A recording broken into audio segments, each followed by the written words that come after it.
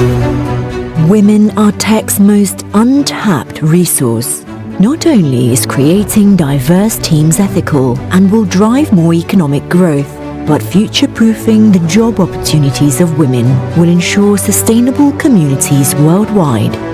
Women in Tech is committed to actively promoting girls' and women's empowerment in STEM. We are present in 6 continents with thousands of members. Our power as a global movement is demonstrated by working magic every day. We create impact through action to build skills and confidence, setting women up for success.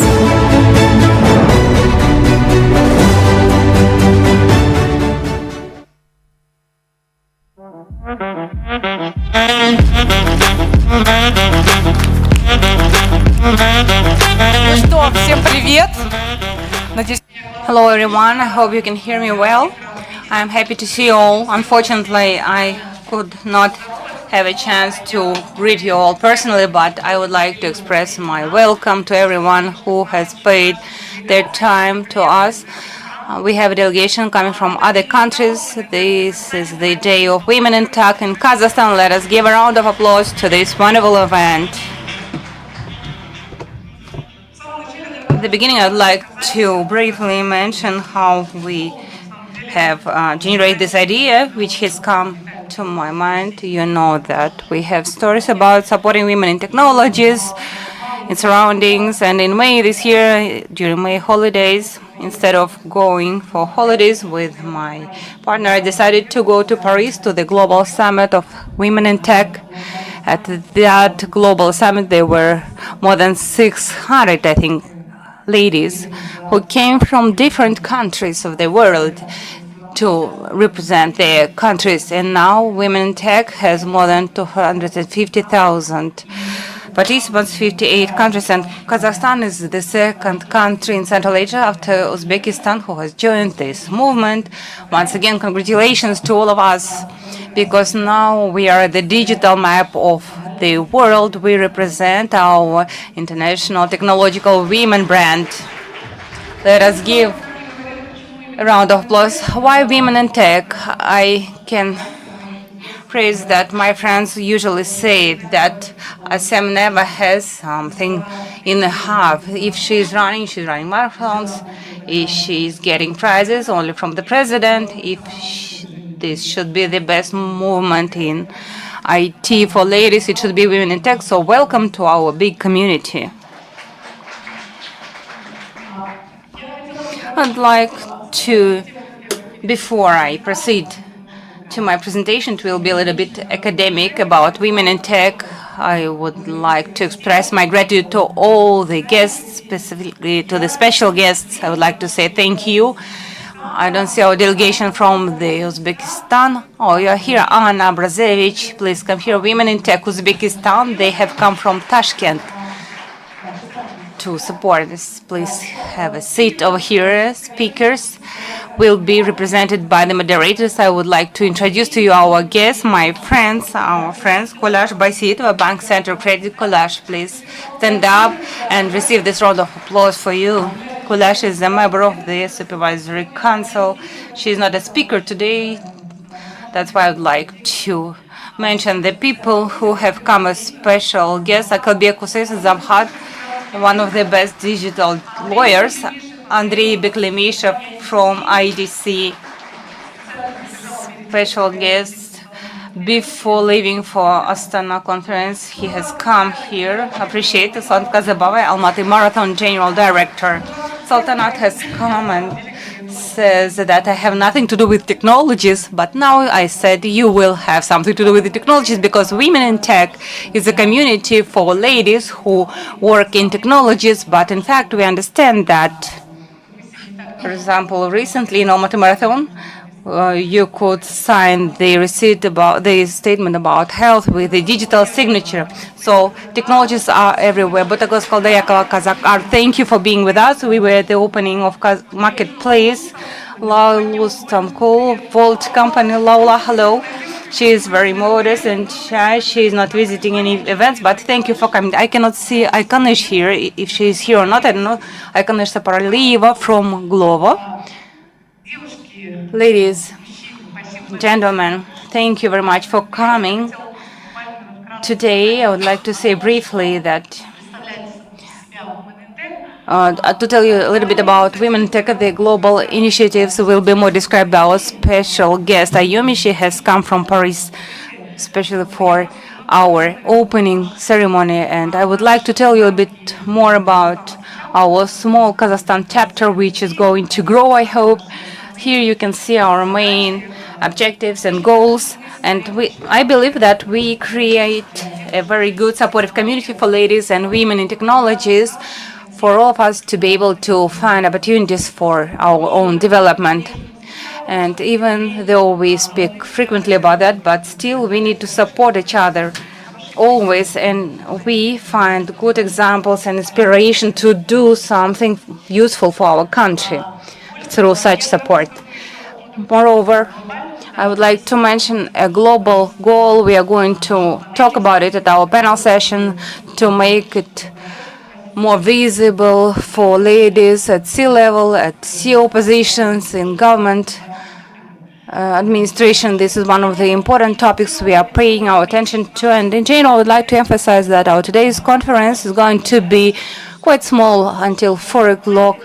It will be precise, and all our speeches and panel sessions have gender balance, with men and women sitting at the same panel sessions and discussing different things. So this is the main message of our today's meeting to the whole community and society. We are not going to talk only about women's topic, not known to anyone. Oxymoron says that when ladies meet in the kitchen, discussing ladies' questions and problems, and they ask why they are not solved. But they will never be solved if we discuss them in a closed area, in the closed spaces. Now we have a big platform, open platform, to discuss different topics. We will talk about management positions of women.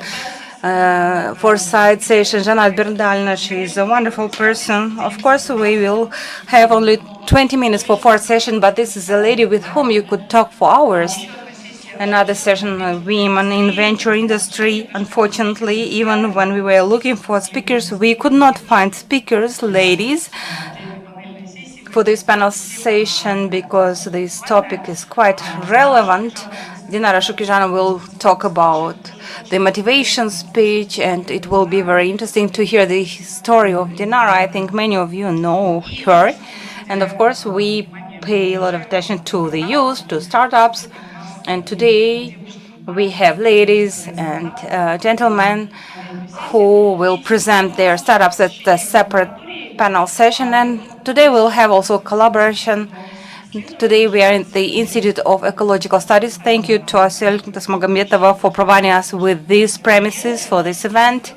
And today, in our agenda, available at our website, I think at 12:40, before one of the sessions, we will visit the Eco Laboratory with Asel.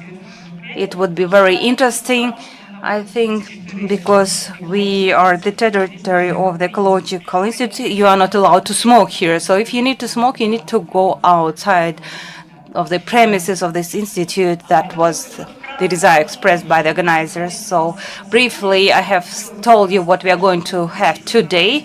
Also, we will have sessions in English. Who needs translation, interpretation services, please use the special equipment for that, for simultaneous interpretation.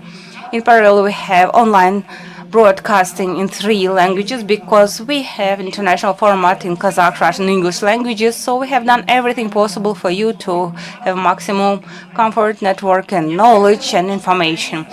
I'd like to focus now on those who represent women in tech right now. We are an open organization. All our volunteers, 25 people, are those who, after my announcement and social network, could write to me, and they were added to the chat, to the group. We were communicating and arranged this event. My name is Asem. I am the Kazpochta Managing Director, responsible for the digital blog. I am an advisor to the Minister of Digital Development, Innovation, Aerospace of Kazakhstan, chapter director for Women in Tech in Kazakhstan. I always pay a lot of attention to sports. I'm a marathon runner. Together with preparation to all of these events, I am preparing myself to the marathon in Berlin on 29th of September. This is our advisory board. Almost everyone is going to be speakers today, and I would like to say thank you very much.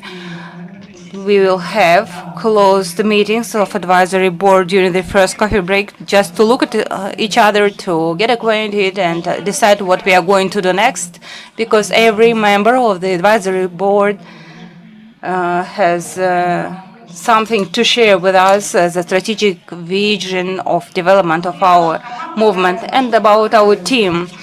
The team consisting of the girls who have distributed the roles. They are doing this from the heart. Nobody is forcing anyone. If you like doing community management or events or mass media, everyone has to do something they are good in, and this is our team.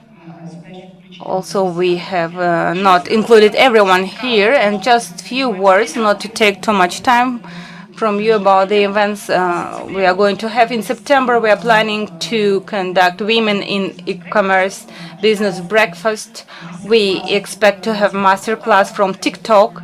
TikTok will be our partner, and we would like to gather as many ladies as possible, those who are connected with e-commerce, selling offline or in Instagram, to learn from them additional skills. We will have guest lectures at the universities. We are planning to have a technical meetup, and one of the sessions will be with the founders who can help to ladies who are dealing with startups. There are very few of them, and they should be emphasized. And one of the biggest announcements, Ayumi will mention it, I also decided to add here the QR code. Sultana, this should be your speech on the 9th of March, dedicated to the International Women's Day. In Lisbon, there will be half marathon, and a lot of ladies are getting registered and preparing themselves to visit that event.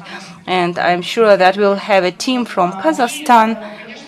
Of course, I would like to emphasize our partners who are supporting us today: Allure, Big Global, EPAM, Eurasian Bank always support us, Soft Creation, Media Partners, Digital Business, and the ER10. And we have beauty partners, beauty and health partners, Shimbulak, Herbalife, and Lotstan. They will provide presents to all speakers and participants. This is the end of my speech now. Now I'd like to give the floor to our special guest, to Ayumi. We will see a short video and listen to one of the most expected speakers of all forums. This is Ayumi Aoki, CEO of Women in Tech Global. I believe we can make a difference in the world if we just start doing it ourselves. It all started in 2018 with a dream and a purpose, that of closing the gender gap in tech and empowering women to break into STEM. I had no money, I knew no influential people, but I knew that something had to be done. And so I decided to create Women in Tech, not only as an organization, but as a call to action. So I attended a tech summit with my two youngest children and my film director. I wanted to sell t-shirts in front of the conference to finance the first Women in Tech Global Awards in 2018. So I made 1,000 t-shirts, and when I finally got there, I put them all out from the suitcases, we were selling them, and suddenly the police arrived asking for my license. Obviously, I had no license. So we packed up bags again, we went back to the car, and when we got there, the car was being towed away. Oh my God, I laugh today, but it was so hard. From there, Women in Tech opened chapters on all 6 continents. Their mission is to empower 5 million women and girls by 2030. Women in Tech is now one of the world's leading organizations for supporting women in STEM. They work under 4 main pillars: education, business, digital inclusion, and advocacy. So we take action from a grassroots level, striving to work within the communities most in need and ensuring that no one is left behind in our mission to empower women and girls in STEM. Women in Tech has already impacted 250,000 people around the world, meeting 7 Sustainable Development Goals. Through their academy, programs and events, Women in Tech provides education, mentoring and training to women and girls who want to break into the tech industry. They also provide support to women-led businesses and advocate for policies that promote gender equality in tech. Women in Tech is about empowerment. It's about giving women the tools and resources they need to succeed in the tech industry. And it's all about creating a more inclusive and diverse world. Women in Tech's work has been recognized by presidents, ministers and a royal princess. Today, Women in Tech Global Summit has been honored with the high patronage of Mr. Emmanuel Macron, the President of the French Republic, and I'm so very proud of this. From a dream, Women in Tech has become a global movement that is unleashing the full potential of women around the world. This is the beginning of my story that has become our story, that of Women in Tech Global. Now it's for us to write the future of her story all together.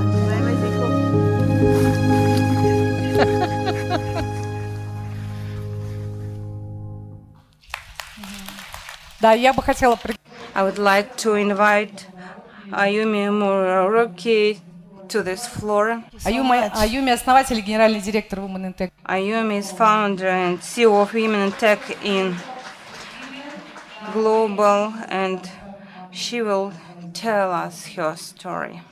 Sam, thank you. What a joy it is to be here. Wait, I practiced all morning. Krarli tan. You understand? Krarli tan. So, ladies and gentlemen, distinguished guests, thank you so much for coming all the way here for this opening, this chapter launch. It is our 60th chapter launch across the world, and I'm so very proud. I arrived yesterday to Almaty. I traveled all evening. I hadn't had much sleep. And then as soon as I arrived, I looked at those mountains and I said, oh my God, I want to go up there.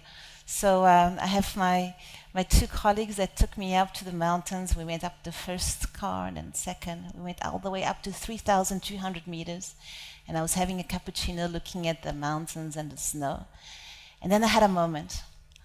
This moment I said to myself, oh, Ayumi, my God, how come this girl who was born in Rio de Janeiro, who grew up in the bustling streets of Johannesburg, what are you doing here in the center of Asia, talking about women in technology?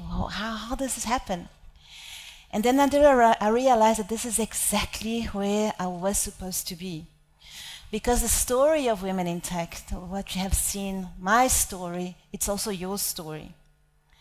And it's a global one. It's one about breaking down barriers, about women empowerment, about bringing more diversity, more inclusion everywhere around the world. And it's about supporting each other across borders and across cultures.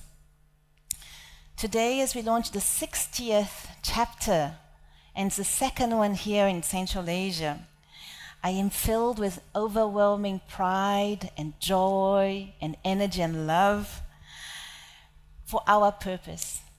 And this could not have been possible if it wasn't for all of you here and some special, special people that have supported me along the way. So before I dive in, I want to take a moment to acknowledge these extraordinary people. Otherwise, this would not have been possible. So first, to our phenomenal local team, which is led by the one and only, and you've just seen her, Assem Bolatzen. Assem, you and your team, where's Assem? Where's Assem? Here you are, okay. So Assem, you and your team, you have done a phenomenal work, really incredible.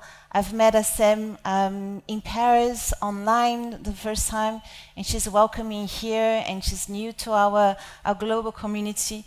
And I cannot say what a tremendous work she's doing. I'm so proud and I'm so honored to have you represent women in tech in this country. That I'm ready to say, I already get, you know me, I always get emotional, so thank you so much. I also want to say thank you to our dear friends from Uzbekistan who have traveled all the way from Tashkent here So Uzbekistan was the first country in Central Asia, and I think I fell in love with this region because I managed to see Uzbekistan, and I went there twice in a couple of months. So Tashkent, I felt already at home, and people think when they look at me, they think I'm Uzbek, I'm from around here. They start talking to me like in Russian. So I said, no, not yet. It will come, but not quite yet. So thank you, Anna, and the girls for being here today, from traveling all the way from Tashkent. It's a neighboring country, and I think showing the support for this new Women in Tech chapter shows what we're all about.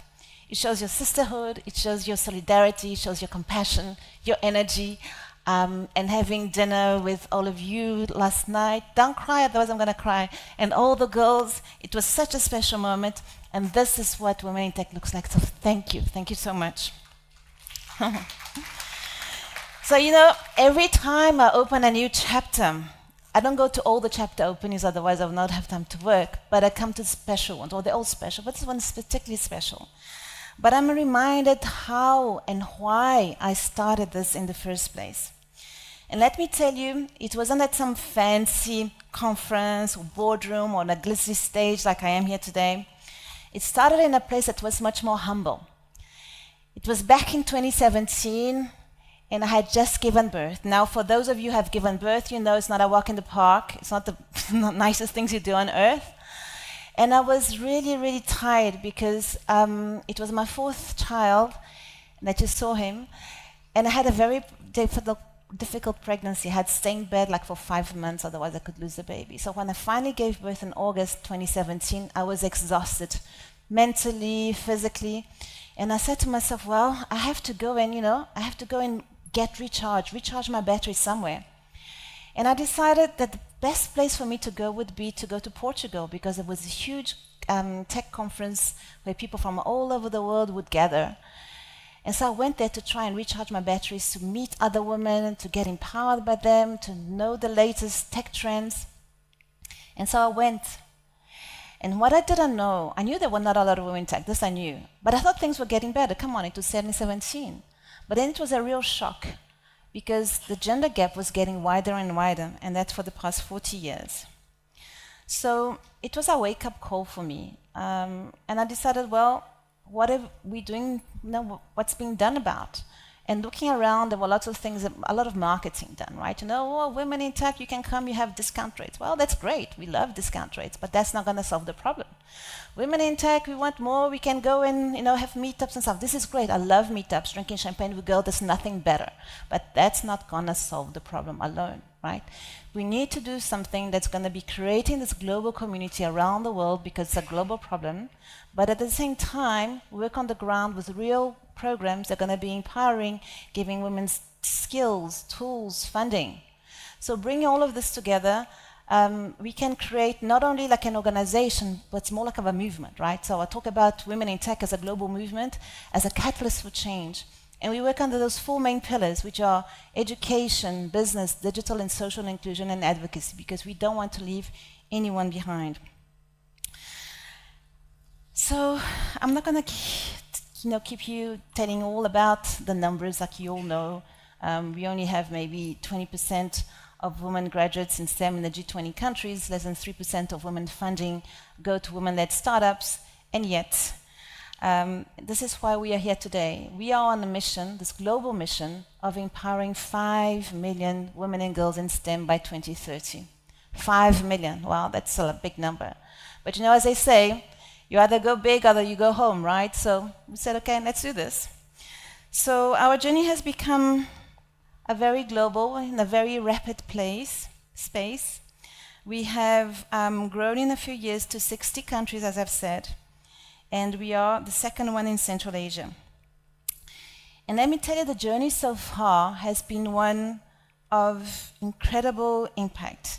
So far we've had 350,000 people come to our events across the world, and we have impacted almost to 400,000. So that's like if you're filling up the Almaty arena like 20 times over and over again, for the concerts. That's the number of people we have already impacted. But we're not nearly all the way there. We still have a long way to go. And you're going to be see us. You're going to come see us in 5 years' time, and we were going to be not only have reached, but hopefully succeeded our impact mission. So we've set up learning centers in places like Brazil, where I'm from, Burundi, the center of Africa, in South Africa as well, where I grew up. We have matched over 3,000 mentors with mentees across the world, and this is one of the programs that ASEM is going to be also developing here, where you can be a mentor or mentee with women, men, from all over the world. So I think the world is so much larger, and that's one of the beauties of our movement as well, is being able to open the world up to you and you up to the world, right? We have helped women with digital literacy programs, offered and donated computers to many different schools and opening computer centers as well. And we gave training from coding 101 all the way up to advanced blockchain, which you can also follow up with Hub. But you know what? It's not just about numbers, right? We love numbers. I love numbers. We think, oh God, you did so good. But it's mostly about the lives we have impacted, the stories and the lives. I think about Dina Domjanovic. She was one of the first students that followed one of our programs, the Summer Coding Bootcamp in 2018. And she used to work in a hostel. And today she's an IT, she became a front-end developer, and today she's an IT director of this big IT company in Skopje. I think of my friend Ntandokazi Butelezi. She had lost all the members of her family, 4 members, both her grandparents and both her parents during COVID in 2021. And she was in a depression, but thanks to the support she got through our program, it was a This Is Me program in South Africa, she managed to finish university, and today she's a global marketing manager. I think of myself, who was selling t-shirts in front of those tech conference, and today I'm part of the UNESCO Board for Gender Equality. And tomorrow I'm going to be talking on the stage with the Minister of Digital Technology of Kazakhstan. I'm so honored and so proud. So now you may be thinking, why are we talking about this, and what does it have to do with diversity and inclusion, right? But you know, I am the living example of diversity. I'm like a real living cocktail. So I'm half Brazilian. In fact, I'm quarter Brazilian, quarter Brazilian, quarter English, and half Japanese. It's very crazy. I have lived in 6 countries across 4 continents. I have visited over 50 nations. And what I have learned is that diversity isn't just a nice thing to have. It's not just a little tick on the box that you put, or have putting people of different colors and shades to have a nice picture for work. It's more than that. Diversity is really the secret of every prosperous business. And it's the secret of innovation. Think about it. Technology is shaping every single aspect of our lives. It's changing the way how we communicate, how we work, how we are solving global challenges. And it was designed not just, imagine if all of innovation was designed by just one kind of person, one type of person that would think the same thing, would say the same thing.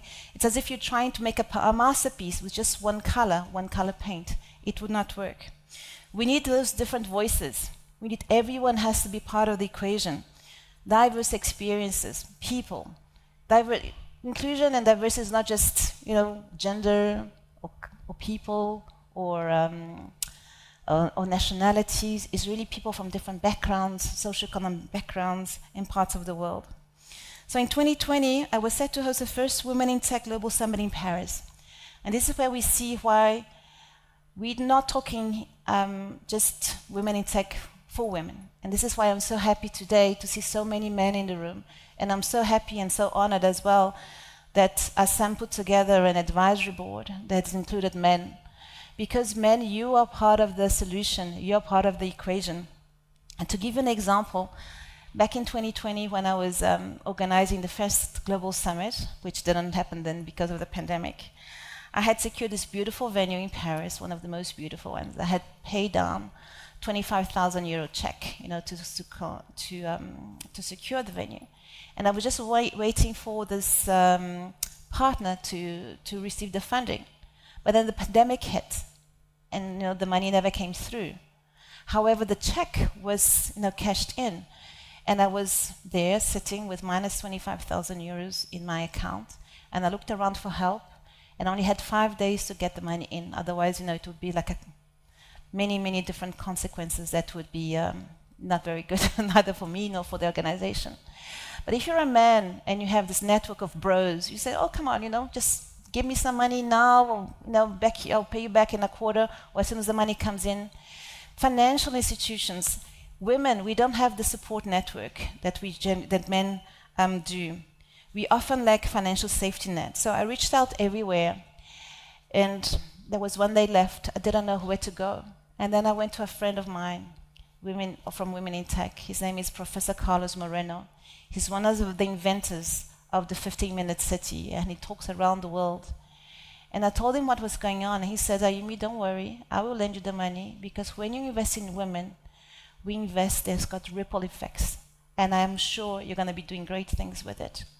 Not only did I pay him back a couple of months later, but if we think about the value of those 25,000, if it wasn't for those 25,000 euros that he lent and he got paid back, we wouldn't have had impacted almost 400,000 women. We wouldn't have taught 80,000 women and girls across the world skills, mentoring. We wouldn't have opened 4 learning centers, 1 in Brazil, 2 in Burundi, and 1 in South Africa. The value of that money is not a return on investment, it's a return on impact. And this is why it's so important that when you invest in women, you invest in families, in villages, in societies. This is how you grow. And so this is where you guys come in now, right? Each of you here in this room, you're not just the future in tech in Kazakhstan. You are the future of global innovation. Your unique perspectives, your experiences, your ideas, you're going to be shaping the future of technologies, not only here in the region, but once again across the world. And let me tell you, the world is waiting for you, because next year we're going to be taking our 4th Women in Tech Global Summit to Osaka during the World Expo. And as I've mentioned, we managed to hold our first one back in 2022 because we wanted to convey a message that was very clear, that Women in Tech Global, we were capable and we were ready to take the lead in implementing a global agenda on gender equality and innovation. Not only were we ready, but we did take the lead. We are part of the Edison Alliance of the World Economic Forum, where we import our impact numbers, contributing to the mission to enhance the lives of 1 billion people. We have partnered with the US Department of Commerce, and we have hosted the first US Women in Tech Trade Mission in Europe, where we welcomed Undersecretary Marisa Lagos and a delegation of women entrepreneurs in Portugal, in the Netherlands, and in France. We have signed a memorandum of understanding with UN Women to solidify our commitment to advocating for gender equality on a global scale. And we have received the high patronage of President Emmanuel Macron for 2 consecutive years. While we take pride in these accomplishments, we know that we still have a lot of work to do. In some places around the world, there's a 30% digital gap, and some girls, they are the last ones to have access to those digital technologies. It's as if you're going to start running a marathon, but you start, 30%, a third of the way down the starting line.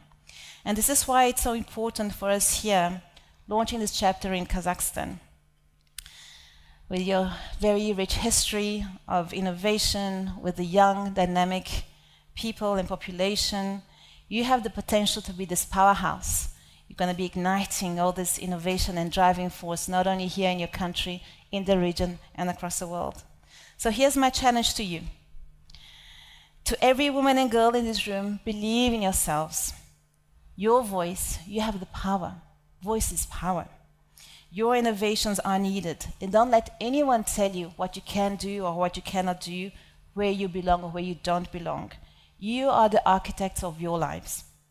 To the men in the audience, and I'm happy, once again, there are quite a few, be allies, support, mentor, and champion the women in your lives and also in your workspaces. Gender equality in tech isn't a women's issue, it's a human issue. And we need everyone on board to have this fixed.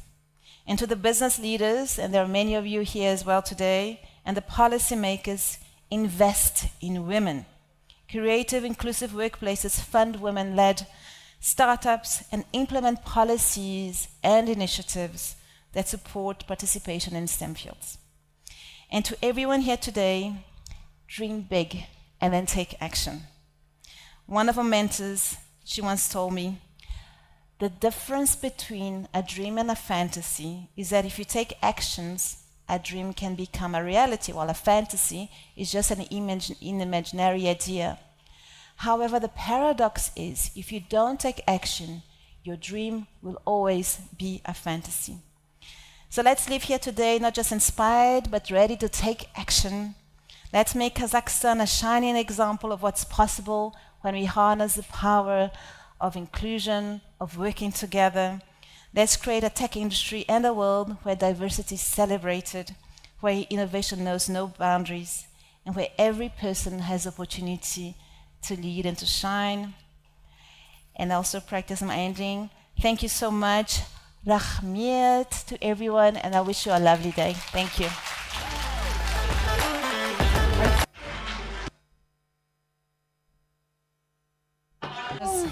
Да, партнеры красоты у нас Гербалайф. Herbalife and L'Occitane. Thank you very much.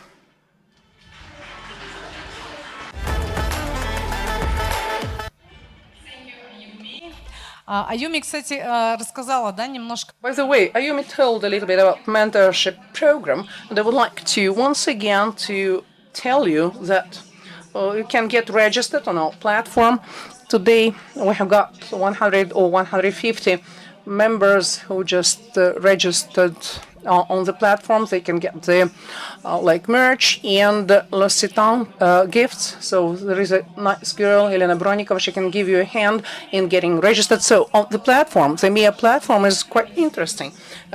So you can get registered free of charge, so you can look for your mentor free of charge if you want to become a mentor. So that can be done. So just this is Nexus to global mentoring, to global networking, and you can just get adjusted to our Kazakhstani chapter or just join our chapter. So everything is possible now, Women in Tech platform.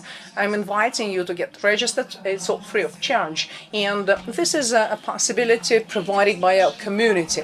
We're a little bit late in terms of our agenda, so that's a normal story, believe me. So that's why we decided that. So we're going to work until 4 p.m. The next panel session, being agile, about women only. We're going to talk about management in a broad sense.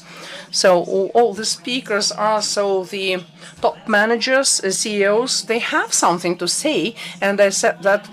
So we've got gender balance here, and I'm inviting our moderator, one of the most handsome man in Kazakhstan, Yelder Medet Lambayev. He will just be the moderator of the first session. So please, Medet, the floor is yours. So the organizers set a task before me to just hold this panel session for just devoted to the topic that is well known to all of us. But I thought that it would be correct from the very start just to create space of understanding for all of us. So that's why I prepared just a brief presentation. And therefore, we will just get to the level of ideas, to the stratosphere.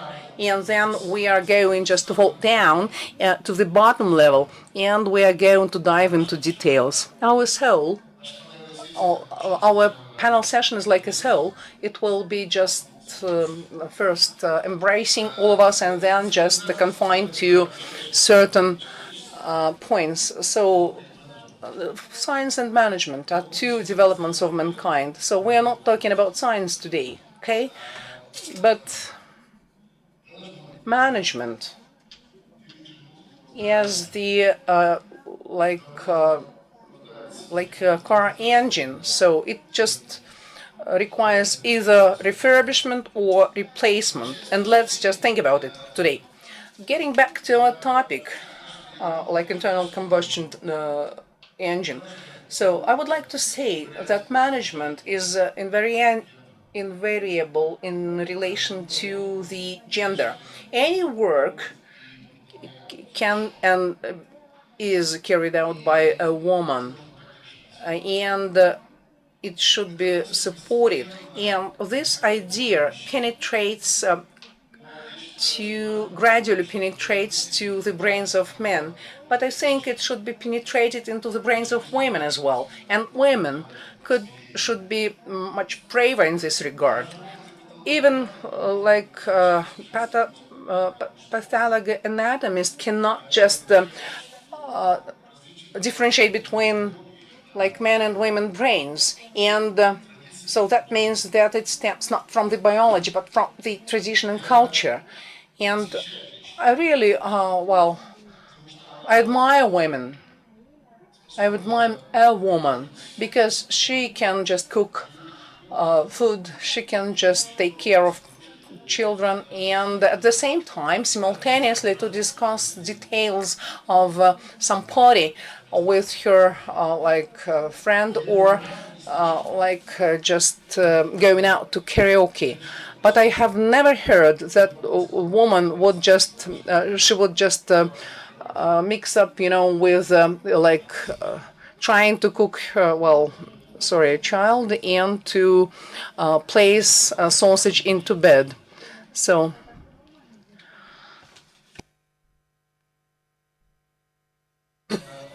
during today's panel discussion, I would like to answer these questions and some others. So actually, the version 1.10 has just exalted itself at the paradigm of the society where there is an order, hierarchy, like punishment and like gifts. And what are the signs of 2.0? What is just written on its flags? High goals. Just imagine the choice you have. A person comes up and says, let's go with us. Be a part of us. You will work for the sake of the shareholders, and instead of that, you will get some benefits. Or second option, come with us. We will develop together, and we will improve our society, our country, and the whole world. We will have high ideals, and on the way you will get benefits. It's obvious that second option in the modern world is more preferable, especially for the young people who have an absolutely different mindset, but we'll talk about it next time. And until recent time, there was no second option at all.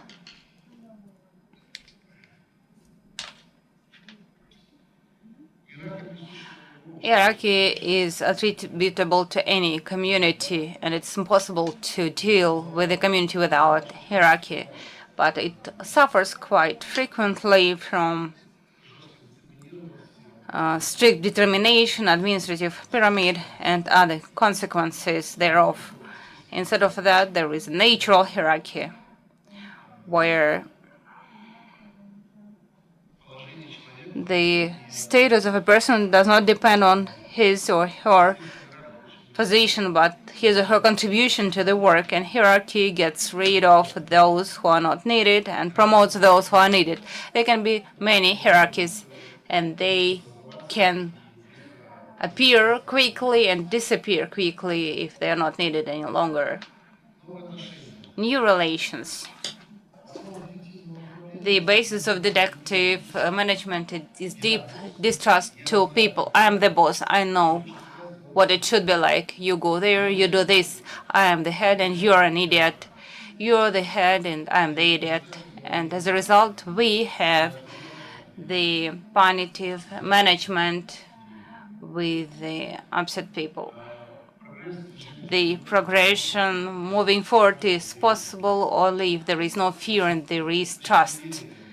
As for the trust, you can even make a note. I read this idea from one modern philosopher. Trust is an idea, hypothesis, a thought, proposition, or whatever. that another party in its decisions and actions keeps in mind your interests. Therefore, if you feel that your boss does not care about you, then it's obvious that there can be no trust in such relations. And also now, top HR project, we had hundreds of meetings, and it is unforgettable when you meet a blue organization, Marine Blue, and unfortunately you forget when you meet a beach organization, the rules of movement.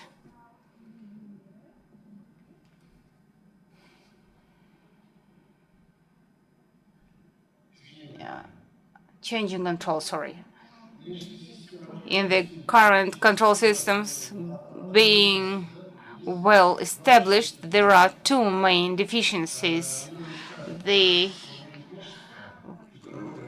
destroy the spirit of freedom and creation, and secondly, they work poorly against bad competence and unfairness, and continuous number of the corporate scandals prove that the control of the future will be based on horizontal assessment of the colleagues and on common values and not on restrictions or rules.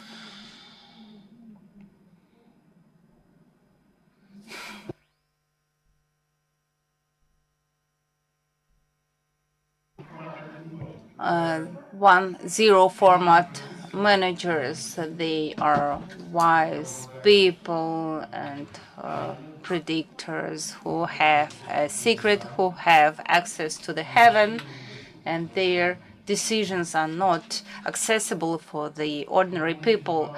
Managers 2.0 are those who are leaders who can lead other people without powers and authorities, who can create conditions for the staff to perform their duties well.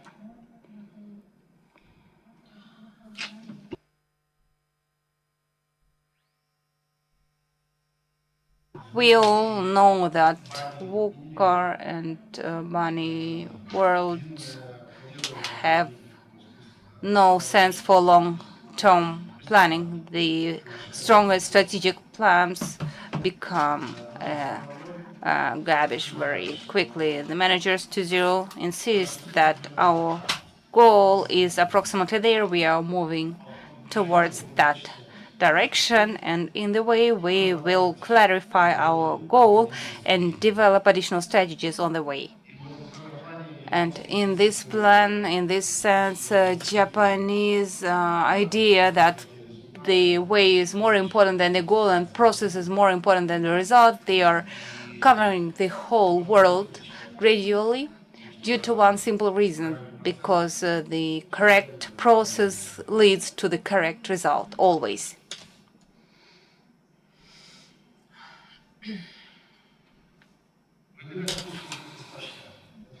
Selecting the course for development altogether, it is very important. There is a need for leaders. They should determine the direction, but the wide public discussion in the company provides for the interest of all employees and their involvement.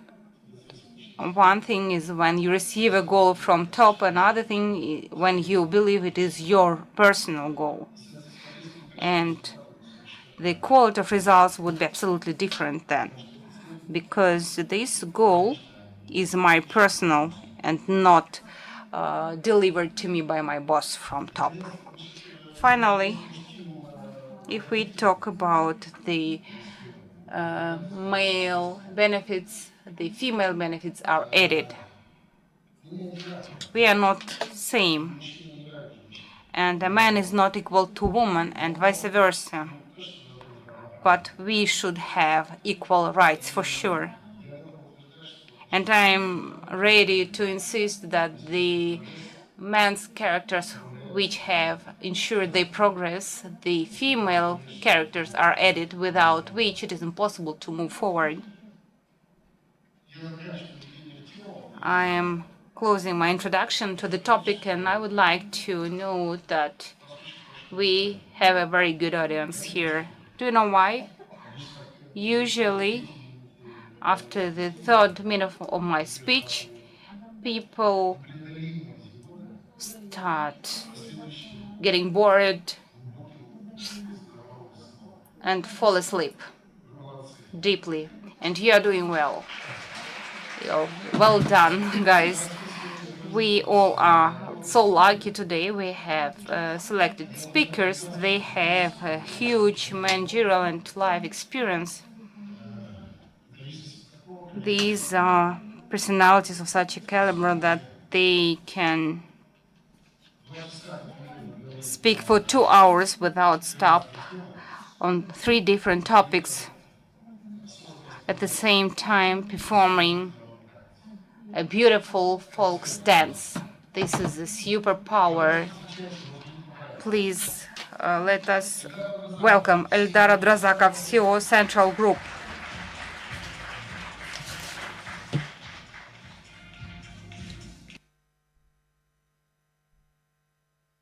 Please take any seat comfortable for you. Dina Amrisheva, UN Women Kazakhstan, head of the office. Molder CEO Ozon. Molder Rasaliyeva. Hello. Lazat Satiyeva, CEO Eurasian Bank.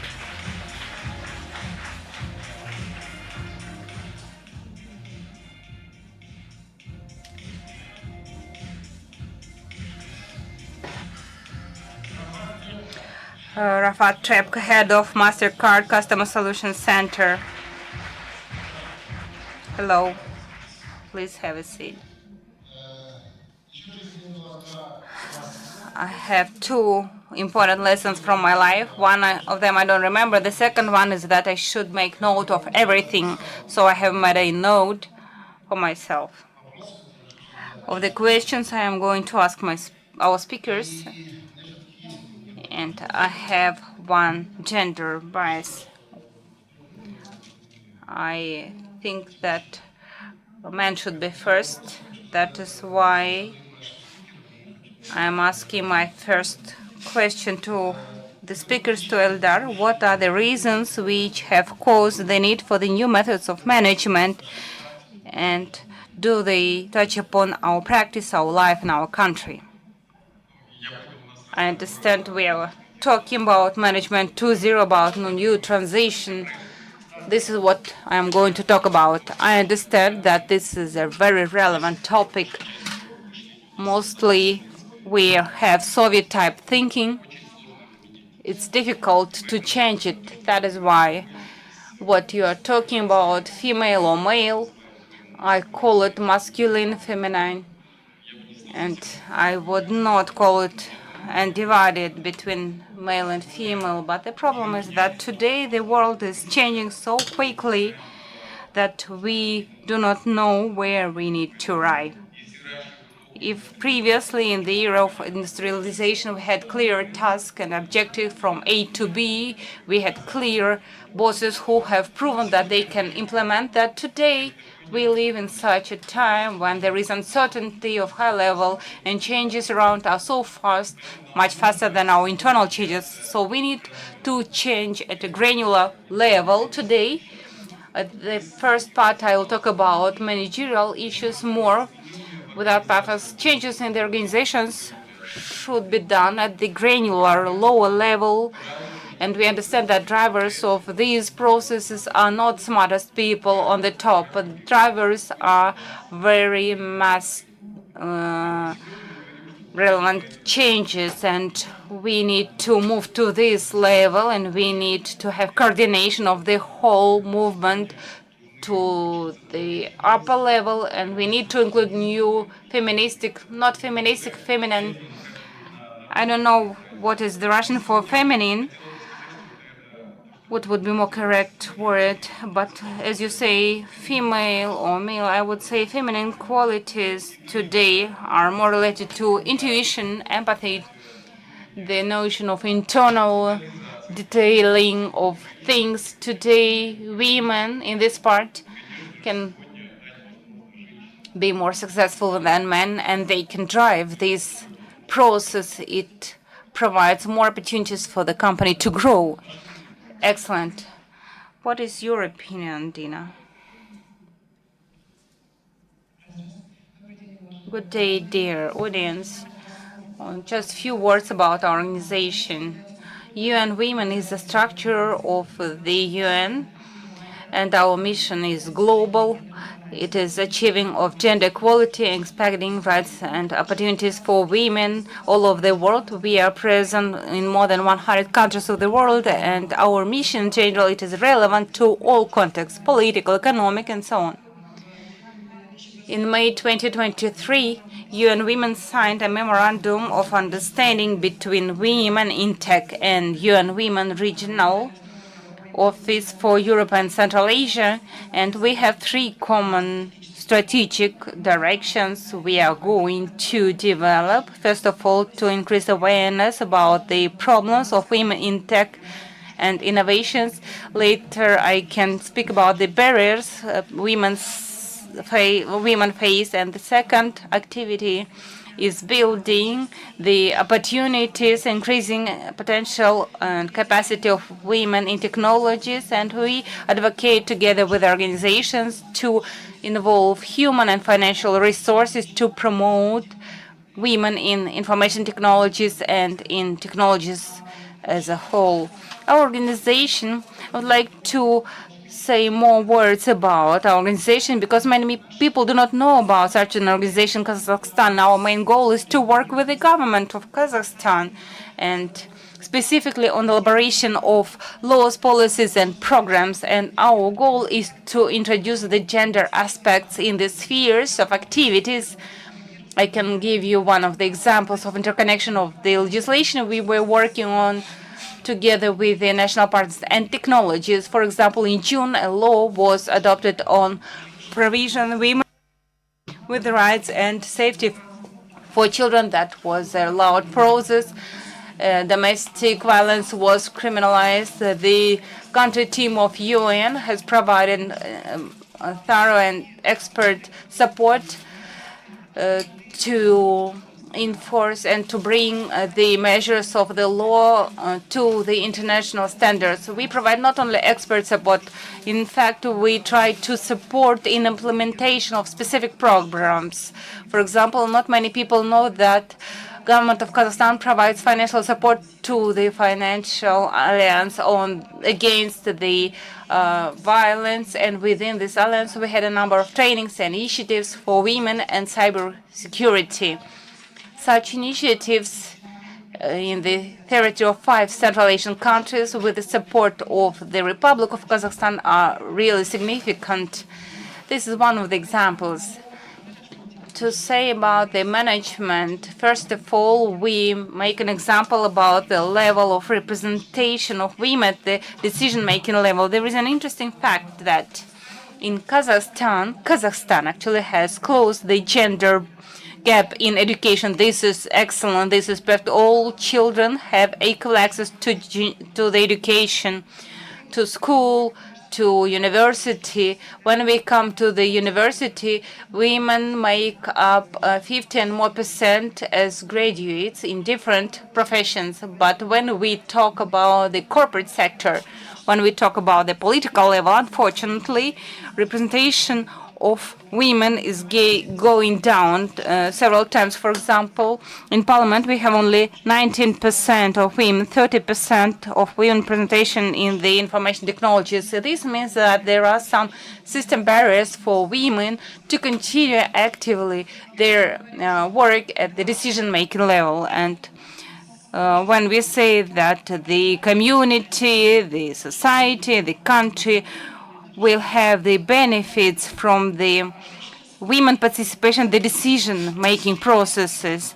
Women are focused on the social initiatives and activities, including education, healthcare, and welfare of all citizens. In the message dated 2nd of September by the head of the state, of the state, he mentioned that it's necessary to invest in development of women, in the women technologies to achieve the economic growth and increase in the well-being of our nation. Another very important and long-term problem is gender stereotypes, social norms, which influence the active participation by women. For example, UNESCO had a study in 11 countries when popular films reflecting contexts of their life in IT technologies or involving them, only 12% of characters being the employees, they are women. In other words, we do not notice that, but we see every day that via the TV broadcasting and social networks, we see these gender stereotypes and we need to deal with them. Another important thing, I know I am short of time. First of all, we believe that the homework is not paid and women have much more load to support their family members. In Kazakhstan, the time spent for support of the family members, women spend 3 times more time than men. And another very important factor I would like to emphasize is the gap in salary payment in technological sphere. Unfortunately, the remuneration of labor between women and men is significantly different. That is why I urge you, dear guests, to focus on these specific barriers and difficulties women face. And we are happy to continue our cooperation with the international partners, with the national partners, with the private sector, with the government and civil society. Thank you very much for your attention. Thank you very much. Nadir, the floor is yours. Thank you very much. I will just remind you, so the question, what is the need in implementing new management techniques, and does it have anything to do with our practice and life? Thank you very much for your question. First thing I wanted to say is that probably here I'm one of the youngest speakers. I've got much less managerial experience, and probably this is that's why I'm rather lucky in this regard, because I have not encountered Soviet style of management. I've been working in e-commerce for over 10 years, as probably you know, so this is the increasingly developing sector, and agility or flexibility is needed all the time. And so 2.2 management topic was perceived by me on my practice rather than from the theory, so which I learned from my first job in e-commerce in Omoda, when the manager at that time was a man. And I absolutely agree with you that there is no just division between men and women. This is more about the qualities that are typical for a human being, because that was like the man with such empathy level. So I've never met any men or women with this kind of empathy. And so this is like more about personal qualities.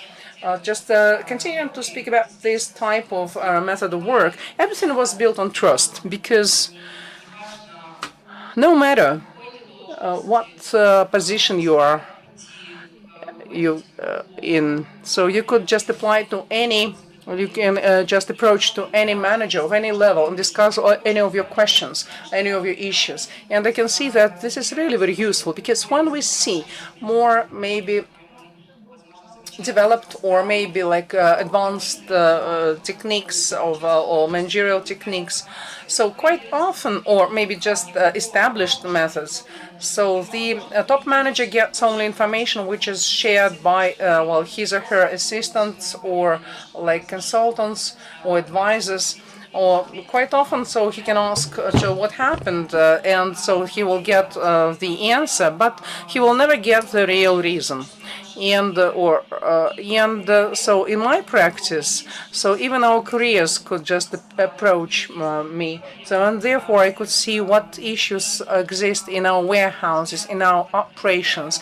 And I think this open type of culture, communication, so this level of trust is much better. It helps to live in the current world, the modern world, which is changing quite fast, and we have to respond to it quite fast. And I am a product of this corporate culture because I studied, by background, I'm a journalist. I studied from PR. And thanks to this open culture, which we had in our company, to this trust and confidence, I could grow. And I was not afraid of making certain errors or mistakes that I did not know anything. And therefore, I just grew up to CEO. And probably in other Kazakhstani companies, that story maybe could not be implementable, or it would be maybe next to impossible to implement this. And when I just could see in practice what I call sovereign leadership. So in the Russian, so it has some negative connotation with serving leadership. But this is what I believe in because I sincerely think that as a manager, first of all, I have to just create conditions for employees so that they would bring the results that are needed for the company, for the society. And my support, in my view, helps much more versus any directions or any orders that could be just put forward by me and not discussing any nuances with the team. And I also believe that what we have, our society have to learn is that quite often we hire professionals to our team and then we do not listen to them because we think that quite often top manager or CEO knows much better than anyone. So why do we hire like a person who is the best in marketing or in logistics? Who is the best in his or her function, so not to listen to them in our decision making. Of course, the top manager just undertakes all risks and makes all decisions. But it's good, it's better to listen to our employees, to our consultants. So 2.20 management. So this means collaboration, which works much better than some fragmented kind of relations or communications. Absolutely. Lizat, yes, please.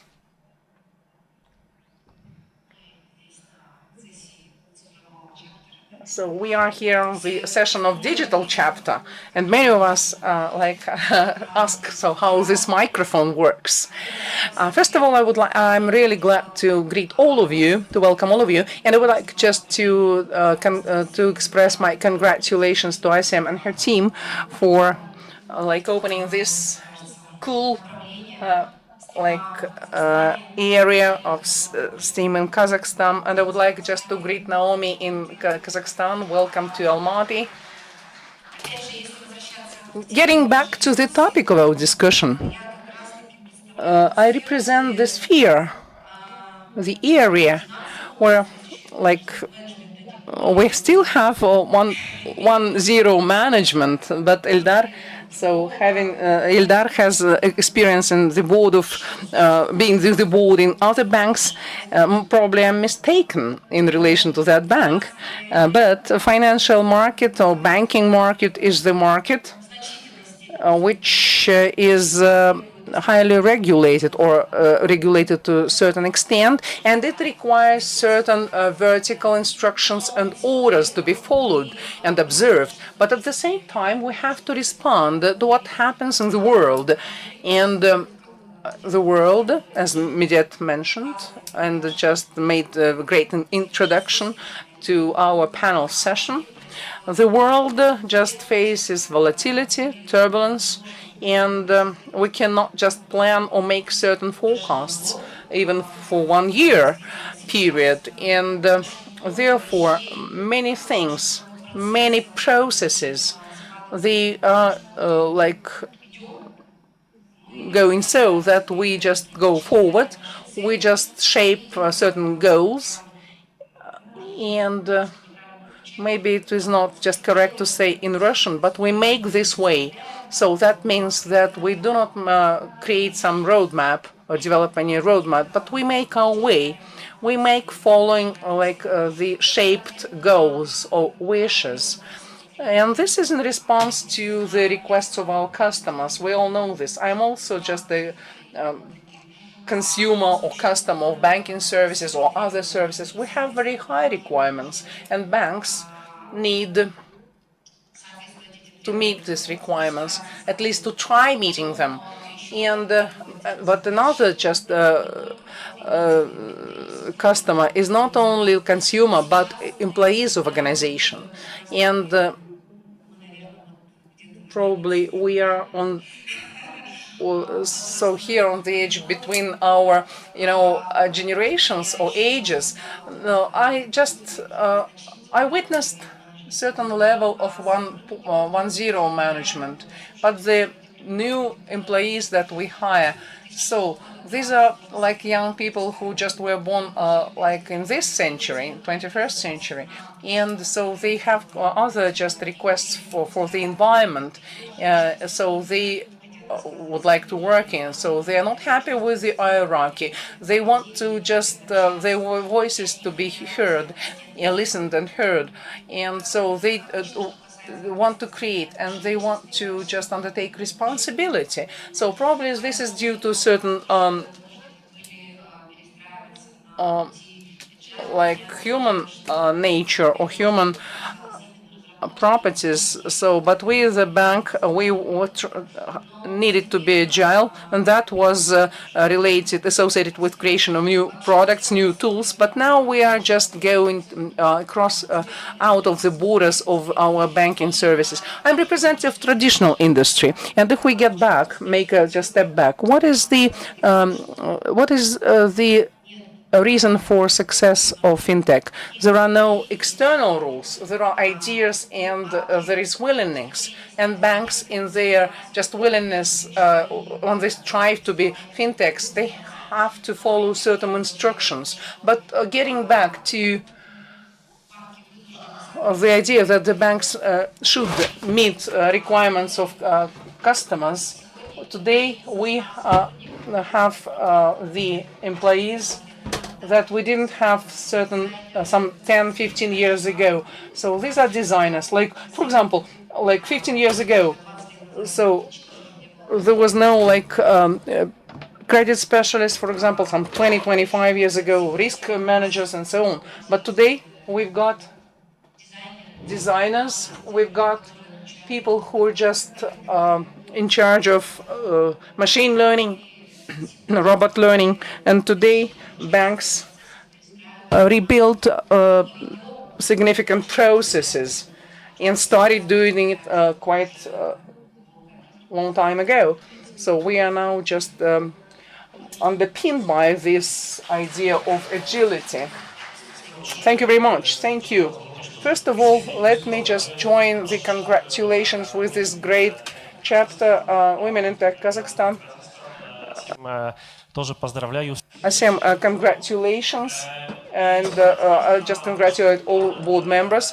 And now looking at our panel, some definition came to my mind that from the point of view not new panels. So, but when for the future, when you just try to prepare certain conferences, not only in Kazakhstan but in other countries, we can just come to certain conferences and we can see only men. So now we can just shift from this idea to the greater diversity, and that's great that today. So we've got certain men in this conference among the audience. So this is a kind of side note. Okay, just a couple of words about this topic. I would share experience of MasterCard, which can be potentially used in Kazakhstan. The first part, probably it is like easier for us as being a global company like a stock exchange. But first of all, I'm asking, what's the strategy of this company in the area of gender equality? Because if nothing to be done, so there are statistical data that it will take 132 years to achieve gender equality. Yes, that's great that we've got these measures, but what's the strategy of each of our organizations? So that's very important. In MasterCard, we just divided this into three components. First, people and social markets and market. The first part, so gender equality, and I would say diversity, inclusion, equality, what I just showed in her slide. So this is not just only about gender. So this is about culture, religion, nation, age, many different components. It's much broader than gender, than the mere gender. So this is the first point. Second is a great support for employees at different level of development. Statistics, how many men, how many women, not only in the companies, but at different levels. And moreover, at the level of the management. So this is the second important point.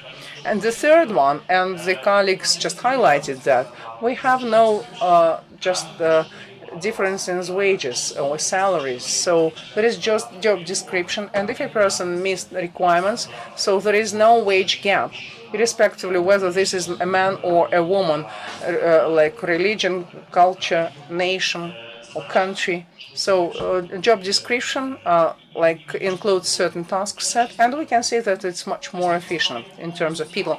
Looking at social component, yes, participation in different measures, but there are quite interesting projects, and you could see it on the slides.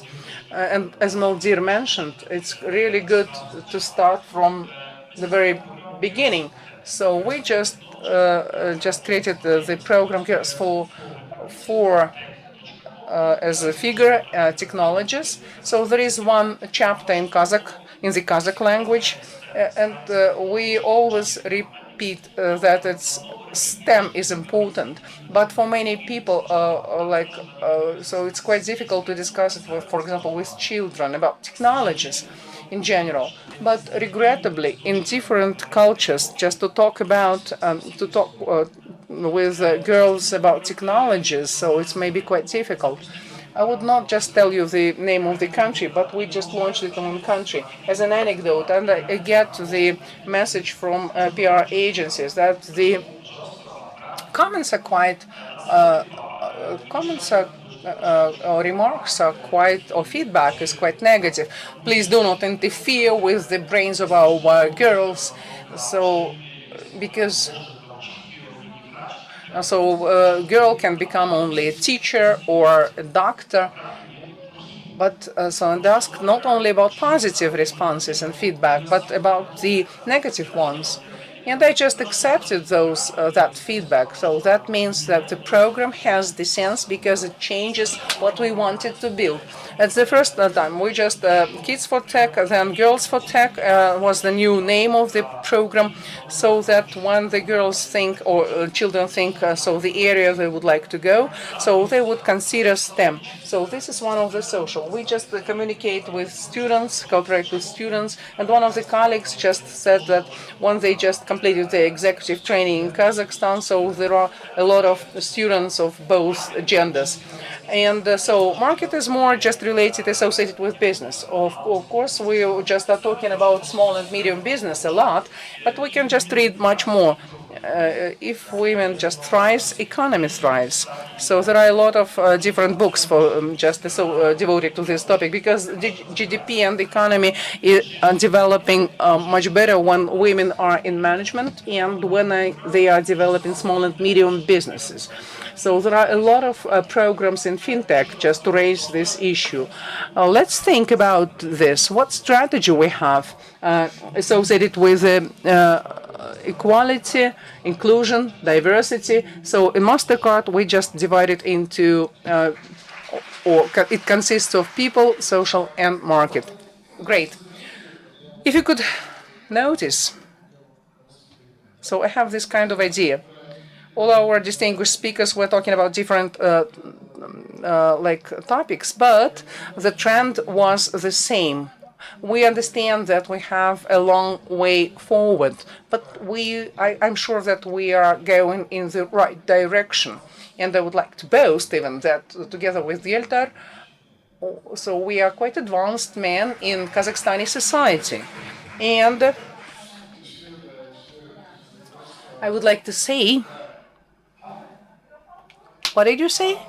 Rafal, yes, and Rafal too. Sorry for this. Sorry, yes, of course. And I would like to mention one more thing. Our speakers need your material compensation or remuneration in the form of applause. Yes, please. And at the end, I would like to say that sometimes it happens that I am criticized by my friends. They all just quite often ask me whether I just depend on women, but I always just answer that only a man just asks his wife's permission to go to the bar, and so the real man knows that it's prohibited. Thank you very much. Gifts from our sponsors. We are lagging behind our agenda a little bit. I would like to thank our speakers. I know that this is the topics that we just talk about any end, so look forever. Thank you very much. And gifts from our sponsors. Herbalife and L'Occitane. Thank you very much. While we are just getting to the next foresight session, I would like to say that Zhanna just is an attendee of our forum. She wanted to escape. Zhanna Khan, a well-known businesswoman, founder of Zhanna Khan Group. A big round of applause to Zhanna. She is with us. Thank you very much for having attended our conference, and we are getting prepared to foresight session with Zhanat Bardalina. And I would like to thank our partner, Allure, car partner, in addition to just production of the cars. It just pays attention to promoting STEM specialists. So it's the chief of or chef of the Kazakhstani College of Transport, and it just supports initiatives in gender equality. In robotics, it became the sponsor of Robot Techno Girls initiative, when the girls just were taught how to develop robots during that summer. Thank you very much, Allure, and we are getting prepared to our foresight session, as already mentioned. We can just talk for hours with Zhanat. So we just were recording our podcast for 2 hours, and then we just had the tea break. And so she's really very unusual and very deep person. And I always just tell my staff that we have just to have a talk with Zhanat, and then we just inviting Madina Zhambetova. So she's a woman in tech. She's the senior member of Women in Tech, and she will be our moderator. Madina, the floor is yours. Hello everyone, my name is Madina Dusmagambet. I'm a senior member of Women in Tech Kazakhstan.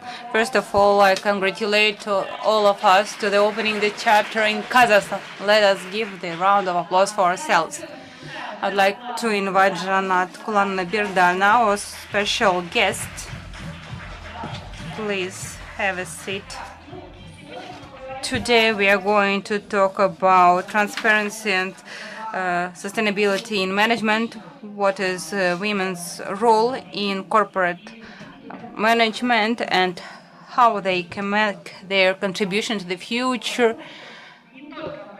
But this is not the only thing we are going to talk about today. In fact, today we would like to offer you a sort of mixed option, mixed format when we will be talking to Zhanat.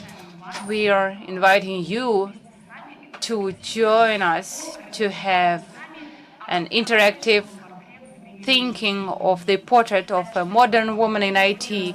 I will tell you more about this today. Let me introduce to you our guest, Janat Kulanovna, co-founder of Yerkin Yel Public Fund. She is an experienced leader with a deep understanding of corporate management, master of corporate administration, and candidate of philological science. Please give a round of applause to her. Thank you, Janat Kulanovna, for funny time for us. In fact, we met before a few times. Times is passing by so quickly, and I want to ask more and more questions. And everything is always so interesting. Today we are very short of time, and we'll try to mix our discussion with answers from Janat and our interactive thinking of the women portrait in IT. What do we suggest to do? As usually in corporate organizations and companies, so they have different strategic sessions, and what do they start with? When they want to talk about future planning and forecasts, usually company analyzes the point where they are now, and they use the well-known SWOT analysis. Therefore, today we suggest the same model to be applied and to talk of women in IT and to make same SWOT analysis for a woman in IT, what strengths she has, what are opportunities, threats, and weaknesses, and we suggest that you all think with us deeply about it and give your feedback and ideas and vote for the options we are offering. We have prepared something preliminarily, and we have prepared for you this SWOT analysis we would like to suggest. What we suggest after advising our ladies, thinking it over with Janat and making this list for you. Please look at it and vote on your own. Women voting, please look it through, feel it, think what am I like, what weaknesses and strengths I have. Gentlemen, please take a part in this discussion and this voting to express your opinion, to think and give your opinion. Let us discuss quickly what we have in 1 to 3. Please switch the slides. We will get back to QR code again, no worries. Here are the strengths you see on the slides. Be organized, flexible, adaptable, multitask. You know this all. Please read this all and make your vote. Weaknesses on the next slide. No self-confidence as discussed by previous speakers. Difficulties in self-establishment, dominating men, and so on. Opportunities on the next slide. I'm not going to dwell into it, to read it out. And next slide is threats. Please show us our QR code again. Please, everyone, take your smartphones, scan the QR code in order to be able to get a link to our voting, because afterwards we will show results of voting and there would be no QR code available for you. While you are scanning the QR code, you can start voting. In the meantime, we will talk to Janat to discuss our topic. And the first question is, Janat, I would request you kindly to answer the questions as we discussed before. Honestly, openly, freely. Here we have free microphone. We have all the people around, friendly and open for the discussion. So the first question is about transparency. What is transparency for you? Not in the corporate world only, but in the general sense. What is transparency, and what contribution a woman can make in the corporate management, how she can influence sustainability and transparency of a company? First of all, I would like to say good day, everyone. We are short of time with Marina as much as we can have, but I am happy to talk to you, to Asem, and to the organizers of this amazing event. the large scale and impressing one indeed. When I was invited, in fact, I can be influenced by an intellect, but woman in tech, I just didn't understand if it is really about me. But I should try. This is my approach, which is very sincere to say only what I think.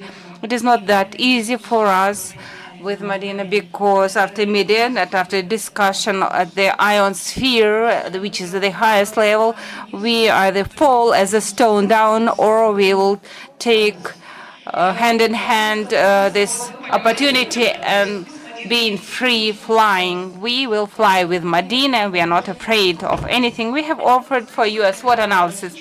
It was a driving thing because this method is well known relating to management, and when we participate in the analysis from this side, we do not apply it to ourselves, the provisions of that, or accept it indirectly in a way. And when we were preparing ourselves, we met beforehand to get ready, to know what we will talk to you, and we'll decided, let us look at ourselves, what kind of women we are, specifically as women in tech. I will tell you something about tolerance with two reasons: to use the time for you to have enough time to give your feedback to us. The second reason is that I have some experience in corporate management, and people think that transparency is more for the financial statements, audit, meeting of directors, and so on. No doubts. But now I am not advertising Kaspi, but when you go to the green market and you pay for everything using your Kaspi application, you have no single tenge or tin. This all is transparent. The question is when it will be demanded. Provision of financial statements, this is transparency, it is clear. But I would like to pay your attention to the procedure of the decision making. As a member of the board of directors and independent directors say that you cannot avoid that. You need to establish your position, your decision. And the question is not about what decision you are going to make, but how you are making your contribution into the business for which you are responsible. By the way, maybe it would be interesting for the participants. We are finishing the series book of corporate management on the 7th of November. There would be a big forum in Astana with presentation of this book. And by the way, they were requested by me to include the old article of the criminal code about responsibility of the board of directors. The third one is corporate policy. We are used that we receive instruction from top, the board of directors make a decision and we have to comply and fulfill. Now it's different. The company has to be full of tension. We talked about the turbulence and other geopolitical changes. Nevertheless, the transparency has to be explained, what we imagine and where we are moving to. Financial statements is number one. Another important thing is connection with the shareholders and other parties. List of stakeholders, if interesting, becomes incredibly wide and big. And as the chairman of the Committee on ESG, I am the only woman in the Security Council. I was dedicated to environment, social governance, and they said, okay, Jana, this is yours. I said, okay, I don't mind. And there is a list of stakeholders, which means our personal corporate responsibility is growing more and more. When I was preparing myself for this meeting, I decided to look at transparency in IT. These are the main 5 points for everyone. I have found that the industry represented by you, it is specifically complicated. It is fast developing.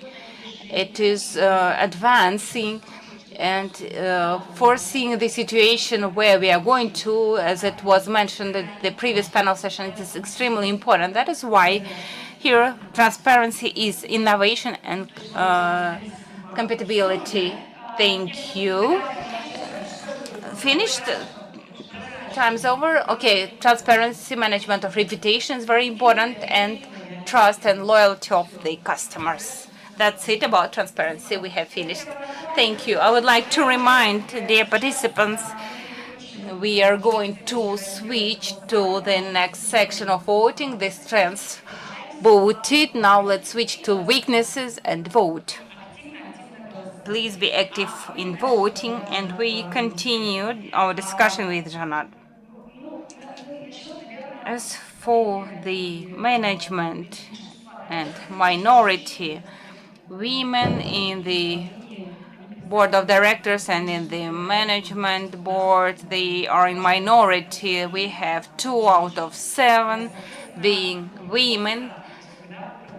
And when there are some meetings, in some cases, we need to be more loud to express our opinions sometimes, because indeed there is such a difficulty.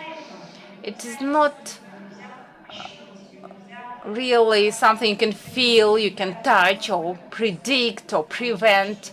It happens on its own because everyone is used to the fact that mostly men are at the top management level and women have just started to become part of the management team. Nothing to say about IT. How women in the CEO positions can promote formation of the more ethical corporate culture. And can you give us some examples of success from other countries, probably, where you could see such success? Corporate culture is something we always talk about. It is written in good books, adopted by the principals of all leading institutes and universities. We think that the tone is determined from up to the bottom, whether personally or by the board. They determine the tone of behavior, and it determines through the ethical norms of the company, it determines behavior of the staff, the corporate behavior, in fact. I believe that it works. They may say that in open discussions you can reflect that, but when I was working at KPMG, there was a top of values, and I have chosen the one agreed it with everyone, lead by example, and I accepted it many years ago, and until today this is my leading postulate. Lead by example is a very difficult principle, and we are going to talk about women in career and so on. First, determining what you are by yourself, correct self-analysis. But sometimes they say about a woman who is too dwelling into hurt. I am saying that self-established woman is the one who is tired of herself. Do not admit that. Make self-analysis, look at yourself, determine, talk to yourself, and it's important to be in good contact with yourself. Another test is very good. You do what you accept. What you do, what you see. When I meet for corporate issues, in my presentation I have such a question. It is quite polite in a woman's style, empathic, but it is very difficult, but it sounds easy. If in your opinion you have adopted in your decision made at the board, your relatives, your children would learn, your parents will learn about it, and so on. Would you want them to know about this decision? And it is so important to have such a comparison, not to be alone at the company, one social role, one type of communication only, and move to another type of relation that's different. No, it's not correct. This is where we start our cheating ourselves, because we have these double standards. We start choosing on our own, where we play one role and we play another role in other contexts, and we are getting confused. Lead by example is something to test yourself, to check your main principle, whether it is barrier, education, or something acquired with experience. And I think this is a very simple recipe. We will talk about confidence later. I'd like to add what I have observed. Here, there is a very important note I have made. What is different between leadership of men and women? So it turned out that I was married for 40 years. I have 3 sons. I was in a male company in my life. Men, you are very selfish. I'm just generalizing, of course, but what I liked when we were preparing ourselves for this meeting today, we have collective leadership. This is, in the modern requirements, this is something so important. We can control the group and be leaders all together. And sociologists will need to work hard on that. Cool. Thank you so much. I would like to remind you, dear participants, that now we are switching to our questions in the next section. Opportunities, please vote. As for leadership, in fact, we say that there is leadership as a notion, men leadership, women leadership, and why should we divide it? Why should we split it? There is no need to split it. There is a notion of leadership, and anyone can be a leader, a man or a woman. This all depends on your personal abilities and skills. We had a dispute recently. Leadership, is it something the person is born with, or it is acquired, or it is not clear? Like there are inborn leaders, and he's a leader from the younger age, from kindergarten, and the whole team is following him. And there are those who have acquired these skills, maybe 50 by 50. This is something to argue, and you can argue for a long time about it to understand what we are, if they are born like this or we have become like this.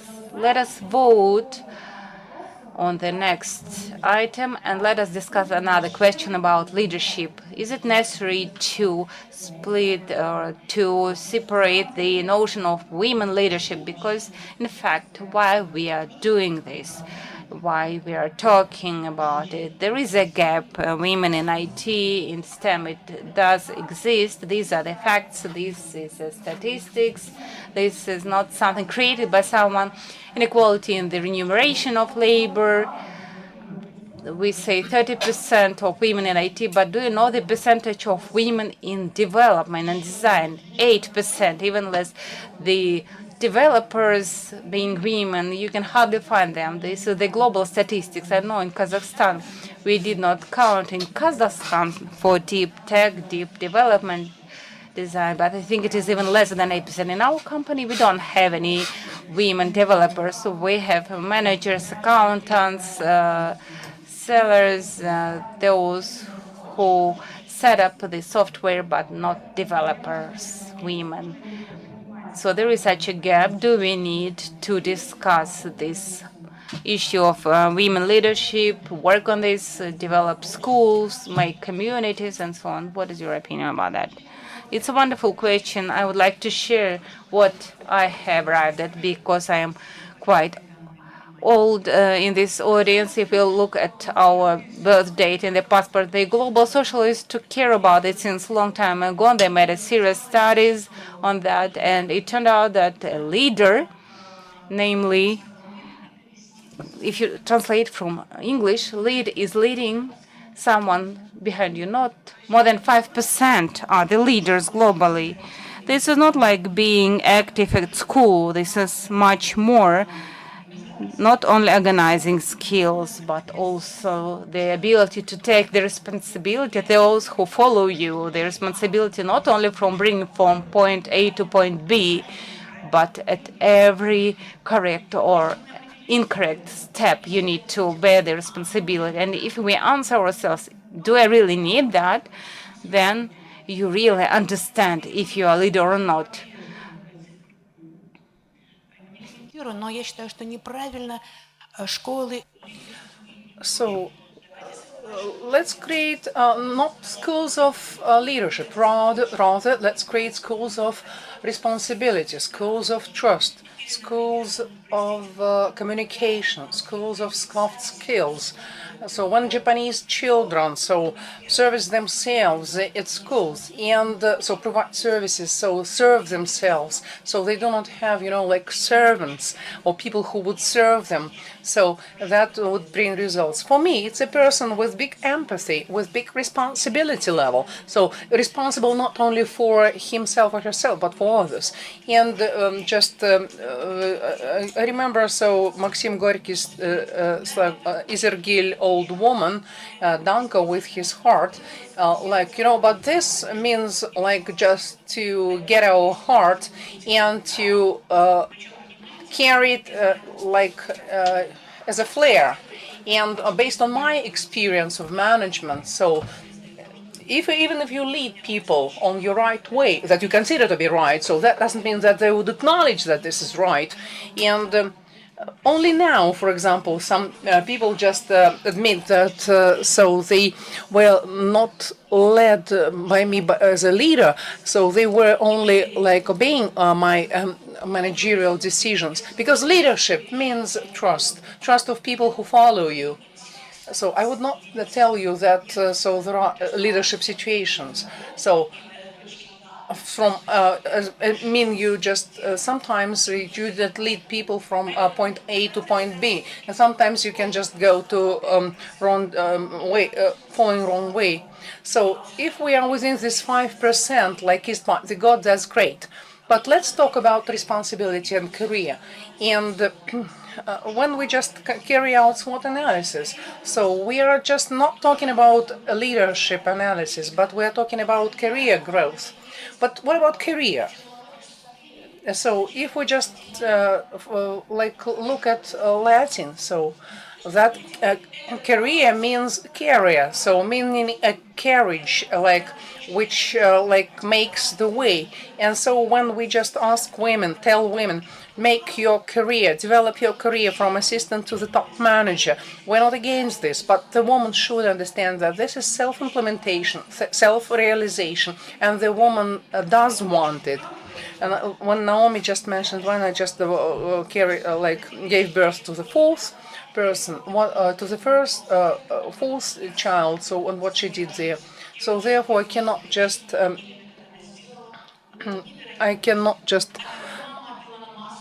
connect this with business careers. So who's the mother of Elon Musk then? So cherchez la femme. So what this phrase means? So I'm just talking you about being the quite proficient in the French language. So in any successful man, you will find the presence of a woman, whether it's like her brother, son, or husband. And if she thinks this is like a satisfactory position, that means her career growth. That doesn't mean that she was not successful in anything, that she wanted to realize herself like this. That means this is her way. And so that means that so she has some other luggage which accompanies her in her way. And that means that quite often we shift from our stereotypes, and we do not take into consideration that we are different, or maybe then to meet expectations or requirements of the society. Probably that means not to provide a person just in the possibility to develop unique capabilities in certain woman or girl. Therefore, it's quite difficult. I am not a proponent of stereotypes. I think that the best way is to understand yourself and to define what is the best way for you. Thank you very much, Zhanat Kulanovna. I'm just interrupting you, but because we have to be within our time frame, but we can just talk for hours. Now let's just go to our last section of our voting, and I would like you to vote now. And so my question is, not all people are leaders. So whether they're born leaders or developed leaders, probably, but not all people are capable of becoming a leader. But the women that build their career, what skills or will be useful for such a woman in her future. Let's think about it. What are the skills of the woman who builds her career in IT or any other company, IT or any other company? What skills will she need in the future? And what skills helped you when you were building your successful career?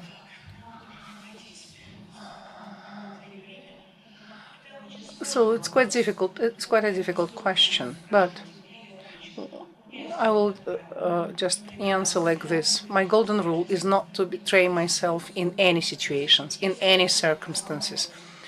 If you look at my career, for example, yes, probably this is quite successful because back in 90s, just to create a KPMG company, not only just to create KPMG, but when Janat was your name. Janat was just added to this to the company, and when you just develop that company, and so there are more routine actions or operations than you expect, and you just say that you realize that you want it to be much more than just routine, and to be open and honest with yourself. So this is the base for myself. Yes, it was quite pleasant for me. I just applied to KPMG International. Yes, and she said that they said that it's not possible to do it. Yes, of course. So the replacement was found, but not to deceive yourself. That what you just work for, like big or reputable company, remuneration. So was quite transparent, and men did not earn that level of income that I did, and you understand that you are just beaten by the condition that I do not have any sparkling, so that I'm facing routine every day. You should not deceive yourself. We were discussing it with Medina. In my situation, there was no air or runways or any helicopter sites. So for me, it was always like I'm putting the full stop here and I'm leaving. I'm quitting. So maybe even just looking from today's, I understand that I would do the same thing. And for me, it's really great that we are, I'm co-founder of Yerkinel. So we are a public association, we are working with young people, and this is quite significant for me. The career is not the career which is just assessed or evaluated by the society or your friends. But this is like self-assessment or self-evaluation. So, and this is a kind of metamorphosis when you just are honest with yourself. When you say that I already just ate that, I've eaten that, and I'm not going to eat this food which I ate yesterday. So this provides new possibilities for you when you are talking to the God. So yes, and I have this possibility when you stop, when you terminate this routine. When you do not want to go to your office, when any meeting is like overcoming certain barrier, so you have to tell yourself honestly that this is not mine, this is not my way. But what's your way? I don't know. But tomorrow I will see new things will come. And as we women, beg your pardon, men who are present here, as we decided that we are maybe more driven, but we are ready just to go to face these risks. So of course, men will support us in difficult situations. But anyway, that was my golden rule, the rule of my life. Not career, but I'm just doing what I like to do. And when you just show interest, when you have co-thinkers around you, you think in this moment that everything is great. I am a proponent of rotation. I do not just encourage big companies to be led for many years by one person. No, rotation is needed, and rotation is needed not only for the sake of the giving way to young people, but you need rotation for yourself. Just look behind. So time changed, you changed, and you have so many possibilities faced, and you're just waiting for something. So I just was quitting from very great position in the Ministry of Finance, and when I just approached the Minister of Finance, he asked me why I'm leaving. So I just told him that that the woman would not be a minister of finance in the forthcoming future in Kazakhstan. And he said, "Oh, you want to be a minister?" I said, "No." But then just to create business prior to KPMG, when we had no national currency, hyperinflation like thousands percent, bank interest like over 360%, when income tax on legal entities was over like 60%. Yes, that happened in our history, and when we had even quarrels in our family, because like our husband do not understand what you're doing, but you do not deceive yourself. For me, it's really very important, and then everything just goes in the right way.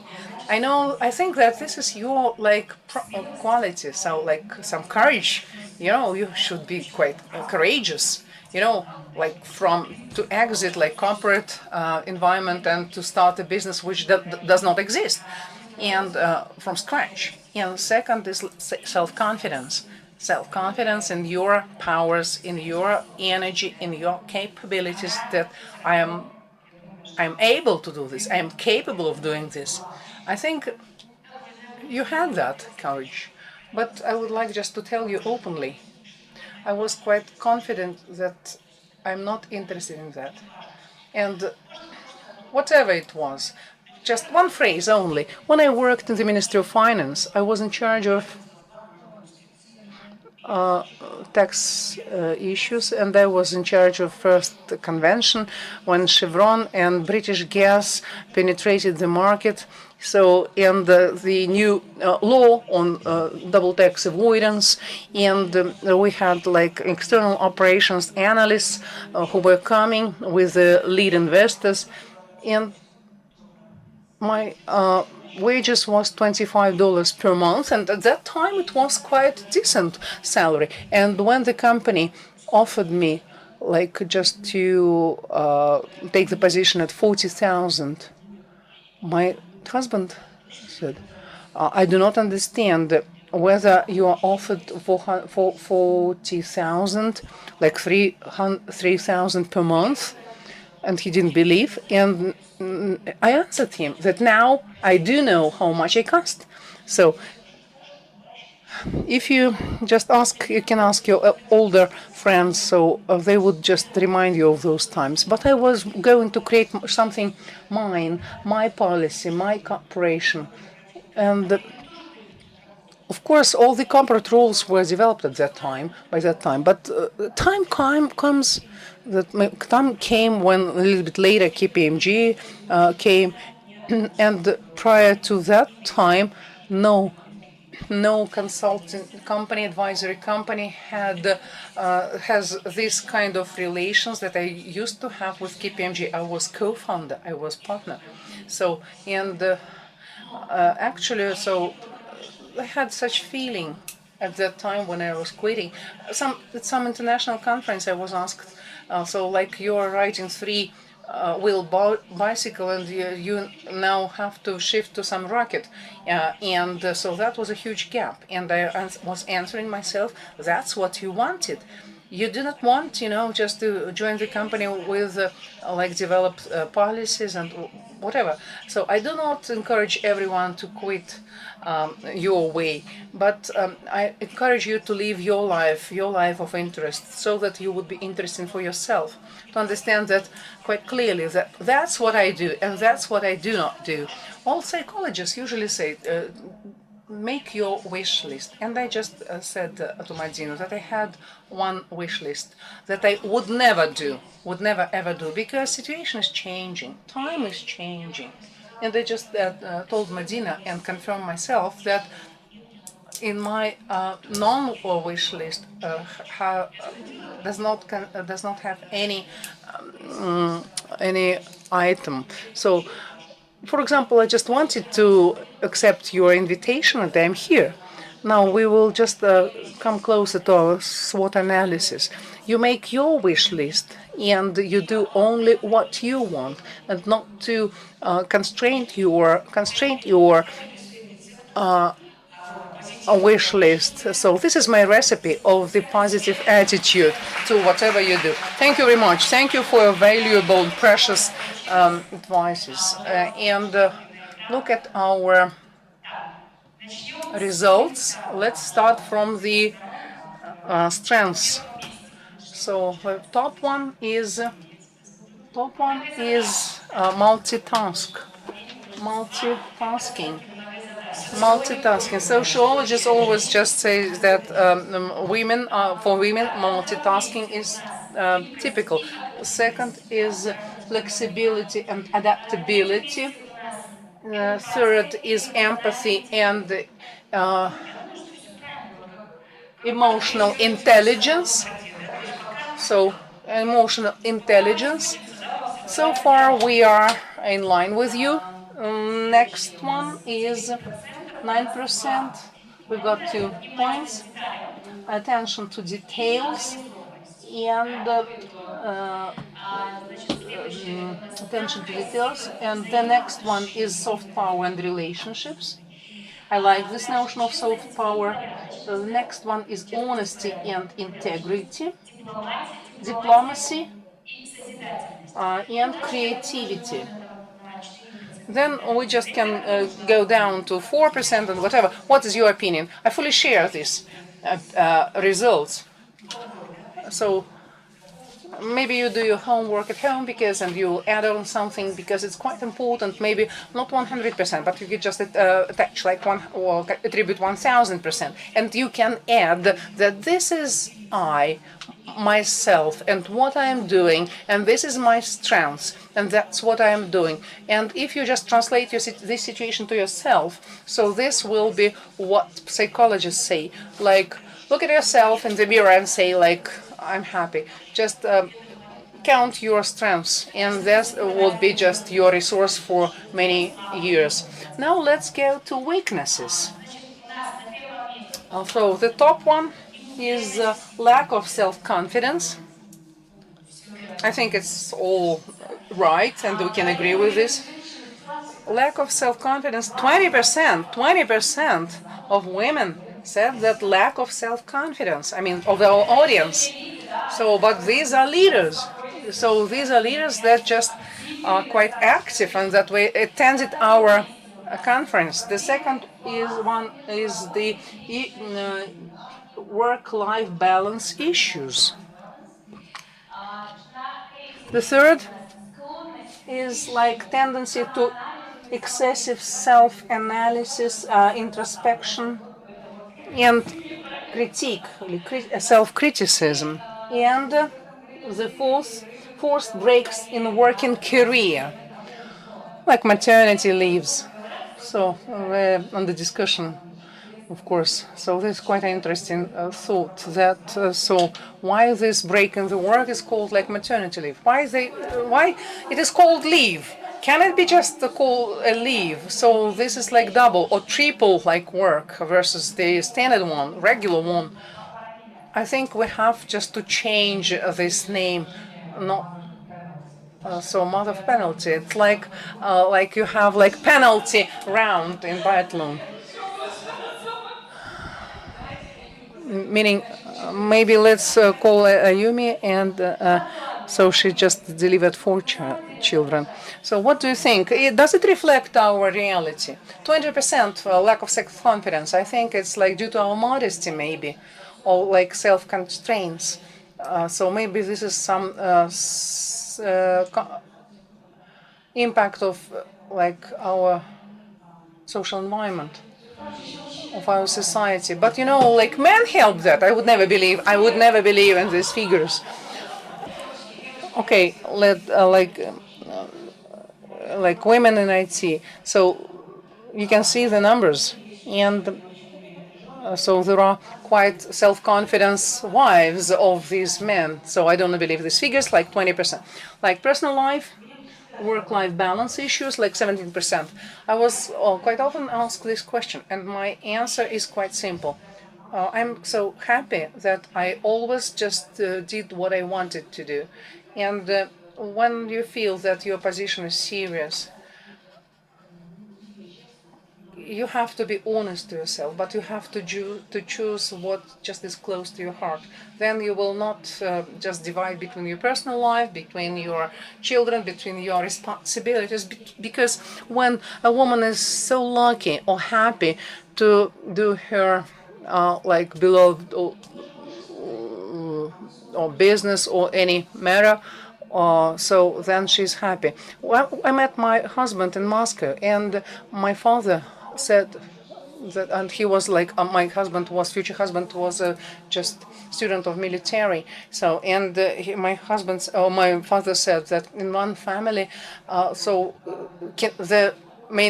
they cannot be two generals, but my husband is general. So this is like due to stereotypes. We should not think that, like, if a person is military, you have, to march on and on. And I said like that 3 rules I have to be a happy woman. And here there should be, we have not too much time. I'm not a fan of Maria Arbatova, but as a sociologist, she just carried out a great survey. And if a woman is busy with very profound labor, so everything is okay in her family. She just asked only just to allocate 17 minutes for communication, and they had very strict rule. I just went to my office with a small bag and was leaving my office with a small bag. I did not just carry home any issues or any problems, because they were missing me, were waiting for me, and I was, I was carrying all that burden. No. What would happen if we just do not file a report in time? We will lose a client. But if if our son or daughter lacks our attention, so that will be just a big problem in the future. And therefore, very small bag. And what is the last thing in the weaknesses? Let us continue. I would like to add from myself about the lack of self-confidence. When I feel that a woman starts to have doubts in herself and her ideas, and she understands that everything is great, everything is perfect, great results, but at a certain period of time she starts feeling a tension. I ask from where I have this lack of confidence. When you feel this, just recall those results you have achieved and you will feel confidence. If you have bad memory, then record them and read it aloud every time. This is very easy, as Miret said. You need to make notes if you have problems with your memory. So write down and then read again and again. Here I'd like to add what is missing here, that we have incorrect communications. The sociologists and psychologists will say, and we women know soon we'll have the 8th of March, and so on, you know this. And men ask, what do you want specifically? They don't know what gifts.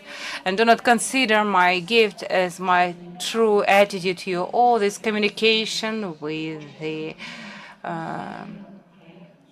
same ideas, we need to switch to the personal relations, to the corporate relations, that I am not going to do this scope of work, I don't agree with this salary, and not to wait that the man, being your boss, would guess. This is our incorrect communication.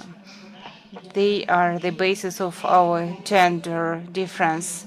Men are more discreet, they ask specific questions, and women, they use the soft power in wrong situations. You need to be diplomatic and clear to express what you do not like, what you disagree with. Let us move to the next topic. We're running behind our schedule. Let us discuss our threats. We have threats now, no? Or opportunities. Okay, let us switch to opportunities and then threats. We have 2 slides left. What are the opportunities? High demand for IT specialists, number 1. Next one, trend for gender diversity. It's quite relevant. Hybrid and remote working conditions. Number 4, specialized grants and scholarships. Janat, what do you think? Is it right? What could be added? And how these opportunities could be used to work with the weaknesses? So we can make this SWOT analysis to check where we have the weaknesses, take opportunities, and switch. I cannot say anything about grants and scholarship. This is a social support in a way, and we are making surgery to ourselves in this analysis. There are a lot of opportunities. And do you remember we discussed opportunities with you?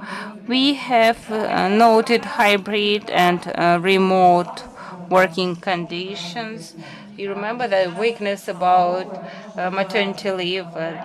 Now you can make an arrangement with the employer that you can work in the remote mode, in the hybrid mode, and at the same time take care of your children. This is one of such opportunities. High demand for IT specialists. It's great because now we face a boom, a boost in development of IT products, IT programs and companies, and IT women can launch themselves at the start, at the very beginning, and start their career. What else could be combined? I do not mind if some of you from the audience would participate in the discussion. Help us, please, if you can. Trend for gender diversity. This is when a woman in IT can do it not only in a nice manner, but she can do it quickly, in a convenient manner, with the minimum of difficulties. This is the gender IT. Next screen. Do you have anything to add to this screen about the opportunities? Yes, please. Hello, everyone. You know, there is another important opportunity for a woman is not to look at the age limits. Why? Thank you, Janar.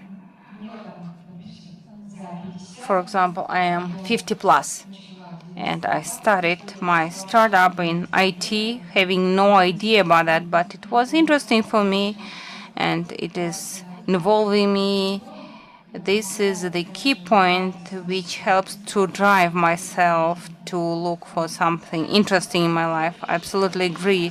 I think that women 50 plus, sorry for those who are younger, this is the golden age. You have clear relations with your husband, your children are big enough. You have some definitions in your career. This is a unique opportunity to be yourself. This is what we started with, not to have some double standards. And secondly, I would like to give you one example. The one I mentioned for Marina, this is the sand clock. I had a procedure for 10 minutes, and it was not very pleasant. I was waiting for the sand clock after 5 minutes to pass, and the whole my technological study was at the physical mathematical school in Kostanay.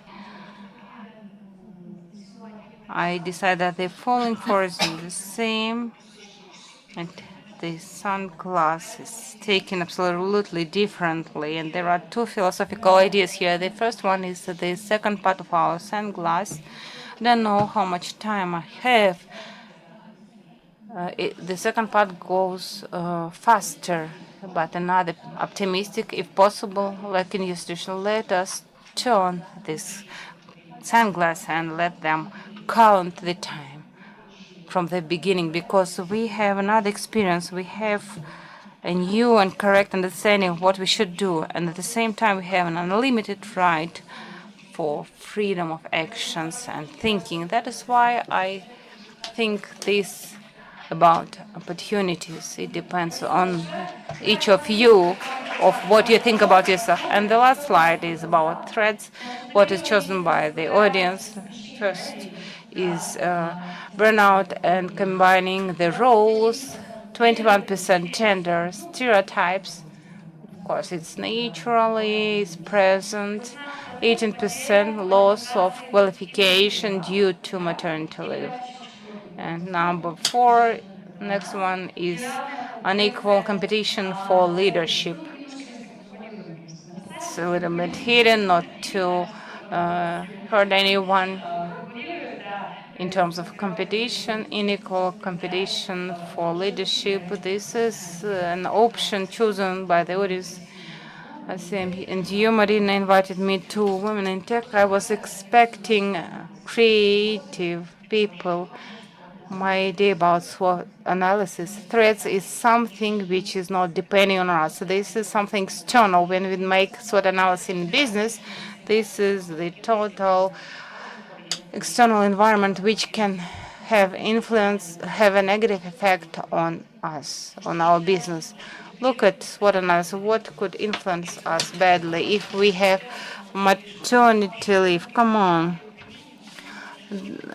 Kamala Harris, she's presenting herself, nominating herself, and says she has some children, navies, and so on. But this is a priority for a woman to have all this relative. Losing qualification. You lose qualification one, go back and find something else. Don't lose yourself. This is the main thing. If Marina allows me to finalize, I believe that's what analysis for a woman in IT. You have no threats. You have strengths, weaknesses, opportunities. You turn opportunities to the upper right corner, and we all will be happy because we can do it in IT and we can do it in all other things. Thank you very much. I do agree there are no threats for us. All three threats and limits are in our heads only. We just think about them, but they do not exist. We have all the opportunities. We all have all the strengths to do what we want. Do not give up. Do not create problems for yourself. And you need to try yourself in different roles. Thank you very much, Janat, for your participation. Thank you, everyone, for your participation. Thank you so much indeed. We, together with Janat, made a subcast, Guilty Without Guilt, about women. We did not even edit anything there. That was the last day of that known court, but it was about other things. You can watch it. You can listen to Janat for many hours with pleasure, and you always, in any age, find something interesting for yourself, even now. We have talked so much about it. Still, I have learned something for myself and got convinced that you should not do something you are not interested in. It's a very good sign for everyone. Thank you so much. Here are presents from our partners. Now we're going to have a coffee break. And since we are a bit late, we will have a short coffee break for 10 minutes. It is 12:33. At 12:45, I'm waiting for you back. 1 second, I have brought a book. Thank you for Mulder for delivering this book by Ozone Valentine, Non-Women Economy. You must have heard about it by Linda Scott. It is in English. It is the professor of Oxford University. In English version, it is called Double X Economy. That is why I would like to invite you to read this book, and the answer is easy. We should stop these discussions and debates who, what, and why. Let us use this win-win slogan to join our efforts, because if somebody is watching the geopolitics and economic issues, the situation would be even more difficult than we can imagine. So here, like in a good family, let us get rid of all the claims to each other and take all the best. It's a wonderful book. I'm not advertising it. I'm just sharing with you how I appreciate this book. It is available in English and Russian. Ozon, well done. Delivered well in time. Thank you. Thank you. See you in 10 minutes here in this room. We will have a motivation speech from Dinara Shakijanova and 2 panel sessions. Please be well in time back.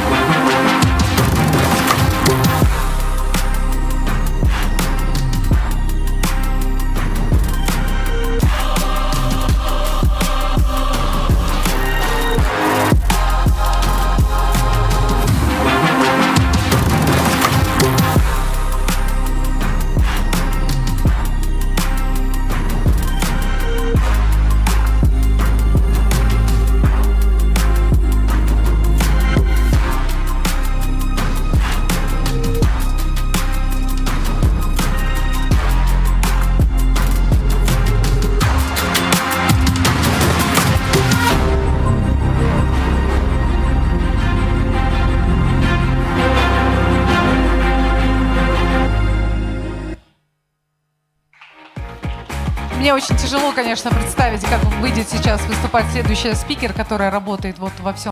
Our next speaker, who is working in this area, is so very interesting stage of the things which are difficult to comprehend. I would like to give the floor to for the motivation speech on the topic of leadership and influence, how women power can influence the manufacturing rules.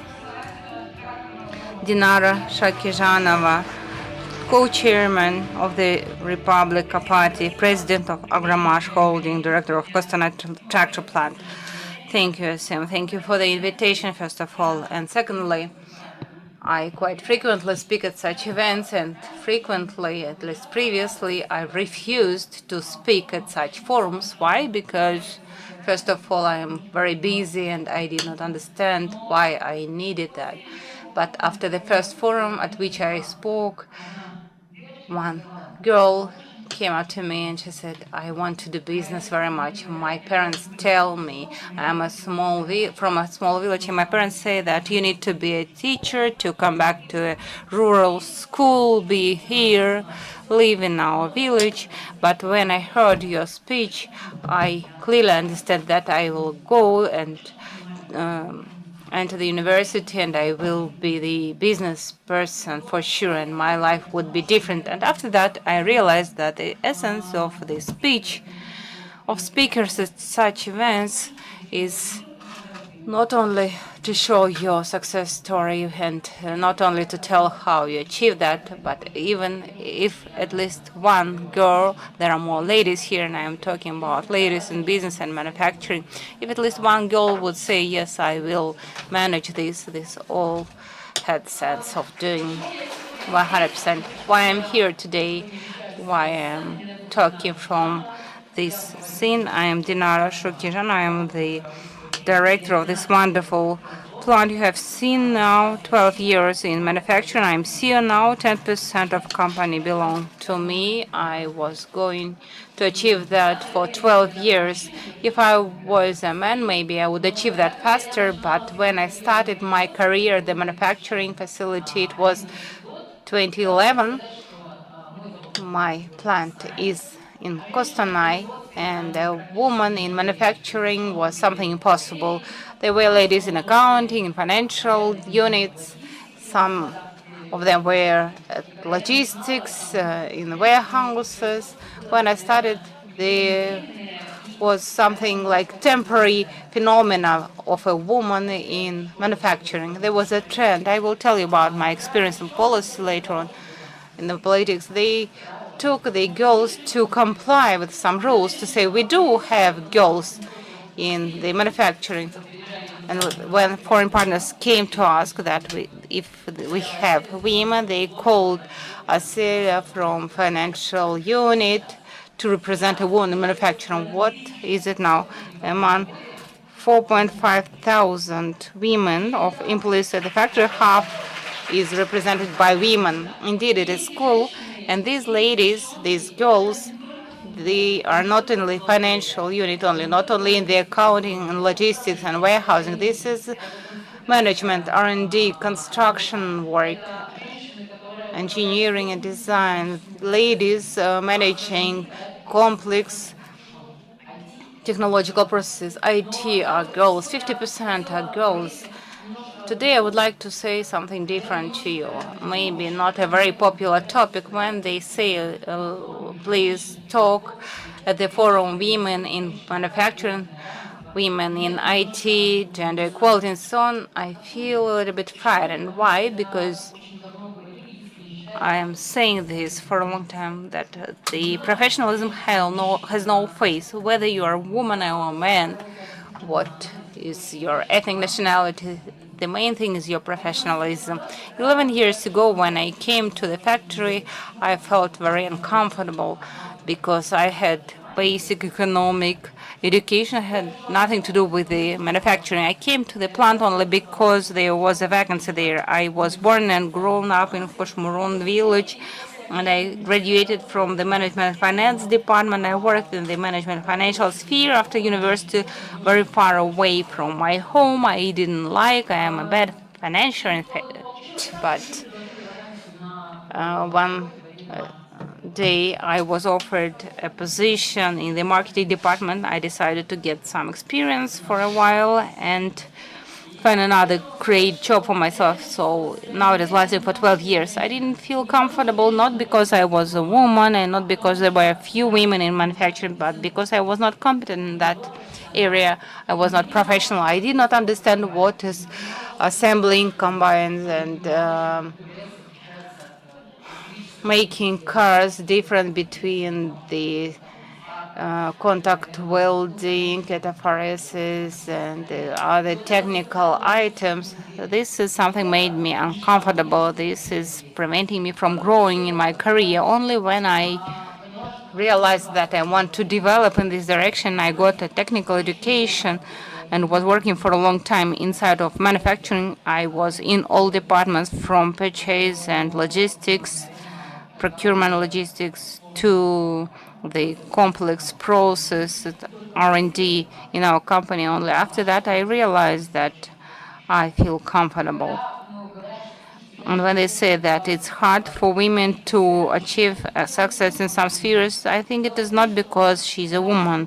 The thing is that in order to be a professional and to understand well your sphere, when I participated in with Kia and Peterburg tractor plant negotiations, nobody is paying attention if you're a woman or not. It's important what you are saying. If you say bullshit, the men and women will have such an attitude to you. But when you're competent, when you're professional in saying what you know, all the barriers are eliminated. And the previous speaker said also that it is important to be a professional in your sphere. Then, whatever you are, if you're a girl or not, if you have red hair or short skirt, of course you will face some stereotypes. And at my first international negotiations, it was with the Peterburg tractor plant. Mostly they were men there. I came and they, as usually, they meet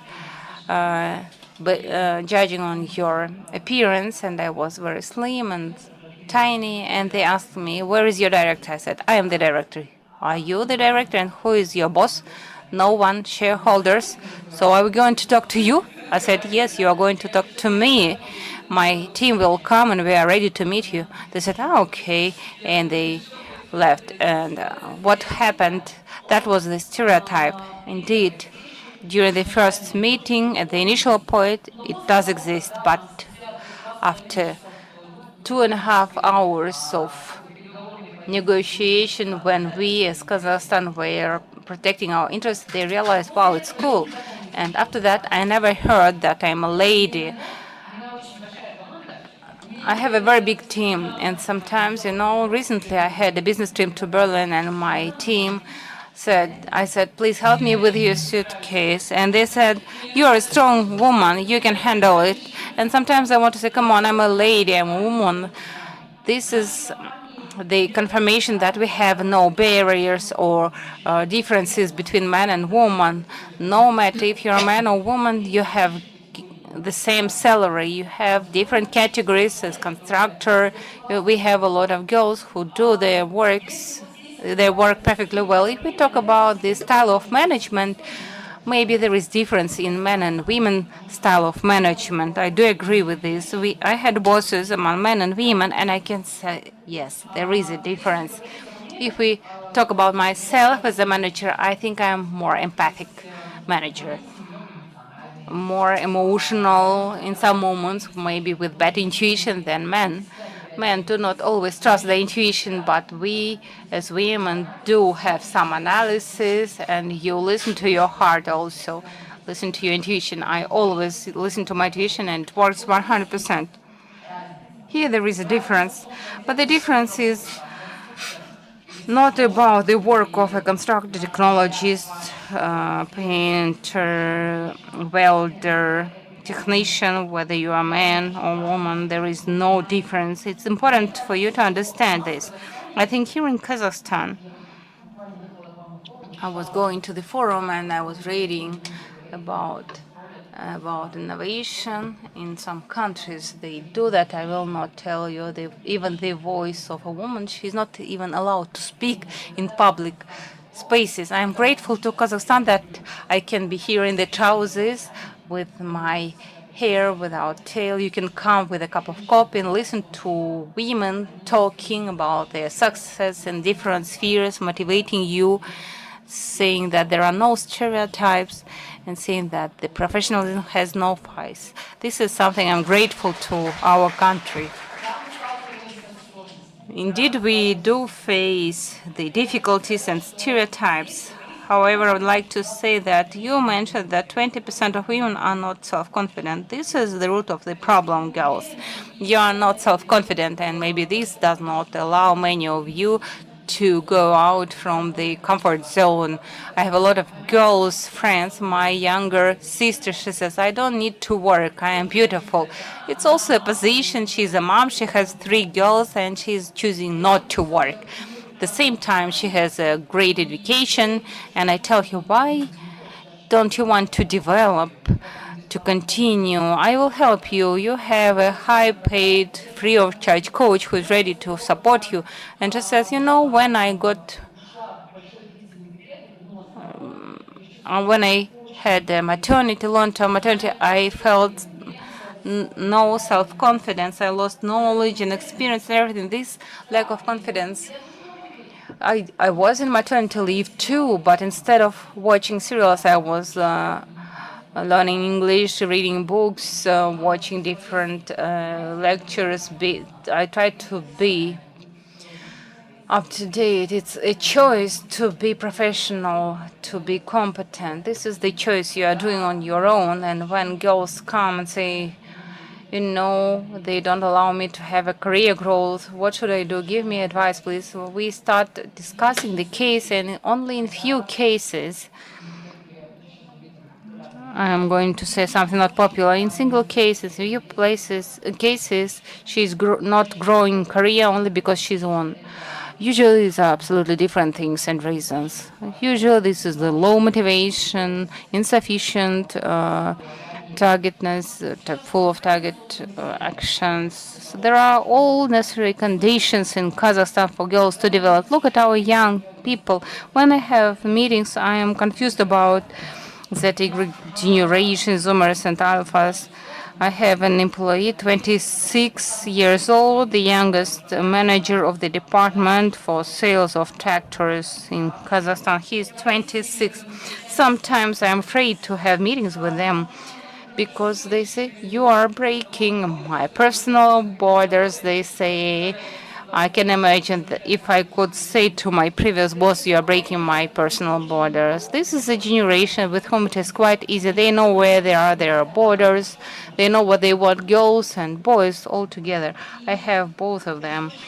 And absolutely, they don't have a problem being a girl to have the career development. No, you need to struggle something else. You need to struggle to have goals, to set goals and achieve them. Unfortunately, I guess previously I faced these situations before. I would like to share with you my small experience in politics. And Dina said in parliament, there are only 19% in parliament of Kazakhstan. For 1 year, I was a deputy of Majlis in parliament. For 1 year, I came when I wanted and left when I wanted. And in 2 months after being in politics, I realized that this is not mine, not for me. And I decided to quit. Yes, few women in the parliament. And indeed, when they say that 98 MPs we have and like 90% youth, women, and people with disability. Yes. So, but we have just to break these stereotypes. 8 machine building plants in Kazakhstan we have, and just I manage one of them. And when when I'm just talking with my colleagues, well, work with my colleagues, so no one of them just say that you are a woman, so you just not knowledgeable in just technical process and all that.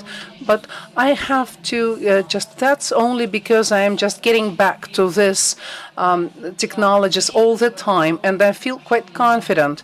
And I just talked with confidence about what I know, and all the like frontiers or like edges just a blurred, whatever background you have. Now, of course, it's a pity that I was not able, just to get the education abroad. So my father used to be like. My father was like a railroad technician. My mother worked in the post. So, but I know that, competences, skills, and goals. So that's what can just remove gender constraints or barriers.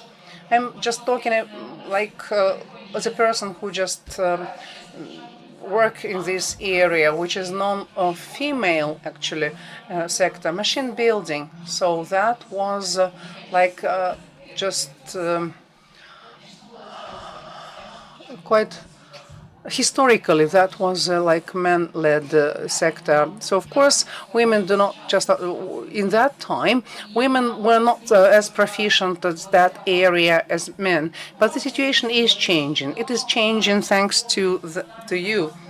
But quite difficult to say that, yes, there are certain stereotypes, there are some gender barriers, but unless we start changing them, unless we just act as an example,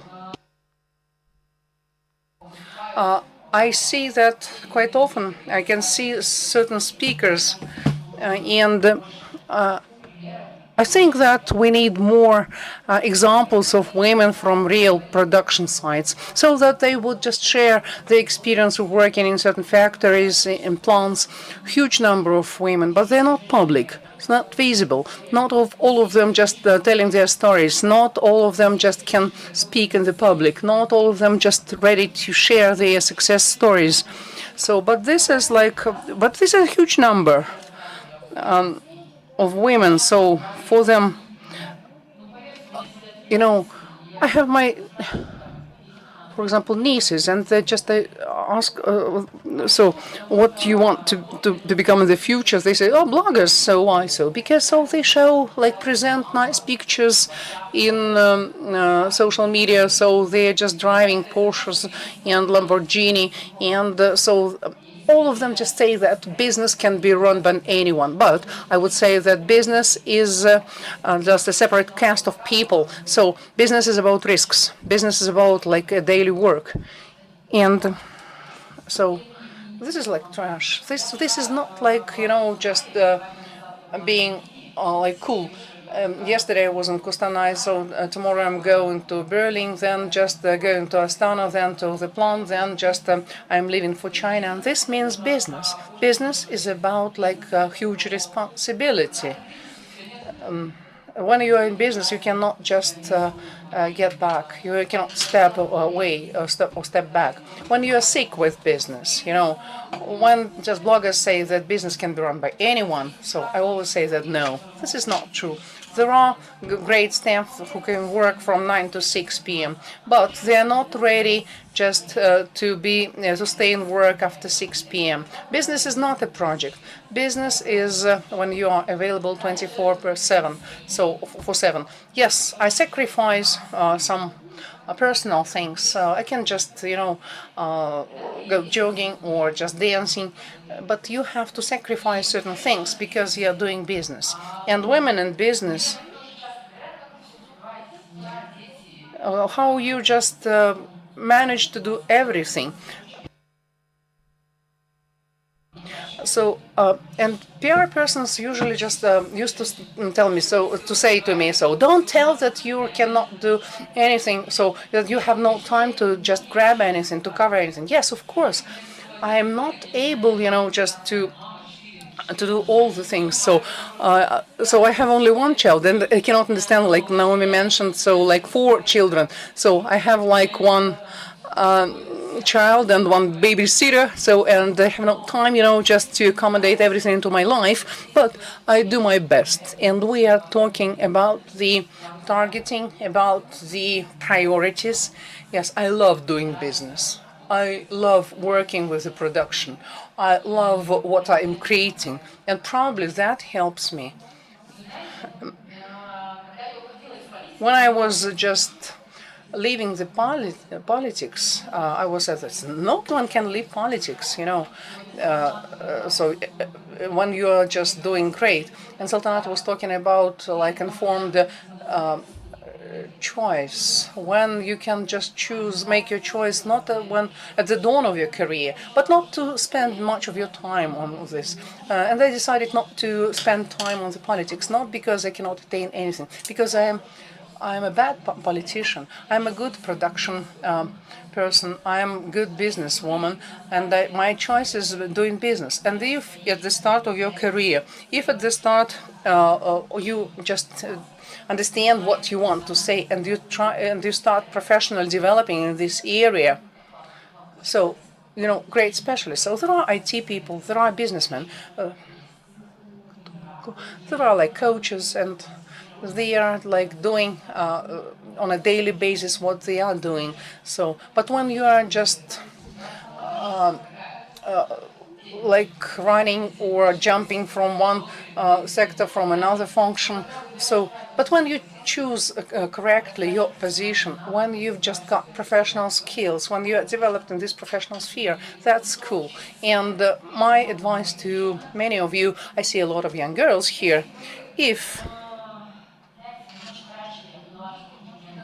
I could understand that, get understanding that I would like to be involved in production, and I started like when I was 25 or 26, and I thought that I just lost some 3-4 years or 5 years, so probably I would have been attained even more success, higher success, better success.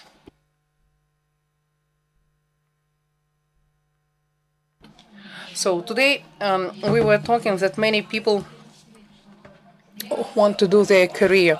So why there are certain stereotypes, probably so that is like imposed by the society. So how one should look like. Sometimes at the production site, people ask me, "Are you sick?" So I just answered that, I had no time. But I can see that in the social media, for example, there is a stereotype that like successful woman is always looks great in her career, in her family. So, but this is only a picture, an image. Sometimes we have no time for everything. Probably we just allocate less time for ourselves, maybe for children, for our parents. Maybe I just allocate more time for my for the factory, for my for my factory child. So, but probably in our sphere, in machine building, so probably. So this is not true that we have less women here. We have a lot of personnel who are involved into conveyor operations and assembling. In the past, we used to have men mainly working in the conveyor assembling tractors and cars.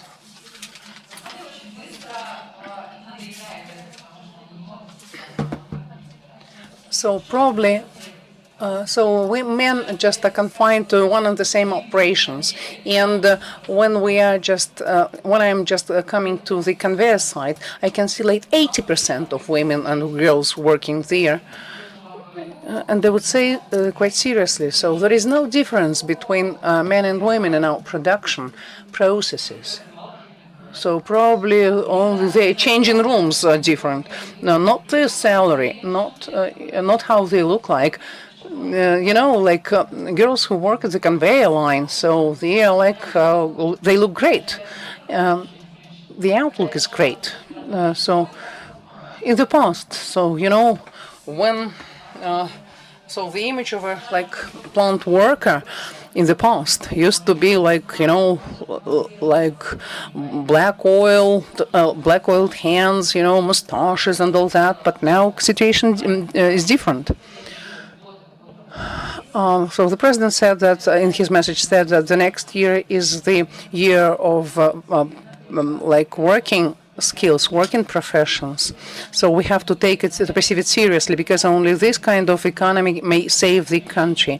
And we have to just demonstrate examples of women who work in the production side. And the most important thing, so we have just to show the women who work in the industrial sectors, women in industry. That's what we have to talk about. When in the past we used to just come to certain negotiation sites, so our partners used to be surprised that the women work in the production sites. Yes, they are technicians, they are good in technologies, and they were changing attitude to the country, because for them, EU, other countries. And other countries, I remember, our negotiations with an American company, for them it was quite difficult, because they were thinking of Kazakhstan like machine building sector is prerogative of men. So only men were involved in that sector. And when women were coming or girls were coming, so they were saying that you have cool women in production, you have cool women in management. Let's share these examples. Let's translate these examples in our channels on social medias. When women just demonstrate that professionalism has no face, so that I do not want even, just sometimes I'm just told, please come and say how difficult it was, to build this conveyor line. I don't want or Korea. So I would say that it was not difficult to build Korea, because in my time, so there was no internet access, there was no money, for example, for quality education. Probably that was the constraint to make a career, not because I'm a woman. Probably you would say in your company's situation is different, and I was lucky. But believe me, in my company, so there are 4,500 of staff. So how does it differ from your production? No, same. Situation is same. So the question is how you feel and how you behave. I'm a professional. I love what I do, what I'm doing, and I'm just sincerely aware or believe. I sincerely believe that this helps my career. So I do not feel any stereotypes in relation to myself. When I just joined the politics, I used to work with the Social Economic Committee, which was in charge of the project activities, and we had only two young women there. So one of them was men first to express their opinion, and I'm not like this. When I just came, I said that I'm not going to sit there at the end. So they said that you will sit here because you're the youngest. I said, no, let's just change our seats. And when we were starting just discussing some industrial project, by the way, so LRT, and men just started discussing it light rail transport project. And so First they were not confident, so they did not trust me. But then, when they understood that you were technically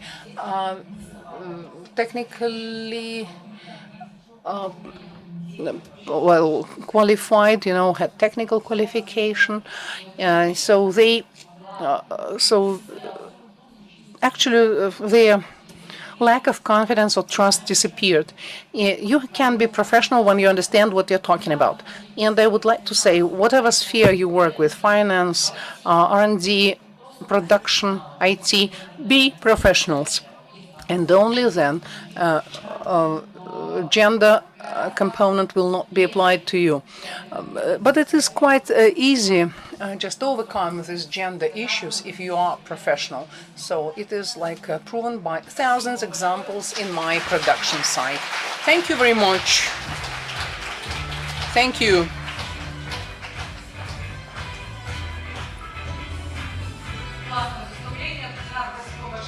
Great presentation.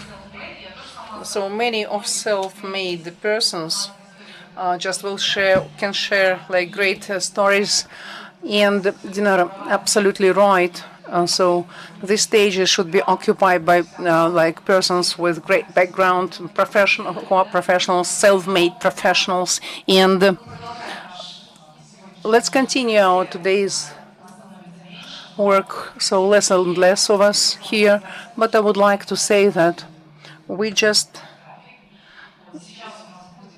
we are within our timeline,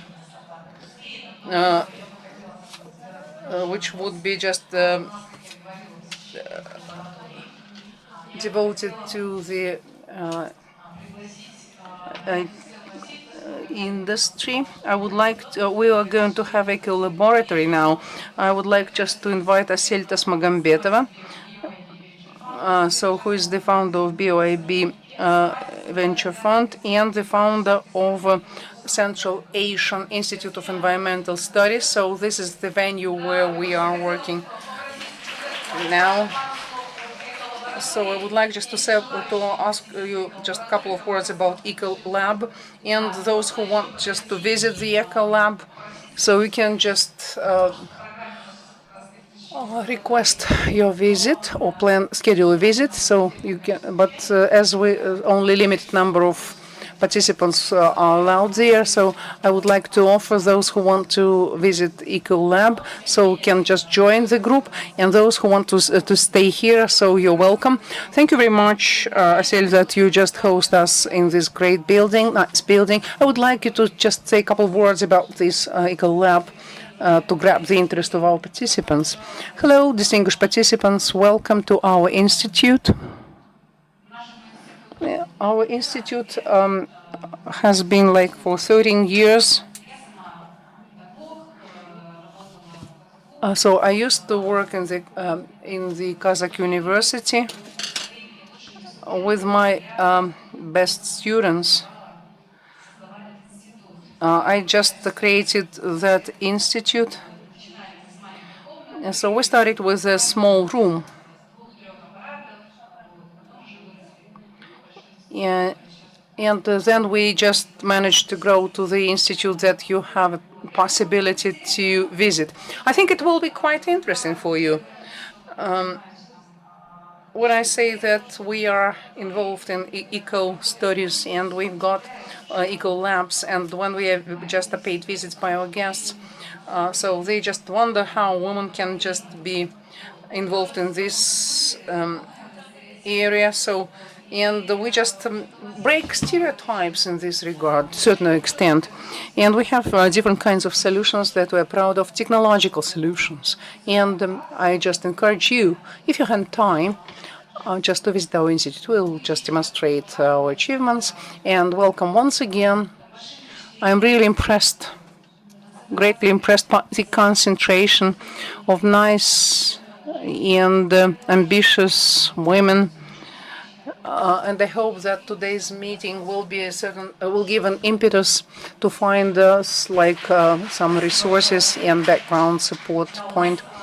Thank you very much, Asil. Asil is going to be the speaker in the panel, is the next panel session after the startup session. So women in venture, because one of the speakers, Philip, will just join online. Now he is on his flight, and he will join us by Zoom, on Zoom. So Philip is Philip is like Women in Global, one of the men. But now, while our panel session is being prepared, I would like to.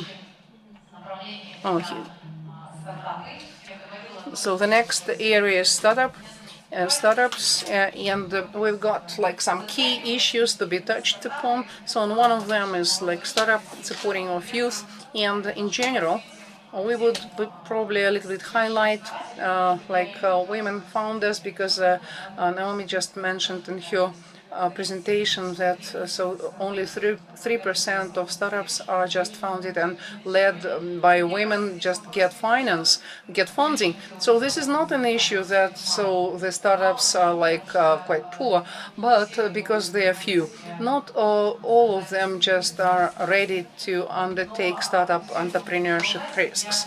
And we can continue this topic. I would like to invite Laura Salamat. Laura Salamat, as a just to follow Dinara's speech. Laura is senior member of Women in Tech Kazakhstan, and she's going to be the moderator of this session. Thank you very much, Asim.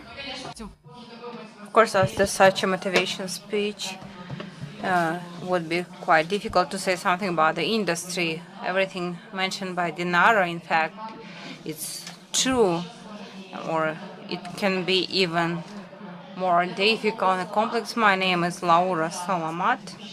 At this moment, I am Director for Business Development of an industrial integrator. Starting from 2018-19, I'm dealing with introduction of digital solutions at the manufacturing facilities plants. I am digitalizing not only products but also business processes of the enterprise. This is my scope of work. As Dinara mentioned, women in business, this is also very important to be mentioned, and we'll promote it too. Please allow me to introduce to you our panel discussion today. This current discussion is going to be different from those we had before. This is an absolutely different direction. We are going to talk about the leaders' generation. I think it would be interesting for the existing entrepreneurs and for the young ladies and boys present here. We are going to talk about the leaders. Musa Siksimbaev, are you here? He's here, okay. Ilham Abdrahmanov, Dara Tuminbaeva, working. And the first block was divided in our program. We have divided it in few blocks, and the first block we are going to talk about the beginning, about the starting point at every company. And my first question, what has inspired you? Maybe everyone is asking the same question every time. What steps made it possible for you to create not one but several products? Today we are going to talk about one of the most successful products. How do you measure the success? At what stage of success you are now? But what was at the beginning? Let us start with you, please. Thank you. Salam, everyone. Thank you, Laura. Hello, everyone. Our project is called Prometei. We make a B2B platform to increase salaries for the sellers and suppliers. We are the first platform like this in Kazakhstan. What was the beginning of this idea? For the 7 years, we are dealing only with marketplaces in the US, Dubai, CIS, China. Even we had some cases in Japan. Thus, we have noticed and we see all the time the pains of sellers which need to be resolved. What we did for ourselves, automation of the sales and so on, we decided to share this all. And we called it as Prometheus, the one carrying the flame and helping to the sellers. And using this experimental way, with all these pains and difficulties, we found this solution. At which point of time this idea appeared, it did not exist, and then after many steps and long-term striving towards it, you have achieved this decision. Or what was the point? Yeah, there was a point of time during the speech when I was speaking to the student of SDU, a business school. They all asked the same questions. It was sort of CASDEF. I did not even realize, but later I understood people were asking about suppliers, financing, marketplaces, all the same questions. which were resolved by our team, but we used it for ourselves only. And then we decided to test those solutions for other people. So another recommendation, use the opportunities to visit more events. It's a very good insight, one of the key results. Musa, yeah, the same question for you. Please be shorter. The idea, the click, or there was an event or anything else, maybe we will note another insight from you. Hi everyone, my name is Musa. We make Uva. Maybe you know about our startup. We call it startup.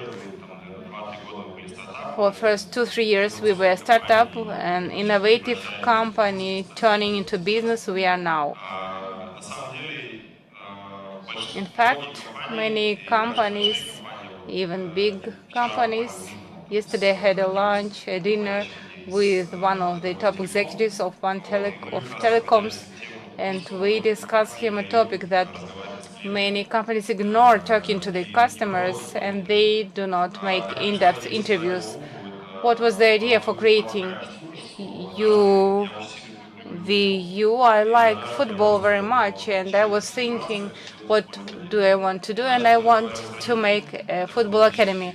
I started talking to my parents back in 2018, I think, and I asked parents why they do not take children to football education training. So the problem was about delivery, transportation. I made a school with transportation. In 2-3 years, we became one of the biggest schools in Astana due to this competition advantage because we provide transportation. At the same time, I had two businesses. I came to my current partner, Madiyar, a friend from my school, and I said, let us have a startup. There is such an idea. He said, okay. I leave KPMG. He was one of the genius employees with triple promotion in the first year at KPMG, and he had to quit. If there is somebody from KPMG, it was me who took him from your company. And then we started making transportation services for children.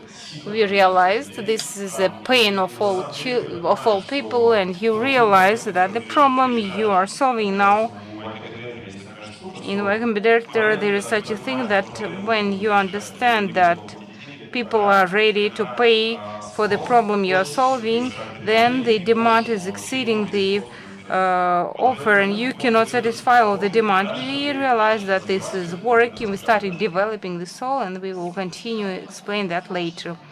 Yes, thank you so much. Everything's clear enough to understand how did you start. Daram, will you tell us about your project yourself and most importantly about your start? Unconscious, conscious. Hello everyone, I'm happy to be among such great speakers. In general, I have a more international experience in corporate work, and if you judge on my name, I wanted to do something on my own, but I was not self-confident in that enough because it seemed to me, what am I to do something on my own? But when I was in Amazon, I had a personal problem every half year. I felt bored. I work in Malaysia in half year. I am bored. Change for data science. I am bored in half year. Change for Amazon. Bored in half year. Again and again. But when I was doing startup, it was never boring for me. Every time it's like a minefield. If we talk about Doro specifically and how this idea came to my mind, I was making dating up. I had thousands of people registered, but I could not handle the economics, and people didn't want to pay. I had a pain, but the people had the pain, but it was not so painful to be able to pay. If we talk about Tinder and Bumble, they don't have big figures, not reaching billions.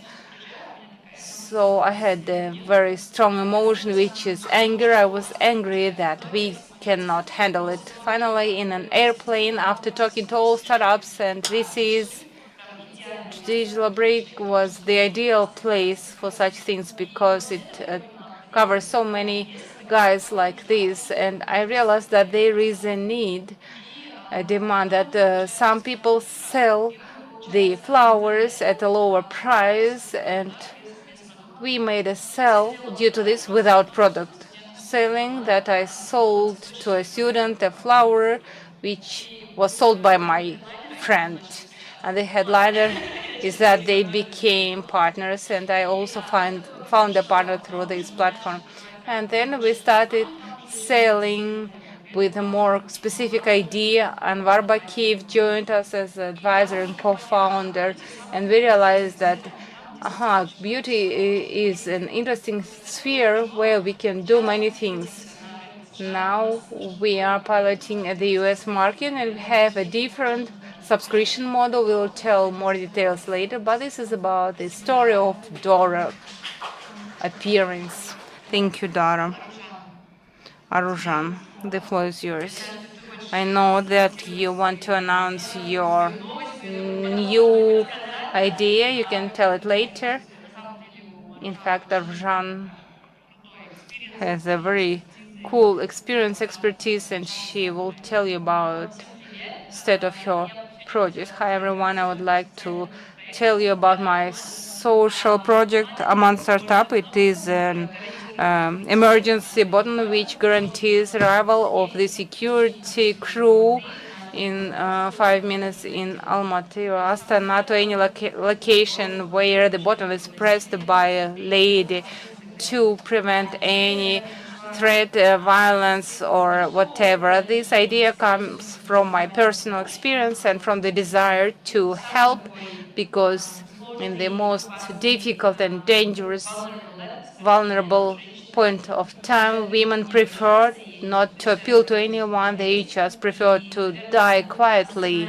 And the main mission of the startup, why it was born, is that I want to show the women that there are thousands of women who are eager to help them. At least there is me who is ready to help. I think this is the mission to create this startup. Thank you, Rajan. Thank you. Tanya, what about your start?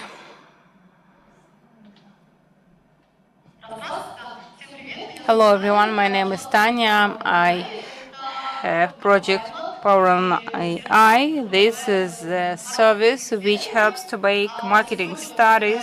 Today it is collecting reports, analytical reports on the market in few minutes. How did I come to that?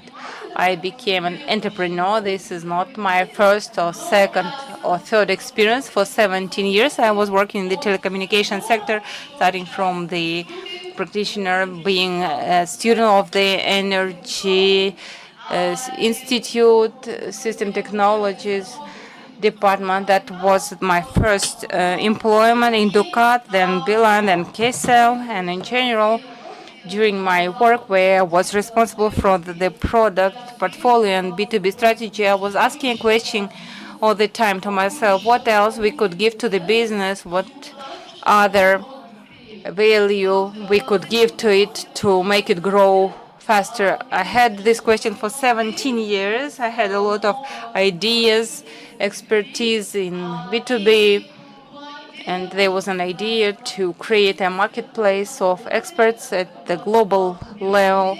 That was the first idea. I started implementing it last year, but as a result, in the course of development, it was quite an interesting idea, by the way, for the market. We had immediately the customers and income, but we realized it would be difficult to approach other countries with that idea, and we wanted to create a global IT product. Now it is in the process of being born, and a lot of ideas came up to our mind. My first entrepreneur experience way in the maternity leaves. I think it's a great chance for women to switch. When you build career in corporation, you have no time for startup. But when you have maternity leave, sooner than later there is a need for intellectual engagement, and suddenly you may have most unexpected ideas. You see, Tanya is the fifth company, and they all have different stories to start. What does this mean? This proves that there are a lot of ways for starting, for every lady, for every boy, to create your product or company. Yelam, I think many people know you and your company as a whole. Please tell us about your start. Hi everyone, my name is Yelam. I am from Choco Holding. I am CEO of one of the projects, Smart Restaurant. How I generated that idea to create it. My personal experience is 8 years in public catering and education area, 6 years. So a restaurant is the logical thing to do. The idea was to deal with a product which would change significantly the life of a person, of business, of community or society, to create something that will influence significantly, strongly. The restaurant business globally suffers from non-automation and big demand for the workers because in 2021 the US market had 50% deficit for 2 vacancies. They had only 1 employee. This can be resolved by automation, and we decided to make a product called Choco Smart Restaurant. We double profit for partners due to reduction of expenses for staff and increasing profit from the customers you have, from your visitors. We are direct B2B product, and from March we started a large scale growing in Kazakhstan, scaling up. And we hope that in September we will approach the first another country, which would be Kyrgyzstan probably. The idea started when we decided to change something for the whole world, for business, for people. Why Kyrgyzstan? Do you have partners there or investors? First of all, Kyrgyzstan is very close to us. This is the first reason. That would be our test approach of the other country. We want to challenge ourselves if our capacities allow us to roll out in another country. Secondly, there are many interconnected networks like Navad, Kulikovsky, Домашний Biscuit, Public, many other guys who opened there and came here, opened here and came there. So we want to use this technical approach to challenge, to test this technical approach for ourselves. This is a good announcement for you. Yama product has another product for the Central Asian region. So the idea is not about the idea itself. It's like idea in idea. Zulfia, the floor is yours, please. It's always when IT guys start unmuting microphone and saying something, the microphones are not using, lights down, clickers are not working. This is a standard story for us. It's okay. Zulfia, is everything working for you? Yes, it's working. My name is Zulfia. Hi, everyone. Thank you for the invitation. I'm happy to speak with such cool experts. Our startup is Take Care Mom, is an ecosystem for mothers, for every mom to be able to find all necessary tools and spend the maternity leave in the first 2 years specifically easily. I got this idea when I was in maternity leave. Zhenya, my partner and myself, we became mothers recently, and we were shocked of what was going on. As the excellent students who achieved everything easily, maternity for us was a big shock. We did not understand what was happening. Then we understood that we were not alone, and our project was just born from a small, like $60 project. We carried out like webinars with the specialists in the sphere, and we could see like big demand. So when moms, just got provided their feedback. And even when we just finalized that project, we were offered to continue that. And last year we just won the project and the Innovations, and we became a startup. So we've got two blocks, and I suggest that we merge them. not all of us want to say or who do not want to say. And I have a lot of questions that I would like to highlight in the issues of startup growing in the market of Kazakhstan. But let's talk about constraints, about like competitors, about the issues. So you are developing and going further forward. And let's talk about success. There are different types of successes that you got, you attained, and we do understand that everybody measures their like success and their products and their startups in different way. So I'd like to hear what stage you are now and how you measured your success and the products of your startups. Zulfiya, let's start from you. The floor goes to you. Maybe the first success was when we just got the grant of Kaz Innovations. Talking about constraints, in the majority of cases, so we were not like perceived seriously. So moms sitting on their maternity, being on their maternity leaves, who were just cooking. Tarts and cakes, and we just wanted to start proving or probing different options. The first success was that we were acknowledged by the government. And the second success was that the majority of moms know aware of our project. And for us, this means a great success. Plus, success means that we know that we change the lives of mothers. So we just help them to overcome this term mental load and to cope with this. And when they do not understand how to do this, it may just result in different kinds of mental issues. And we help them just to overcome this, to cope with this. To understand it right, that they were not perceived, or maybe competitors, business model in general. Maybe some operational issues, internal issues, or maybe the problem or the issue which was, or constraint, which was like a kind of constraint and challenge, which was a kind of constraint, which you consider to be an issue not only for yourself but for the market of Kazakhstan. When we started just developing after the social project as a community, so we just found some 15 projects of communities of this type who carried out like webinars for mothers, and when they noticed that we attained certain success, they started doing the same. And when we just understood that there is some, if everybody is following us, that means that this is quite successful. If nobody there, so this looked quite suspicious. But some of those projects just were leaving, were quitting this business like 2-3 months later.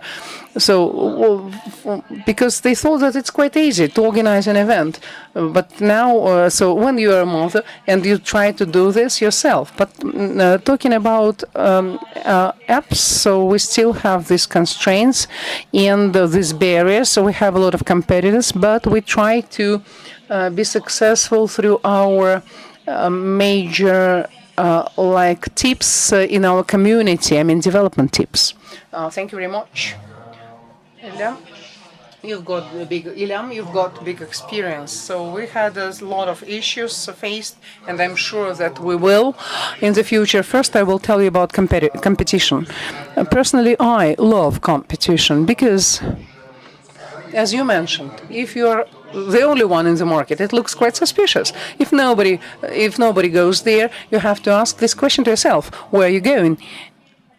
The second point why I like competition, because it just teaches the market. If you do something in terms of innovations and you are the only one, as a kind of like Noah, who says that you want just to have to join our boat, or you just have to buy this product, it's quite difficult, because if somebody else doing this, if dozens of companies teach the market, so it's great.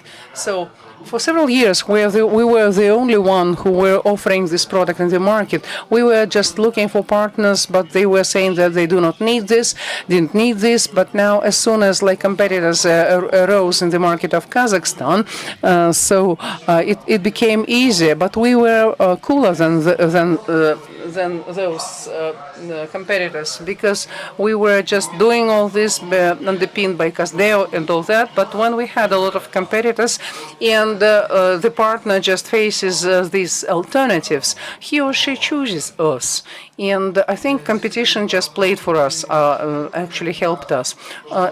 Talking about scaling up. Quite often the market is not ready for the solutions that you offer, because we are building our innovative things maybe for several years, or several forthcoming years, or dozens of years, or decade. Maybe it's quite difficult to attain this without any marketing or PR company just to demonstrate that the market needs you. And so this is one of the challenges, maybe. Another question was about success. Yes, how we measure, right? Success. Personally, I think that success comprises several factors. You're talking about company success, how successful you just can earn money generated by the users or partners, how successful you can scale up, and how successful you are in the area of retention. If all three factors are great, I think that any company just operates well as a business. Every unit or every function can just generate profit, and users do not quit. So this is long-term story. So now we just overcome two stages: good economy, good company underpinned by the economy, and good retention level. So neither of the partners have not disconnected since they were connected hundreds and hundreds locations. And we are just learning how to scale up our business. So inside Kazakhstan, it's all domestically, it's all understandable, but we are trying now to scale up to external markets. So 1 + 1 + 1 means success, equals success. So this is purely IT answer to the issue that we raised. In my view, all the issues are just confined to resources. Not only money, but all types of resources. If there are competitors, competitors should exist. If there are no competitors, that means no demand. If there are competitors, okay, we need intellectual resource to understand how just to improve our product, to make it more competitive, interesting, unique. And this is an issue of intellectual resources and probably financial resources as well. Product, yes, here we need just to make it better. So that means financial injections and more experienced developers to make the product better quality. So, but to assess the market, we understand that we need to go to the West because the market is quite different, so it's much larger. And expertise, not much expertise, I would say, honestly saying, but though we worked with the American market, used to work with the American market, but not too much. Therefore, we need resources and we'll need people with whom we will be able to consult and to understand how just to correctly penetrate this market. And I would like to say one more thing, that everything is confined to the networking. So this is the key property of a business person or entrepreneur, to build networking, particularly if you have a couple of millions of dollars. So it's great that you can just meet people and get acquainted, not to find influencing people and some influencers and keep a contact with them. So I'm really happy and satisfied when I'm just communicating with people with certain history of different levels, because when we build our way forward, we need different types of people, including those who would be near you, who would just may help you, who can just probe your idea, test your idea. Talking about the first success. So it happened so that Paul Ronan and I was underpinned by Paul Ronan Space, expert marketplace, where we had clients. It was much easier for us to go into a new project, and we just discussed it with our customers, and everybody looked interested, and we just repacked our idea in that pivot, and we just, as soon as we made that, within, like, actually during 2 weeks, we just passed through 3 acceleration programs, and so AI-based projects looked very interesting, found themselves to be very interesting. And yesterday I just looked at Y Combinator statistics for 10 years. So the share of projects in AI in their batches increased from 0 to 6 up to 66%. That means so this is like hype in time. And when we just managed and we noticed that interest, we could understand that this is like precondition for our success. Like, and then we just started selling the products that were not existing, and now they do exist, and we are selling them in the existing form. Tanya, it's great that you just touched upon the issue of the resources. Most important non-financial resources. I was like expecting who is going to raise this issue, to be the first to raise this issue, because maximum deficit occurs in the IT market, in the area of labor resources, not only in startups but even for corporations who cannot just attract the specialists and just attract them from external resources for high positions, for top positions. Talking about like significant results that we attained. So a project just has been existing for 3 months, and on the first day of launch, so we used to have 5,000 users who just downloaded the app. Let's give applause to this. And during 3 months, so we have dozens of thousands of women just who download app and pay for this, and this create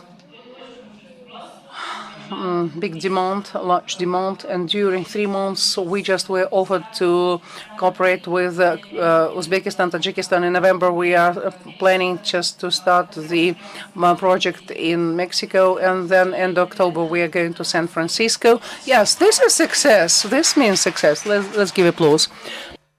Probably, so the primary thought was just to get this access to the app. So the major issues that we were facing was poor internet in our cities and towns in Kızıldağ and Turkestan. So quite often you can hear the news, and so the level of internet is really poor, and we cannot just reach out women and girls. And so the security companies so just show like I would say tolerance maybe or indifference to this issue. So this is the major issue that we face in Kazakhstan, so not in other countries. But as we just want to help our women, so this just creates big constraints, and one app cannot just resolve this. This is a comprehensive work, holistic work of the government and police and internet in general. These are the key issues and challenges. And the main thing, and we understood it with the team, on the 3rd day after the release, we just do everything manually. As a startup, we were thinking that probably 10, 15 people will join us, but we had like 3,000 users. And so I remember that 5 a.m. we were just processing the data, and one woman clicks the button, and that was outside Almaty, and we were just 7 minutes we spent on our way to reach her. And every person who just makes startups, particularly social startups, should understand that this is a big responsibility. And dozens of thousands of users that you see who generate big good profit to you. So these are real women, and you're responsible for their lives. I think this is maybe it was quite difficult to acknowledge to yourself, to recognize this fact, and then just that this fact should underpin your future activities. Tara? In general, sorry, I'm still impressed by what was said by the previous speaker. So our story started from the following. Now we've got like subscription model, and one of the issues in line with the competition, because we're just going to penetrate American market, so we just made several sales there, just passed 1 acceleration, and like on Friday I will just finally get my visa and go there. But in general, so the major thing is that markets are different. So what works in Kazakhstan will not work in America. That's what we understood. So that's generated by the feedback to our startup. So this model will not work there. Therefore, we are pivoting for subscription. Therefore, subscription is paid, and you are just communicating with AI, which just advise what to do better with your, for example, skin. So what you can do with this, what like preparation would be better, face massages or whatever. So this is all just included into AI mode. And I have like one good friend, and she's making this AI, and Google just allocated like credits, 112,000 credit, and we are doing this AI. So this is not just AI, but this is real AI. Thank you very much. And with that, we would like to expand in America, because we see the demand, we can see the competition there. There are different types of solutions, including Perfect Code. So Skin Bliss, which is more just oriented at Europe, and Skin Scanner. So in Canada, so great app, and I would like just to launch something of this kind here. But probably each competitor, we have to understand it that I love this actually, that everyone has their own issues, and where you can just overtake something to be the maybe this will design or your accuracy of your AI or some marketing issues. Marketing, for example, Skin Scanner has like maybe not the best marketing. So there is no leader in the market, at least in our niche. If we're talking about Flow, so this is the, for example, leader in US market in menstrual cycle. And we understood that we've got potential to occupy this niche. This will be quite difficult and energy intense and labor intense, but labor consuming. We need the best specialists, because probably it may take up to 2 years, so it's quite difficult to predict when you have some, for example, skin problems. But this is like means big data needed, so time. And as far as success is concerned, so we're going to Germany now, and we are ready to be a partner to become a part of this round. Thank you, Musa. In effect, there are several areas in the business: construction, healthcare, mining, natural resources, telecom, and transport. And so these are things, these are areas, industries which are quite difficult to penetrate into. These are either monopoly or oligopolic spheres where everything is distributed. When we started just transporting, taking to schools, so we just faced like hundreds of drivers who just went on meetings, because we were setting certain standards of quality. We were just observing or looking over the drivers so that they would drive in a quality manner. And during 2.5 years, we are still like in the situation of combating them. We used to have like a separate room, a separate channel, Discord, where we've got where access is just received only by authorized personnel. We've got security and safety functions which hire former police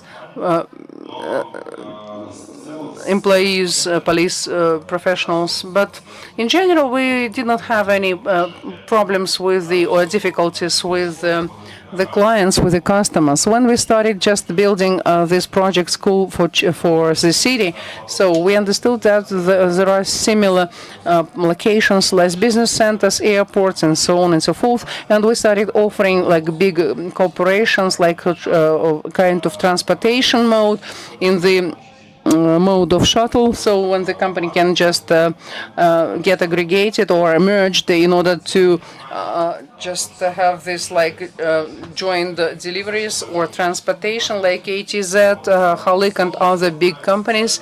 So the main issue is like social tension because it raises certain social tension because a lot of drivers who are ready, just to go to ride, for example, and we've got 550 of them in Almaty.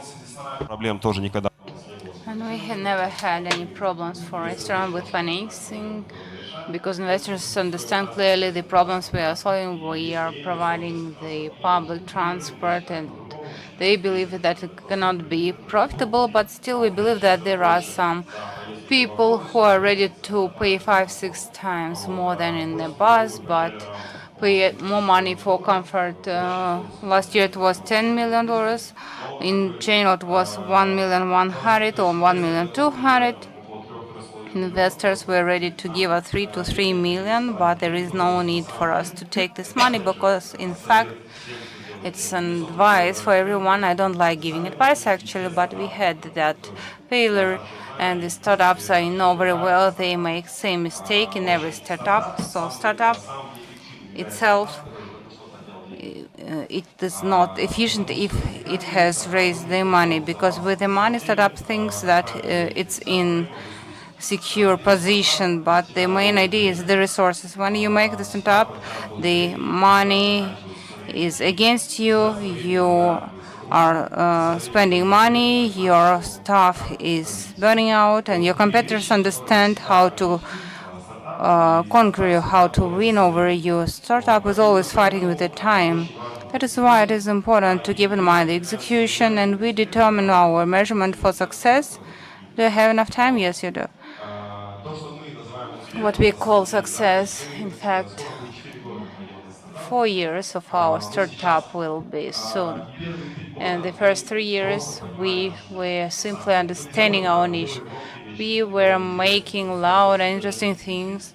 We launched taxi for women and children. We have 50,000 of downloads, but we realized our sphere in 3 years. So the main problem is that in the market of Kazakhstan, in the sharing sphere, we are talking to Madir and all our partners, CEO of our company.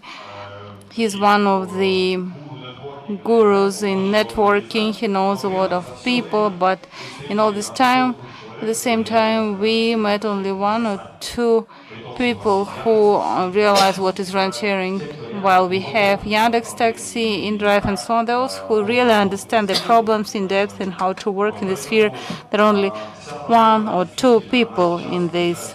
The main problem now is about resources, time, money, and employees, plus competitors. You know perfectly well who are our main competitors against whom we are playing.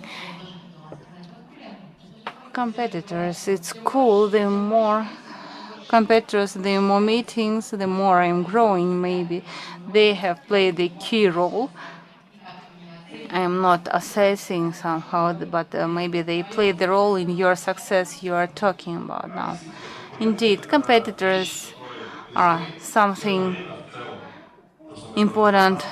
Whatever we do in startup, we were working as partisans, so that was the main principle of startup, to be a partisan.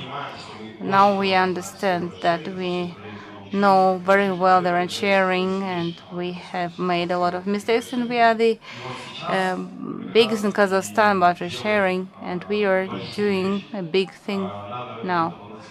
Maybe it will be announced later, but now we are making a big thing which can really change the game in Kazakhstan.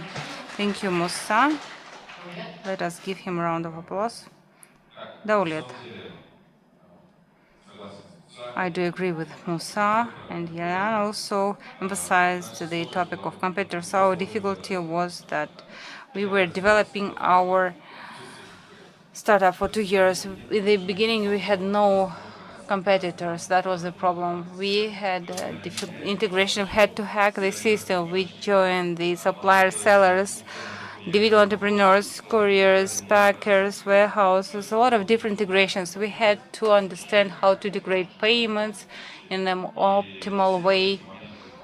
and cover all these issues in accounting, legal aspects, and so on. We have spent so much time and energy for that, and now we do have competitors. They look at us, how we do this. There are some successful startups, and they get closed also. If there is a competitor, then indeed the market learns about it quite quickly, and we had to explain this. I really can trade at marketplaces in the US, in the CIS, be here, be in Bali, having holidays and so on. That was the question, and we had to explain, yes, indeed, it is possible, it is true. It was our big success that we involved more than 200 brands for ourselves, like Xiaomi, LG, those large brands. If you go directly to them, they request the minimum of acquisition 10 to 20,000 US dollars. And using our platform, people can buy even in pieces at the wholesale price. And we had to work with our brains a lot how to implement that our customers could buy in single pieces but at the wholesale price. As for investments now, we did not involve any external investments. We had our own stores. I sold them as the ongoing business and invested all the money into this project. When I saw that this process is working, it is interesting, it is useful for people, then from that moment on, we have done more than 2 million in 2 years, and now we are successful in approaching Chinese market and reach Uzbekistan, Uzum, which is developing quickly, and the news that Kaspi is ready to buy the payment system. Maybe they will create a lot of motions there with 40 million population. Yeah, so these are about opportunities and the future. Yeah, this is about the future because there is a big demand for sellers, which is still growing. Thank you. Thanks so much, Daulet. We are very short of time, and we have the last block, and we agreed, as if you remember, it's at your discretion. What can you say about opportunities, a future for you, or opportunities, a future for those who are listening to you? But it is up to you. Just 2, 3 words from each of you: opportunities and future. Ilan, let us start with you. I will be short. If you start something, be less subjective in this and more study your end user, your end consumer, what they need, what are their needs, what they want. Like in UVU, do the same. They have generated a solution from a problem, and now it is a big project, big product. Use less of your opinion in the product. Listen to your consumers. Lucia, what about you? Few words. For me, it would be that when you think there is no money, no resources, thanks in Kazakhstan, there is a lot of support from the state, from different funds. You can apply and find some resources, whether intellectual or financial or network. In any case, you can find a solution. Thank you, Tatiana, Tanya. As an evangelist of the artificial intelligence, I can say it provides a lot of opportunities, and economic landscape would change significantly. I think that it has opportunities for the large business, and we want to focus and help the large-scale business to change thanks to AI, and for the new projects as well. Thank you, Roshan. I would say, first of all, make this startup which will help in case of pains and be ready to take the responsibility. Thank you. I will add the main principle of Amazon, which is customer obsession. We do care about your pain, but your smile on your face is our joy. Thank you. Well, for startup, keep in mind that you're always limited in resources as any company. Based on our mistakes, we have 4 co-founders. We all are very different. And the focus is very important. It's not a recommendation, this is just from my side. We realize that we need to focus on one thing only. All four of us, all four co-founders should focus on one thing. Usually we say you do this, you do that, you do third thing. It doesn't work. We all need to work on one particular thing. This is your bad. If you distribute your focus, you will get no results. So one focus from all sides. There are a couple of words. I would say learn how to learn on somebody's mistakes. We create all the mistakes on our own because of no focus. We thought it was focus, but it was no focus. After some time, after some axle, you get problems from trackers, and it is very useful actually. But on other hand, accelerations, they give short dopamine. You should not get used to that. After first, third years, we get up a lot. Access. This is something what you need right now. This is what you should do. This is what you realize in all the time you have the startup. Sorry. I mean about acceleration, which you have in Aston Harbor. I know about it, and those mistakes and punishments, this is what you needed then. Yes, then you work 110%. This is what I needed then. Thank you all for your participation. Thank you to all the people in the audience. I want to summarize the startup can be created consciously, unconsciously in 17 years and 20 years. And the main success is because of competitors and money. This is what was said now to summarize, and I like the mistakes and punishments at the first stage and in the course of product development. It would be a great opportunity, and Musa told about no focus and focus. This is what we discuss. You can make notes as recommendations, although Musa says this is not a recommendation, let it be just a remark about his product and his story. Thank you to the speakers. Thank you to the audience for your round of applause. Please let us give another round of applause to our guys. If you have any questions, please approach them and ask them with more details. If you have contacts, you can write to the direct, and if you need contacts of the startups, we will provide it. We'll have a break. Please do not go out. We will give presents and gifts for you from our partners and partners, Herbalife, Vostok.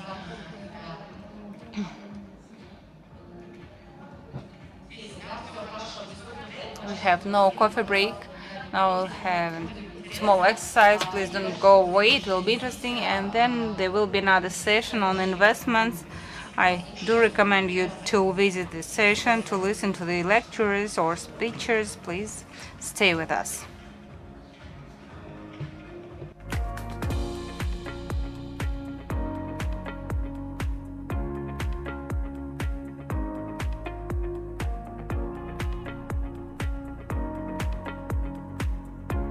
А где наш тренер?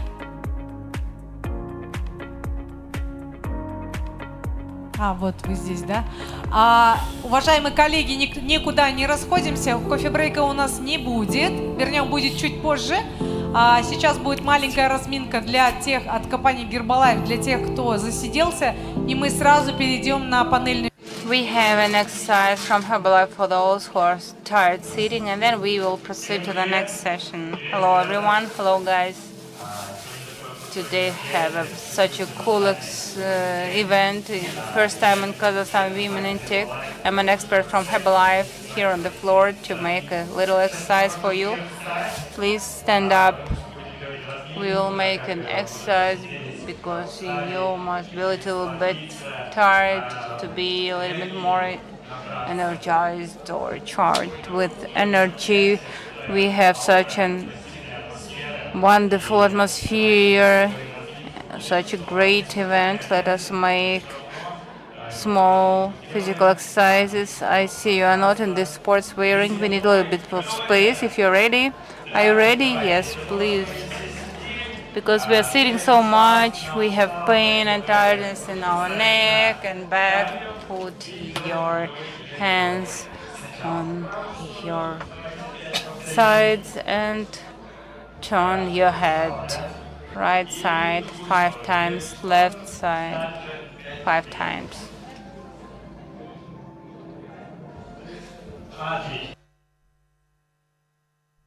Now put your fingers on the shoulders and make circles with your elbows 5 times. Again, front and back.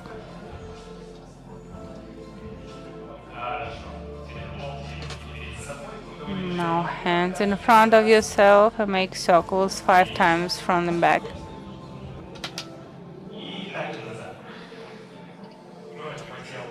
Now you feel how you can foster circulation of the blood in your body.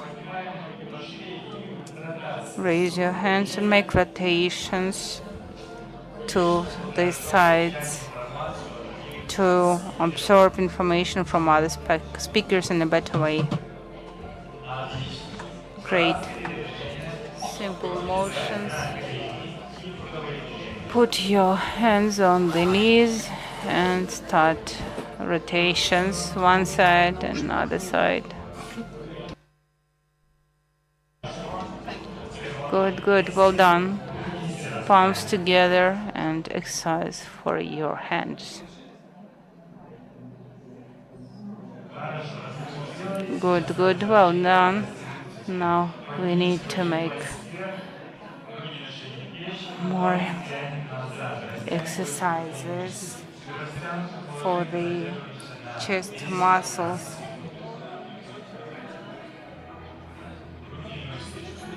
Can you feel expansion of your chest muscles?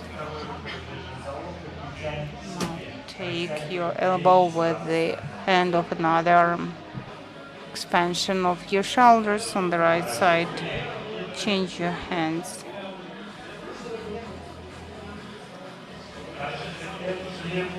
Do the same. Put your left hand to the back and pull your elbow with the other hand. Change your hands. Great. The same hand, arm in front of yourself and pull your fingers. Change your hands.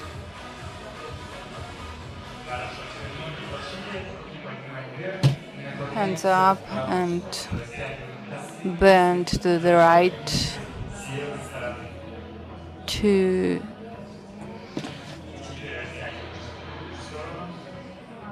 expand the muscles on the left side or the right side. Do the same on the other side. Round your back.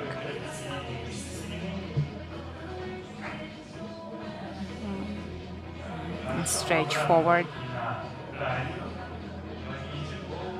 Now take your head and turn it to the left. Bend it to the left and now diagonal bending. Great. Other side. Same diagonal.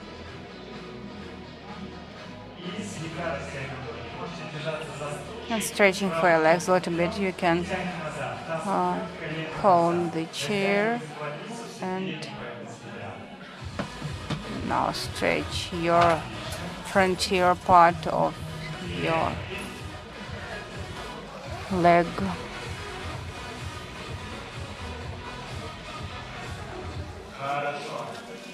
Well done.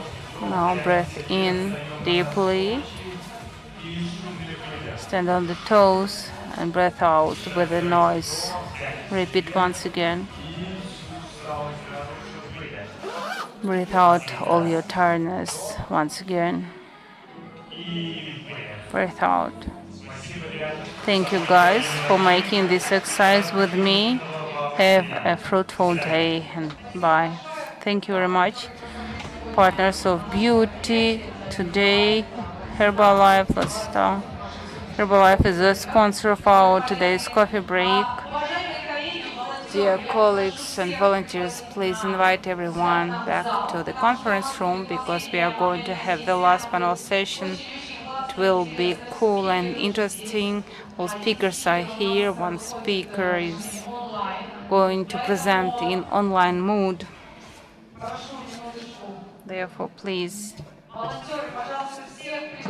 pay your attention to the upcoming presentations.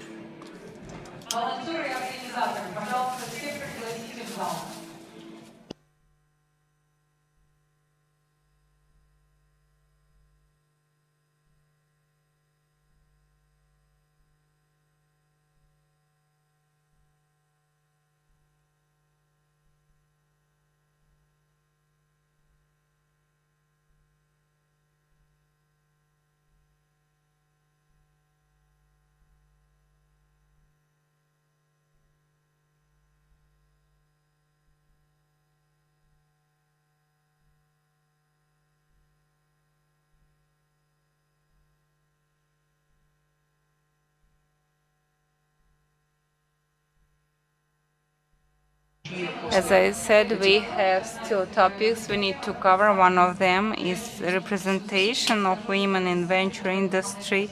And in this panel session, it was difficult to find the ladies related to venture industry being ventures, but still we have managed to do another gender balance session. I would like to give the floor to the moderator of the session, Kemal Ayjanov. Kemal, he is our good friend. He is the deputy chairman of Freedom Telecom, and we, together with Kemal, are members of the consulting council of White Hill Capital Tomorrow Venture Fund. Kemal will provide this panel session for you, being moderator. I would like to ask participants of this session to join us, and I am going to start the panel session. Please proceed to the floor. Bye, Dana. Asil.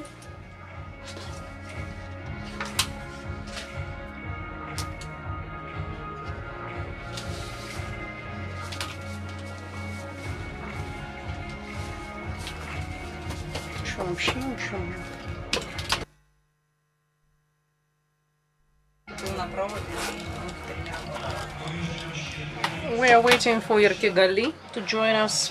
Asil. Asim. We need Asil.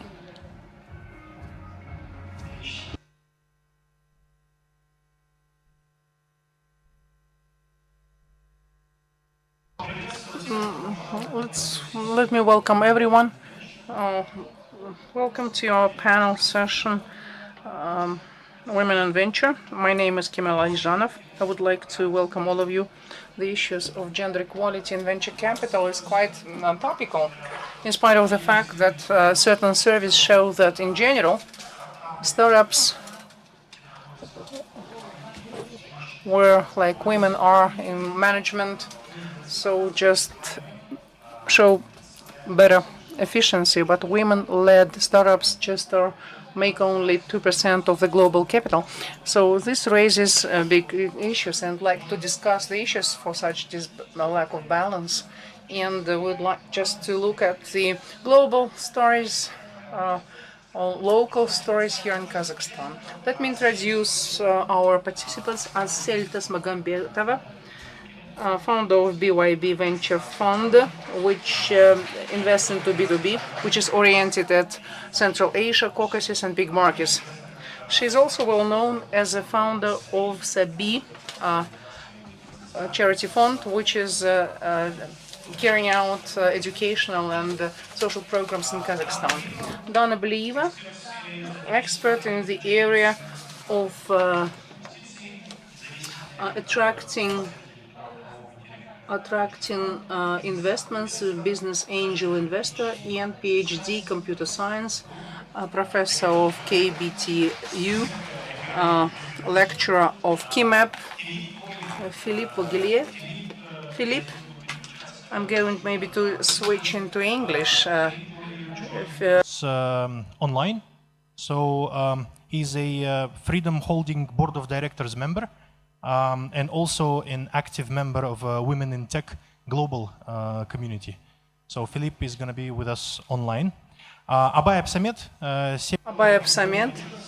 CEO Global Ventures, which is aimed at our Eurasian region, which is dealing with educating our business angels and invests into startups at early stages.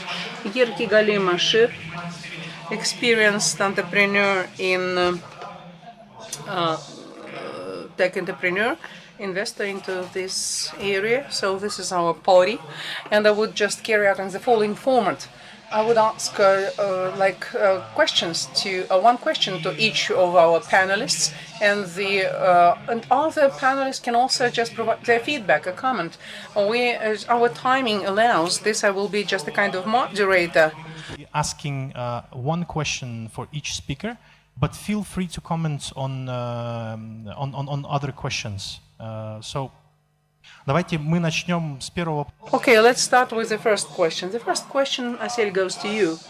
So you've got big experience in entrepreneur competitions. And so these contests were quite well aware in Sabi Foundation. So you know that there are annual contests where the winners just get investment, and I would suggest that we just exchange the phrases of BYB Capital, so which is the result of many pitches, and we have to just direct this funnel correctly. I would like just to tell you about your vision, what entrepreneurs face, and in particular women entrepreneurs on their way. Let's put the question this way. In effect, a contest Build Your Business was started 10 years ago, and so there were not few contests of that type. So it was started only to develop, and very few people knew that word pitching, and many our contest members or applicants were not able even just to make their presentations. There were several stages of our contests when they had to prepare their business plans, and when we could see that many of them just counteract certain or face certain issues. So we understood that they were understanding that it was quite difficult for them to just develop their business plan. So now I'm really happy that there are so many support tools just to support women entrepreneurs and women startups. And that proves that we are just evolving and moving forward. But talking about this contest, Build Your Business, now it is has been translated and grown up to venture story. We just called it Build Your Business. And Oskar Blizbekov is in charge of this component. And during those 10 years, my team and myself carried probably several hundreds of different types of pitchings, because contest was not just confined to some area. So we provided the possibility to develop in various, or to be realized in various areas, and we could see the increase of number of entrepreneurs. Sometimes we had several thousands of applications. I wanted to just mention girls and women. So many of them took part in those contests, and girls from regions were coming, and they were breaking all stereotypes, and all those acquaintances were inspiring us and motivated us to move this contest forward.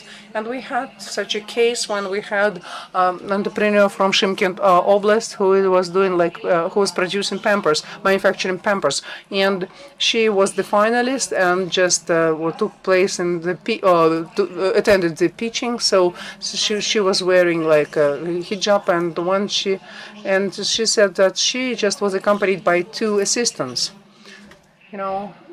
Girl just came in hijab, came from Shymkent, who was manufacturing Pampers with 2 assistants, guys. And she was just explaining the technology, so the pros and cons of the Pampers, and the assistant was coming and just pouring something, and that picture was not within our stereotypes. And she won the grant, and now she's developing her business. And they used to have an instant when a girl like housewife came, so who just had several children, and she just wanted to produce hyperallergy like detergents. So the issue was, the girl was on a maternity leave and she wanted to produce this kind of detergents, and she won that contest. And now we can see her products in our in our supermarkets. Actually, she started everything at home. It was like her home family business, and now her husband is a part of that business now. And we had a unique instance when we had a girl attendee, and that pitching just lasted 2 hours versus like standard 30 minutes to 40 minutes.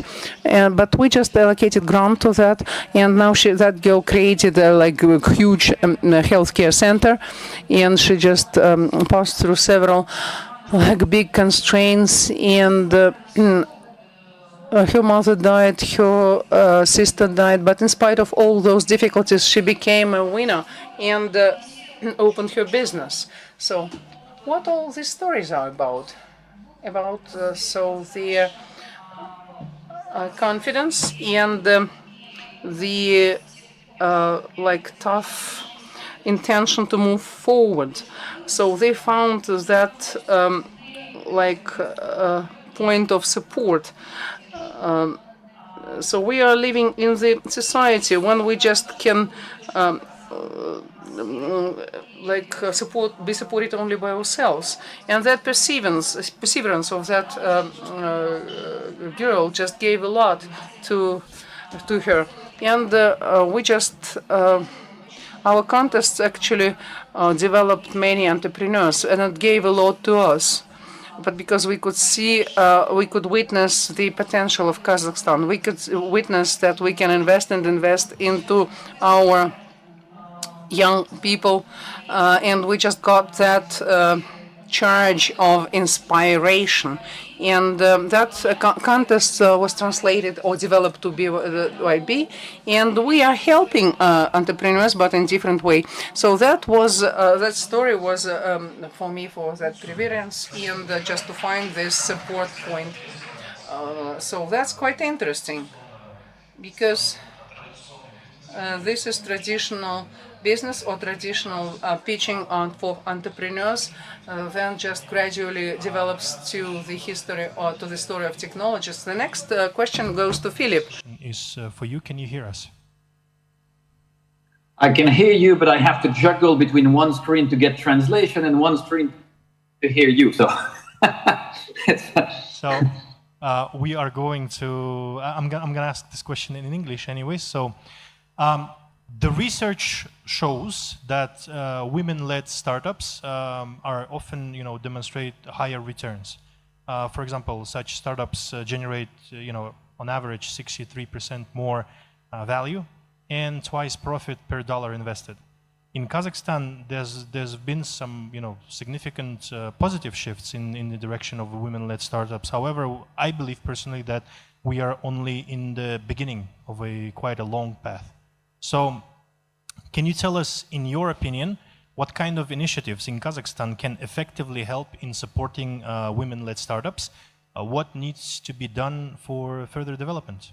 That is a general question. Sure. Thank you, and thank you all for having me. Apologies, I can't be there in person, but video seems to work, so it's excellent. Look, the first answer that I have is I'm a tech guy. I come from the tech industry, so the first answer I have is use the data. You've given this data point, which is reflected pretty much by every technology company around the world, which is, provided we're talking about fields in which women tend to have a natural advantage, and that's not all fields, so that we're clear. But provided we are, for instance, talking anything related to customer-centric applications, anything that has a customer journey, anything that has to do with humans, frankly, women-led applications are always more profitable. because millions of years of evolution have done that women understand women better, and women tend to be the first customers of these applications. So, you know, I don't know if you can hear Philippe, me. I think there's something wrong with the microphone. Is there any way to, I don't know, bring it closer? Yeah. I'm literally going to eat my tablet very soon. That's perfect. Now it's perfect. So I was saying, use the data as the first thing, which is, this is not just Kazakh research. Everywhere around the world, you see that provided you're in sectors where women have a competitive edge, which is anything to do with humans, anything to do with comprehension of customer journeys, anything to do with trust, these applications have a better return. So the first thing is really to capture this. The second thing is to talk about it, which is most countries do not want to make gender-specific research or to publicize it out of fear that it will be perceived badly. Well, plain reality is that research is research. As I always say, you know, thanks for your opinion, I have the data. So use the data, make yourself heard. The third thing, quite honestly, is to make sure that not only in women-led organizations like Women in Tech, but also outside of this, that in the stakeholder engagement, sufficient space is given to explain things. What I mean by that is that we men tend to speak louder. Let's face it, it's just a fact. We tend to take space. Whenever there is a public setup, we tend to occupy the space if we can. Moderators like you, Kamel, need to have a very active role into making sure that time of passion sharing is split evenly between people, men, women, different types of diversity, whatever it is, but that it's split evenly so that you can hear this thing. Because again, the data is the data won't change. So wherever you go, be it in Africa, in Asia, be it in other countries, basically, you always have this thing on certain types of applications, which is anything related to humans. Frankly, women have a competitive edge. Now, one of the big advantages of being in Central Asia, if I go a bit more specific, is that the education system that has been put in Central Asia, that has been put in countries influenced by the USSR, tends to be naturally more equal than the system that you have in the West between men and women. So access to science, for instance, tends to be more promoted in your region for women than it has been historically in the West. Again, it's one of the things to use. There are certainly more allies in the positions of power who can comprehend from their own education, from their own childhood, that, you know, the cause of women into this is not only right, it's profitable. And therefore, again, it creates one of these cycles. So I don't know if you can hear me. I hope you do. That's my answer. Great. We actually can hear you well. So two things that I put down, actually, use the data and take more space, which is, I think, very, very crucial. Thank you for your opinion. Вопрос звучал следующий. So the question was, in general, what initiatives in Kazakhstan can help changing situation so that women would be more represented to more extent, or startups led by women would be just representative to better extent or larger extent. Maybe colleagues in our session or our panelists can share their feedback regarding this topic. So everybody keep silent. Okay, so men. На самом деле. Yes, welcoming all of you. Good afternoon, everyone. In effect, I think so. There are no constraints at the moment, so that we can see a lot of startups, companies that are starting their operations. So they come, they just participate in pitchings, and so 90% of these companies are led by men, young men. But maybe some 10 and even less, 5% are led by women, girls, because so the funnel is that they are not accepted, but because they are very few. And as Sam just mentioned quite correctly, that we have to undertake the risks and responsibility to start and to just launch a new startup, not to be courageous, not to be afraid to develop something, because we have very few companies which are just like VCs, structured VCs, but we have a lot of angel investors who are ready to consider and some proposals, some ideas, and even your first pitch, maybe your first like top manager where you in the company where you work, because you work in this company. So why not coming and just take your undertake these initiatives? I think there are possibilities, but the funnel is not so developed. But this is a good chance for girls to move forward. Okay, thank you very much. Any other comments? If not, let's pass over to the next question. Next question goes to Jurka Gali. So there are surveys that show that every 10% growth of women representation in VCs lead to higher IRR by 1.3%.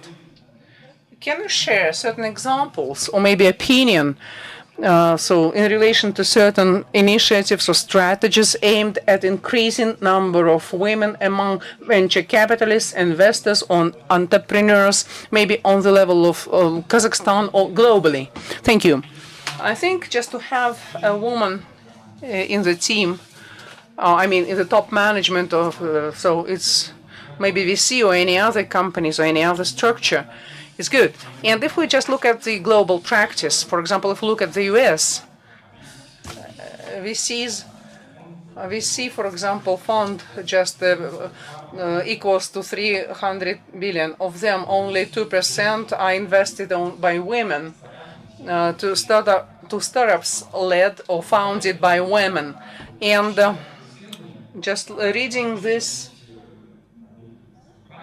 so there are certain parameters where women just undertake less risk or lower risk. They just come with the ideas which are not global, or which are maybe some local, not about the world, not about the globe, but everything which is just associated with VC just is about risks.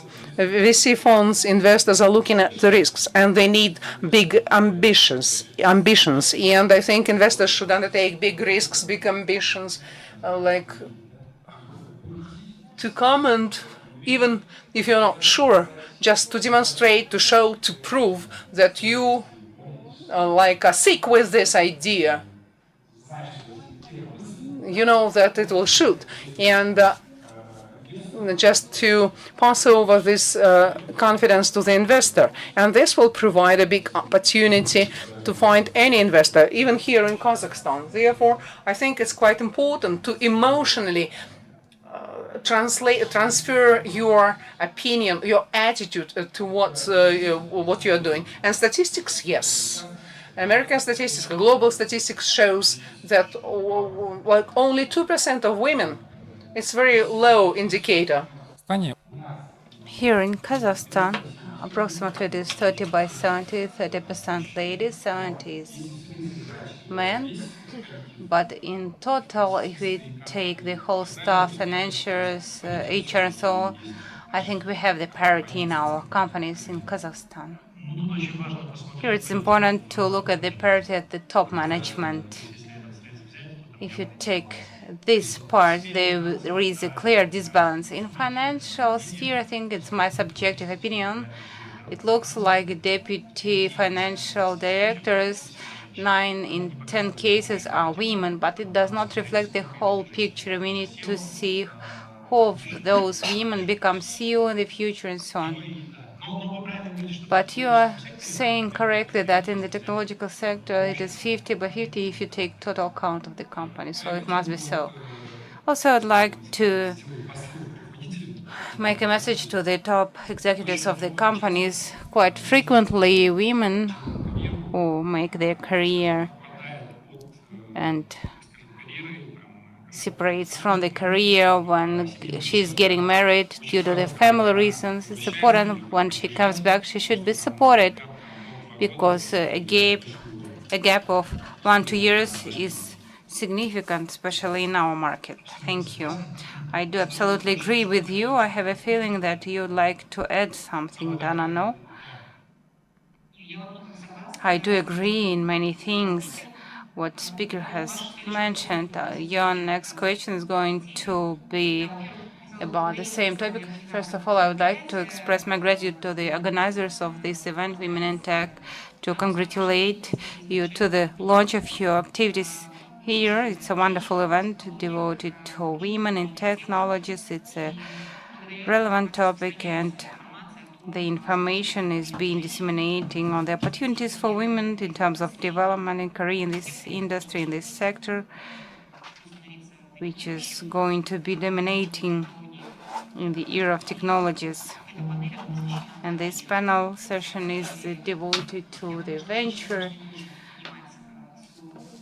And I think women should play more role in this sphere because everything women do, they bring it to the excellence, to perfection. And they come from family, first of all. And I never had a fear to go into some new spheres, even men's spheres. My first education is in mathematics. Then I graduated in master's department in the US on economics. Then 17 years in the petrol and gas industry. I didn't feel any discrimination or whatever. It was my internal feeling because I am from the academician family where mother and father were developing equally in Soviet times.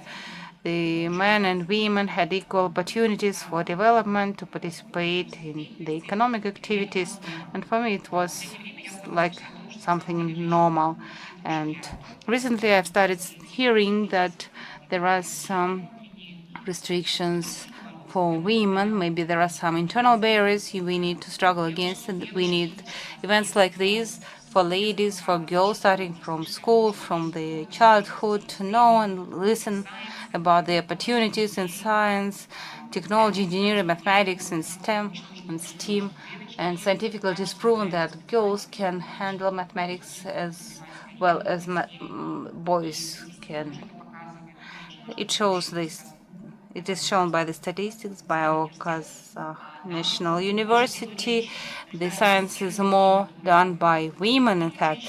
There are spheres where leaders are dominating, like banking sector, small and medium-sized businesses, where the scrupulous work is required. Today we discussed the question which characteristics attributable to women, the strengths of them. They are more thorough, they are flexible, empathic, and so on. These spheres where these qualities, these characteristics are required, there ladies are dominating, like small and medium-sized businesses, not about big money, but about the other characteristics. In the big businesses, in the bigger money businesses, men prevail, but I hope ladies will be ambitious too, and they will prove that they can handle. Like today, we had a speaker, the CEO of a large factory producing agricultural machineries. It's a good example for the girls to see and be motivated that it is possible indeed, it is happening, it is true, and they should believe in their power and their strengths and tell their children, their daughters, that there are no limits in terms of intellectual abilities. There are different opportunities, and the girls should not be afraid or shy to go into this sphere. And there is a lot of support from the state indeed.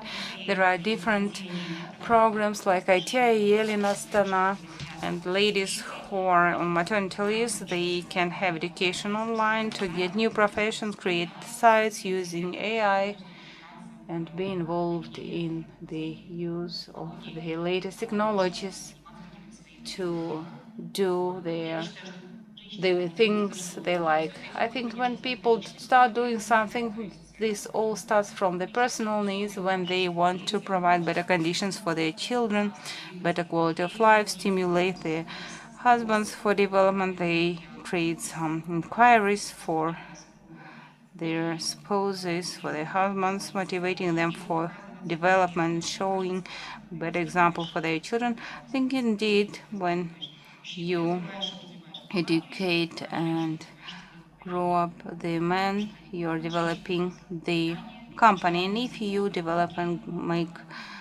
develop the woman, you develop the whole country, the whole generation. The more prosperous women we have, the more prosperous nation we will have. Thank you. My next question for you. You have a good idea of the collegial organs. You have mentioned some cultural stereotypes. There is statistics that in Europe, in venture foundations and the investment committees, ladies are represented by 30%. In Kazakhstan, I think with Sam, we are in the investment committee together. This figure is lower in our case. And from the point of view, not only of the investment committee, but on the collegial bodies in a broader sense, what should be done for these barriers to be handled, to overcome them? This is not about zero representation by women. If you talk about collegial borders, this board of directors of what is investment committee, and for ventures, it's investment committees. As for corporation, these are board of directors, management boards, any collegial organs which are having serious influence on development of the fund, of the team. I think it is done due to the thing that at least half of women, I think it is 52%, is population of women. That is why in all collegial organs there should be at least 50% of women. Just to clarify, do you think there is a need for quota? Yes, I think there is a need for quota. As for the board of directors, the quota is not less than 30%, but again, we need to keep in mind not only the gender aspect, but also professionalism. We need to educate professional ladies who will know what they're doing. They may start with their own business or work as employees, but they are growing their career, no restriction, to have no ceiling for them, to have no disbalance in terms of payment for their work. This all should be controlled. This all is declared about quotas and so on, but this is not fulfilled. There is no need for quota if nobody is controlling it. We need an authority who would control compliance with quotas, to bring to responsibility those companies who do not comply. Maybe in this case it would be more efficient and development would be faster in this case. So first of all, we need to educate them with the mentorship programs, educational programs for progressive women who are doing well with this. It's difficult to have them in excess. So the more programs like this we have, the better. We need to provide professional education for them and to require representation at all levels at the relevant scope. Yes, just to add, whether we want it or not, you talked about quotas, right?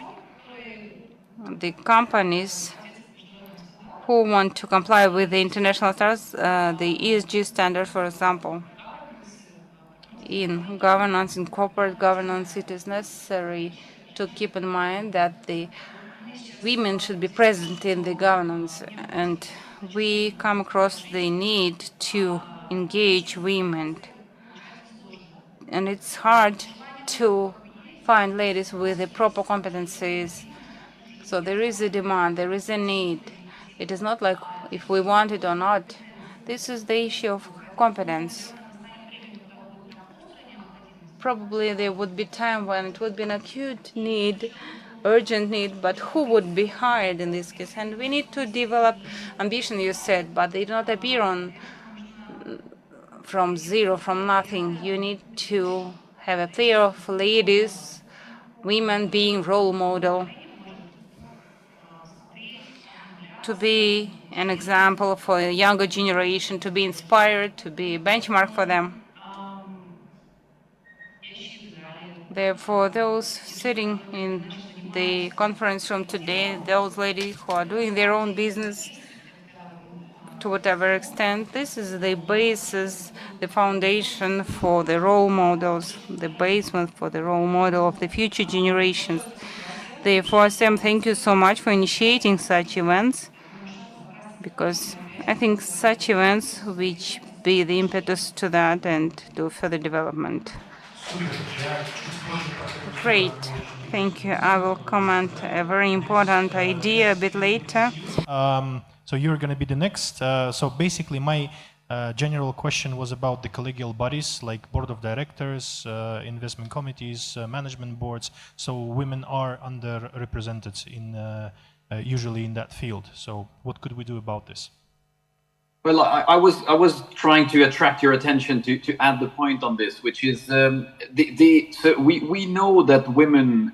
Sorry for the guys in the room, but women tend to fare better at a school education than men, generally speaking, around the world. It's just a fact. On anything that has to do with social sciences, if you make them compete, women tend to fare better. So one of the angles, I always think that it's a big mistake to compete on the same points, because both genders bring different type of aspects to the world, frankly. And therefore, there are certain things on which women having a natural advantage can really use it in a boardroom. One of those trends is that if you look around on international scene, there is a general trend that moving forward, boards will want more and more qualified people. It used to be that to be on a board, to be on an exco, you had to have experience, and there's nothing wrong with that. Now, things have become much more complicated. You have stakeholder engagement, you have ESG, you have a series of reporting capabilities, you have your capability to make the planet better, to go green, etc. And none of this can be invented. And frankly, none of those were taught at university 25 years ago when the people who currently sit on boards studied. Therefore, there is no way they can have as much baggage from experience than what you would have from formal education. I see a trend, be it in Washington, in New York, in London, in Paris, etc., where more and more boards are asking for formal qualifications, certifications, diplomas, degrees, master's degrees, etc. Again, if women know that they have a natural advantage on education, and they know that moving forward, more and more companies will require qualified board members, people with formal education. If I were you women, I would go and educate faster than men, because you will be better at it. And moving forward in 2, 3, 5 years, companies will say, sorry, no qualification, no board seats. So that will be a way to differentiate very actively and take the relevant seats that you should have. I mean, I completely agree with the previous speaker on the fact that, 50-50 men and women, there is no logic at all into not having 50-50 at all levels of management. It's not what is happening, but there's no logic to it, so we need to correct it. And one of the ways is to get better education on the female side. Amazing, Philippe. Before your answer, I mentioned that I wanted to say a comment. I'll switch to Russian now. Hopefully you'll have the translation. Absolutely. I would like to make a remark on more specific point. I'm a certified independent director, and I'm a part of QIDH Association of Independent Directors. It is updating knowledge, providing training, education, helping to select independent directors at the same time. And all my colleagues in Women in Tech, they miss the sort of female format of QID. As Philip says, that women learn faster. From the point of corporate management, we could provide education for future women participants of such collegial forum. It does not exist. We could make such a niche, and the main people who are teachers in QID, they are mostly women. Different courses. I have received different mails from courses organizers who are women on updates in legislation, so on. So you have a base, you have a database, you have specialists. I think we need to involve everyone in your team and make a special training like this to prepare a huge number of women who would be able to participate in the collegial organs. Philip, please, the floor is yours. Sorry, I just switch off the video on the other screen. I was just going to say, have a look, all of you, to the international center in Kazakhstan has been based on English law, if I understand well.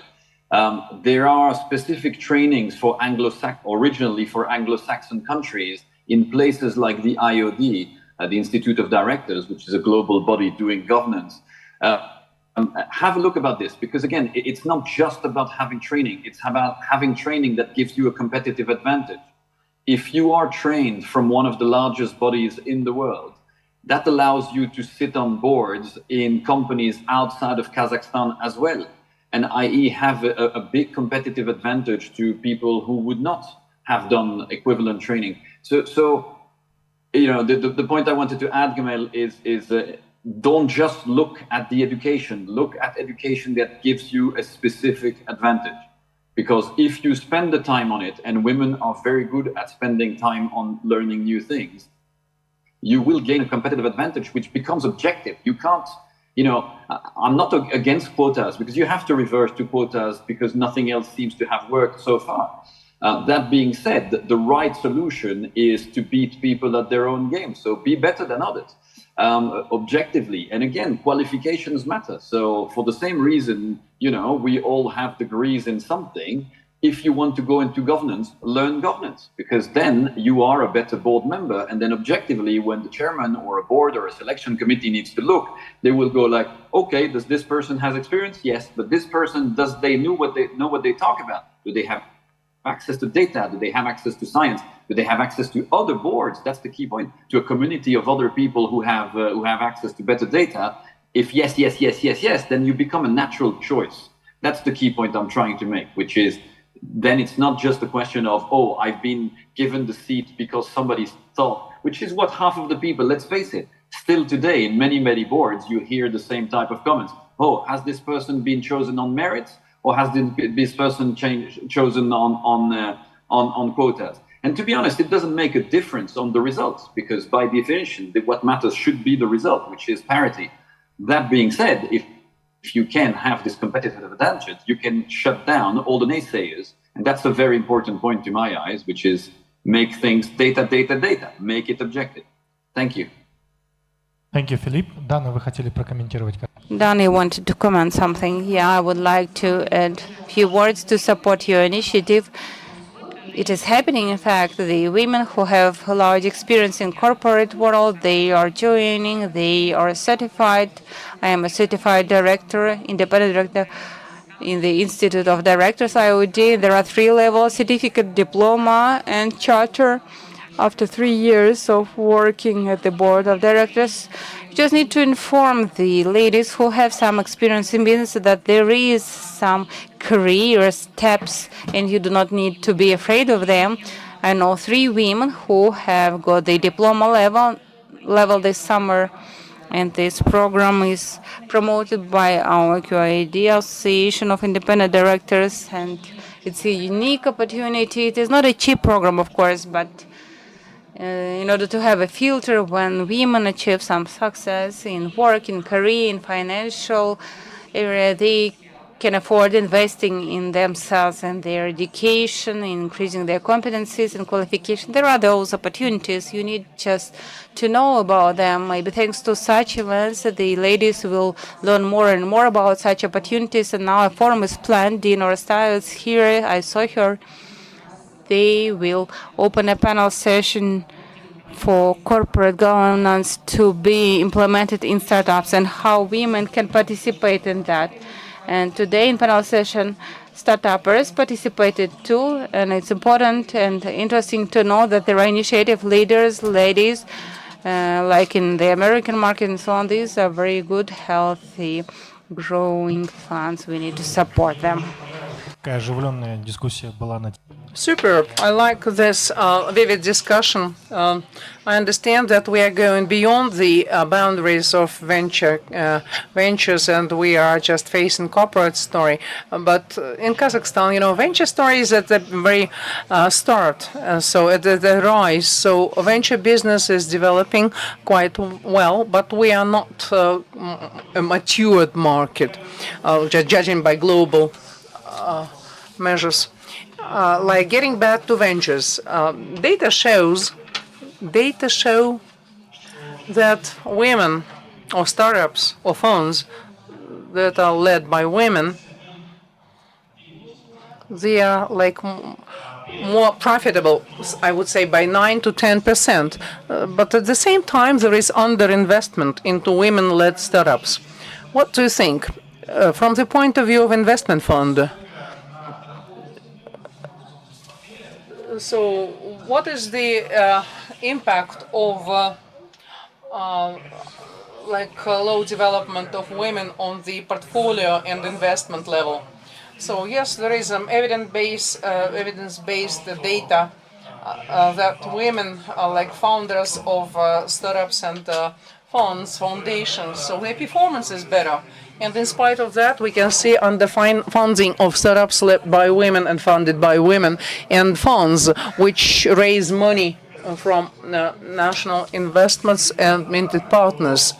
Talking about startups, you just show statistics that women who lead startup, so they just generate like 10% higher profit, and return on investment is higher.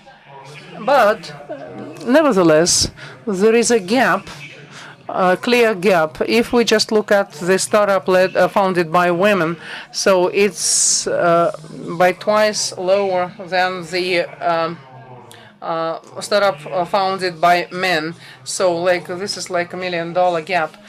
So the question is, if there is such statistics, so we can understand that success ratio of women-led startups is higher. So why not so many startups led by women? So because venture capital is about male world, but still the female percentage is growing in this regard. And the speaker just mentioned today that probably the women are quite conservative in their startups in financial projections. For example, if men are inclined to double or triple future success, women are more conservative, realistic in their projections. At the same time, we can just see it in the investment demand or requests.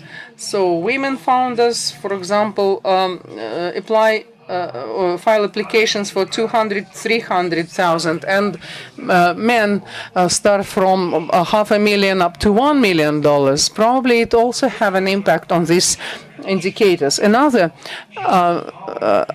reason is that women founders, they just start their startups in the areas where they just feel some pain or face some issues.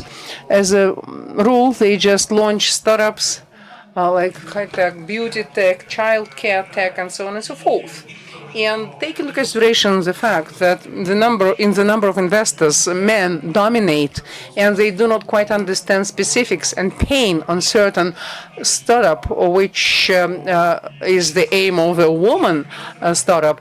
Probably man investor is not quite aware of certain industry or certain vertical. They're not inclined to invest into this. So this is what relates to women founders of startups. Talking about women founders of foundations, so statistics shows that they just attract by 10 times less funds into their operations.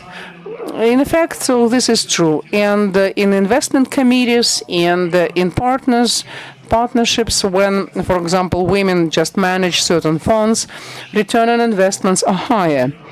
And in this regard, if we look at top funds, Sequoia and Risa Horowitz, so their so the level of committees and partners, so there are some 5 to 10% women, and this figure increases from year to year. And we were reading that in California, in the Center of Global Innovations, so they would like to just oblige investment funds to file reports on gender balance. Everybody understands that participation of women in startups and funds just generates success, and everybody is aimed at that. And I think that our indicators for Kazakhstan and region are quite good, in spite of the fact that this is like the sector which is quite young and only developing, but we have very bright representatives like Asel, co-founder of the venture fund, of active business angels, so they are well represented.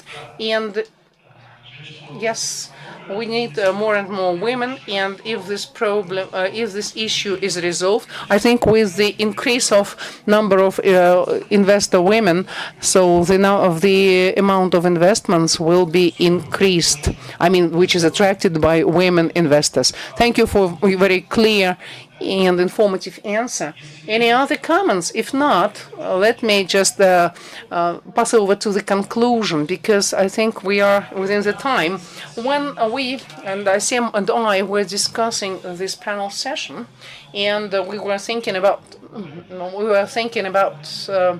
like where to go, I mean, in this discussion, and what narration we're going to arrive at, what message. I like that thesis or message, and I took down it, and I'm going to conclude with this. The main task of our panel session today is not to highlight or to emphasize the lack of representation of women in venture industry, but being equal in discussing the issues that we touched upon. I think we are quite good in this. I think you could just notice that every issue was just in the beginning we started with the statistics, with certain factors. So because as Philip mentioned, data first, so that we would discuss not some abstract things, but rather quite specific things. And today's discussion, I hope, will have a certain impact. My request is not just to have this talk and just leave. If you just heard some ideas, if you have certain resources, if you have community of involved people, I just took down some theses for myself for the future, so that it would be translated in certain action, and therefore, so the benefit of this kind of events would be even better. Thank you very much for your discussion. As well, online, we're waiting for you here in Kazakhstan. Always welcomed. Всем огромное спасибо. Thanks a lot to everyone. Many thanks, and I think the panel session was quite interesting. Thank you.